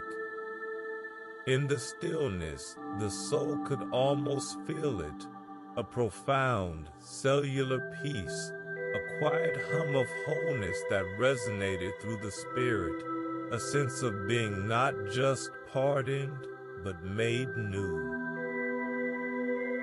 The body, having journeyed through the long arc of release, now lay in a state of perfect, unburdened repose. The breath flowed in unhurried waves, each one a silent testament to this final absolution, each inhale drawing in the promise of whiteness like snow, each exhale releasing the last ghost of guilt. The muscles, once tense with the weight of carried shame, now softened completely, as if the very fibers had absorbed the truth that they were no longer under indictment. The heart, which had beat with a heavy rhythm of unworthiness, now settled into a slow, steady tempo, a pulse syncopated with grace, a rhythm guided by peace. This was not a denial of the past, but a redemption of it, a participation in a forgiveness that was not earned, but given, not deserved, but lavished. The night itself seemed to hallow this sacred completion. The darkness was no longer a hiding place for regret, but a sanctuary for this holy restoration. A space where the soul could rest in the certainty that every fault had been met with a love that was greater still.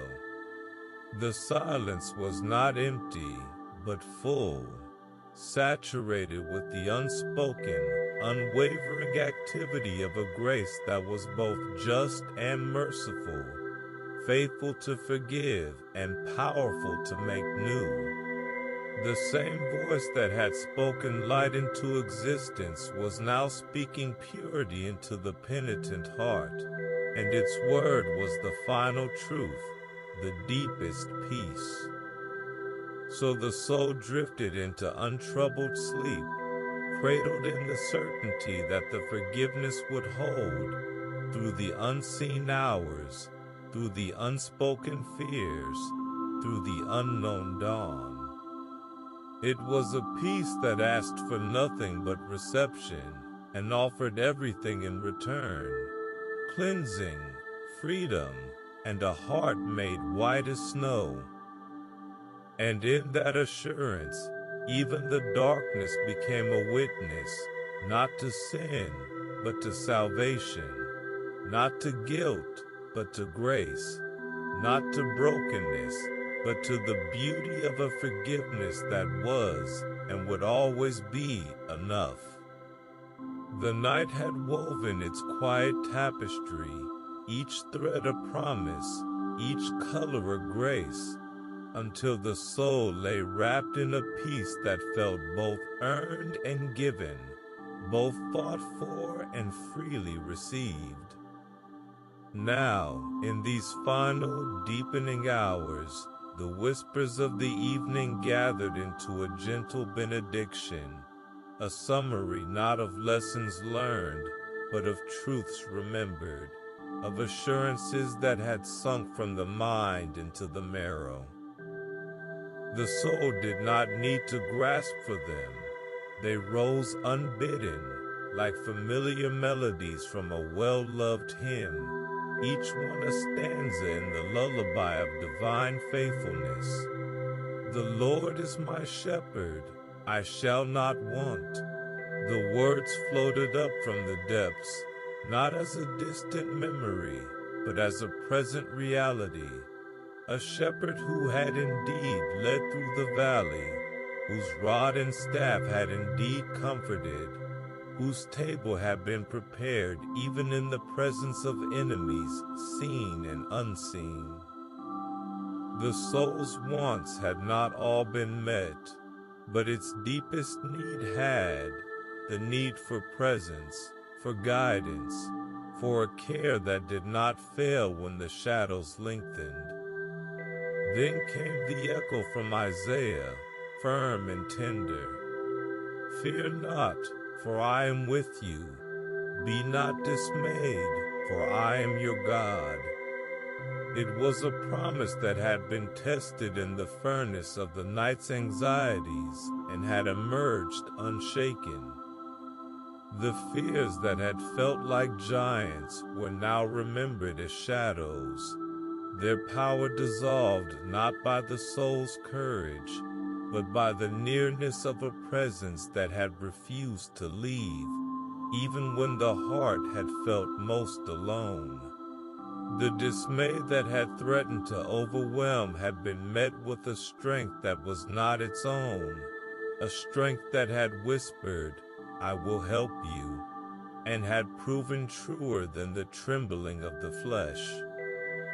In the stillness, these assurances merged into a single, unshakable foundation, that the same God who had commanded the stars held this one heart, and his commitment was the one constant in a universe of variables. From the Psalms, another layer settled in. Cast your cares on the Lord, and he will sustain you. The soul recalled the weight that had been carried into the night, the worries about tomorrow, the regrets of yesterday, the burdens of today, and felt afresh the lightness that had come with the release. It had not been a one-time act, but a continual leaning, 1,000 small surrenders that had, together, built a habit of trust. The sustaining had not always felt dramatic. Often, it had been as subtle as the next breath, the next heartbeat, the next moment of quiet in the midst of inner storm. But it had been enough. It was enough. The words of Christ joined the chorus, gentle and sure. Peace I leave with you, my peace I give you. This was not the world's peace, fragile and fleeting, but a peace that had persisted even when the reasons for anxiety remained. It was a peace that had guarded the heart and mind, not by removing the battles, but by assuring the victory was already won. The soul had learned that this peace was not a prize for perfect performance, but a gift for the receiving, a legacy from one who had faced the ultimate darkness and emerged with light enough for all. And then, the whisper from Lamentations, a truth that had become the rhythm of the night. Because of the Lord's great love we are not consumed, for his compassions never fail. They are new every morning. The soul had not been consumed, not by fear, not by regret, not by weakness. It had been held moment by moment by a love that was greater than any failure, a compassion that was renewed not just with the dawn, but with every breath. The night itself was a testimony to that renewal, a space where weariness had been met with rest, where wounds had been touched with healing, where doubt had been answered with presence. In the soft darkness, these promises wove themselves into a single, seamless blanket of peace, a benediction that covered the soul from head to toe, leaving no part uncovered, no fear exposed. The body, having journeyed through the long arc of the night, now lay in a state of perfect, yielded repose. The breath was slow and even, each inhale a silent, thank you, each exhale a quiet, amen. The heart beat with a steady, serene tempo, a rhythm syncopated with grace, a pulse guided by promise. There was nothing left to do, nothing left to prove, nothing left to fear. The work was finished, the rest was complete. The night itself seemed to hold this sacred summary like a cherished thing, the darkness no longer a thing to be endured, but a canvas for this final, gentle affirmation of peace. The silence was not empty, but full, saturated with the unspoken, unwavering reality of a love that had spoken through the centuries and now whispered its benediction over this one heart. You are loved. You are held. You are never alone. And that was enough. More than enough. The night's final hour settled like a soft, weighted blanket, and the soul, having been carried through the long journey from unrest to rest, now rested in the full, unshakable assurance of a peace that needed no further proof. The whispers of the evening, the promises of presence, the invitations to release, the assurances of love, now blended into a single, harmonious chord that resonated through the deepest parts of the being. It was a benediction not spoken from afar, but felt from within, a quiet certainty that the night had done its work, and the heart had been remade in the image of the one who never slept. From the depths of memory arose the words of the psalmist, gentle yet firm. The Lord is my light and my salvation. Whom shall I fear? The fears that had once felt so immediate, so visceral, now seemed like echoes from another lifetime. They had not vanished, but they had been put in their place, measured against the light that could not be extinguished, a salvation that could not be undone. The soul's tremors had been met with a steadiness that was not its own, a courage that flowed from a source deeper than any dread. In the stillness, this was no longer a verse to be recalled, but a truth to be lived, a reality as tangible as the breath in the lungs, the beat of the heart. Then came the whisper from Isaiah, a promise that had been tested and found true. You will keep in perfect peace those whose minds are steadfast, because they trust in you. The mind, once a battlefield of what-ifs and if-onlys, now felt like a sanctuary, a place where trust had taken root and peace had bloomed. The steadfastness was not a product of grim determination, but of gentle surrender, not of holding on, but of being held.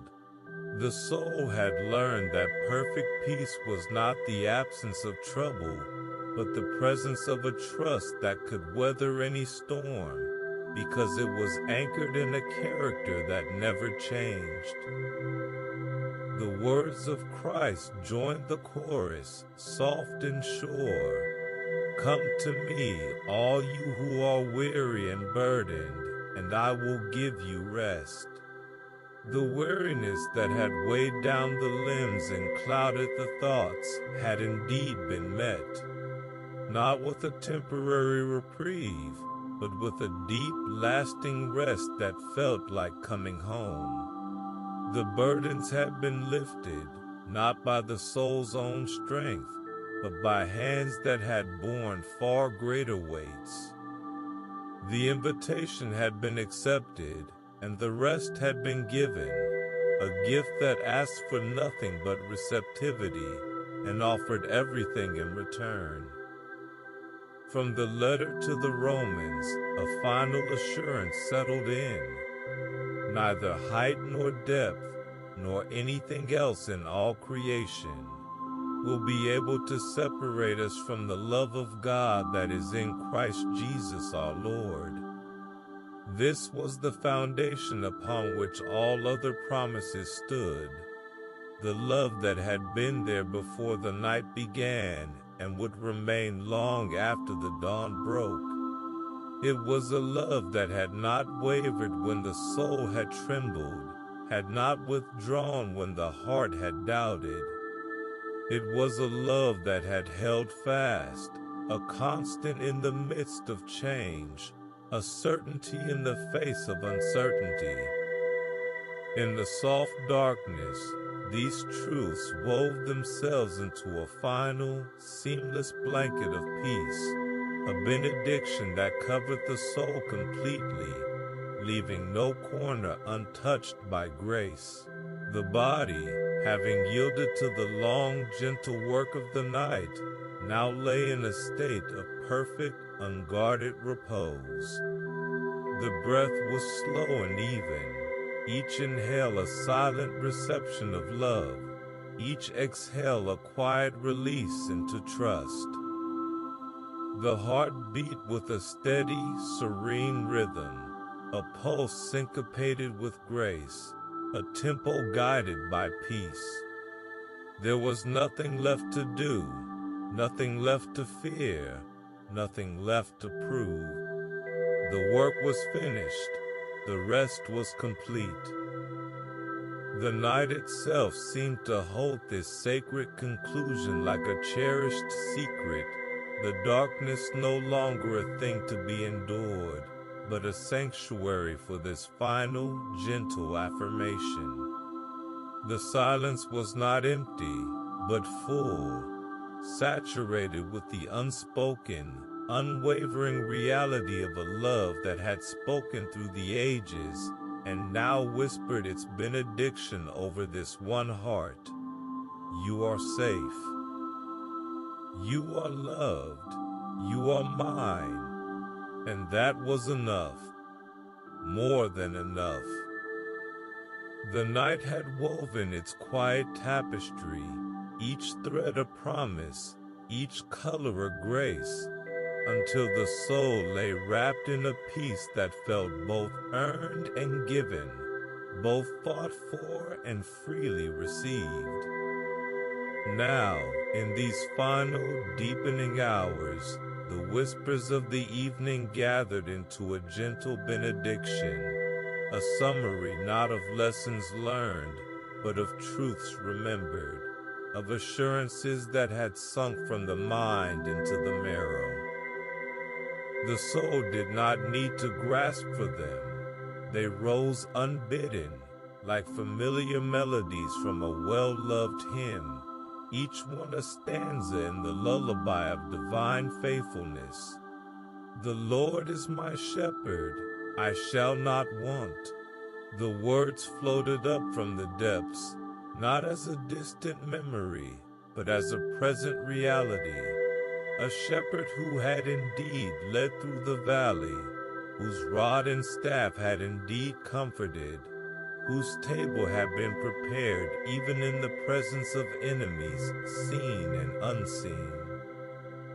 The soul's wants had not all been met, but its deepest need had, the need for presence, for guidance, for a care that did not fail when the shadows lengthened. Then came the echo from Isaiah, firm and tender. Fear not, for I am with you. Be not dismayed, for I am your God. It was a promise that had been tested in the furnace of the night's anxieties and had emerged unshaken. The fears that had felt like giants were now remembered as shadows, their power dissolved not by the soul's courage, but by the nearness of a presence that had refused to leave, even when the heart had felt most alone. The dismay that had threatened to overwhelm had been met with a strength that was not its own, a strength that had whispered, I will help you, and had proven truer than the trembling of the flesh. In the stillness, these assurances merged into a single, unshakable foundation, that the same God who had commanded the stars held this one heart, and his commitment was the one constant in a universe of variables. From the Psalms, another layer settled in. Cast your cares on the Lord, and he will sustain you. The soul recalled the weight that had been carried into the night, the worries about tomorrow, the regrets of yesterday, the burdens of today, and felt afresh the lightness that had come with the release. It had not been a one-time act, but a continual leaning, 1,000 small surrenders that had, together, built a habit of trust. The sustaining had not always felt dramatic. Often, it had been as subtle as the next breath, the next heartbeat, the next moment of quiet in the midst of inner storm. But it had been enough. It was enough. The words of Christ joined the chorus, gentle and sure. Peace I leave with you, my peace I give you. This was not the world's peace, fragile and fleeting, but a peace that had persisted even when the reasons for anxiety remained. It was a peace that had guarded the heart and mind, not by removing the battles, but by assuring the victory was already won. The soul had learned that this peace was not a prize for perfect performance, but a gift for the receiving, a legacy from one who had faced the ultimate darkness and emerged with light enough for all. And then, the whisper from Lamentations, a truth that had become the rhythm of the night. Because of the Lord's great love we are not consumed, for his compassions never fail. They are new every morning. The soul had not been consumed, not by fear, not by regret, not by weakness. It had been held moment by moment by a love that was greater than any failure, a compassion that was renewed not just with the dawn, but with every breath. The night itself was a testimony to that renewal, a space where weariness had been met with rest, where wounds had been touched with healing, where doubt had been answered with presence. In the soft darkness, these promises wove themselves into a single, seamless blanket of peace, a benediction that covered the soul from head to toe, leaving no part uncovered, no fear exposed. The body, having journeyed through the long arc of the night, now lay in a state of perfect, yielded repose. The breath was slow and even, each inhale a silent, thank you, each exhale a quiet, amen. The heart beat with a steady, serene tempo, a rhythm syncopated with grace, a pulse guided by promise. There was nothing left to do, nothing left to prove, nothing left to fear. The work was finished, the rest was complete. The night itself seemed to hold this sacred summary like a cherished thing. The darkness no longer a thing to be endured, but a canvas for this final, gentle affirmation of peace. The silence was not empty, but full, saturated with the unspoken, unwavering reality of a love that had spoken through the centuries and now whispered its benediction over this one heart.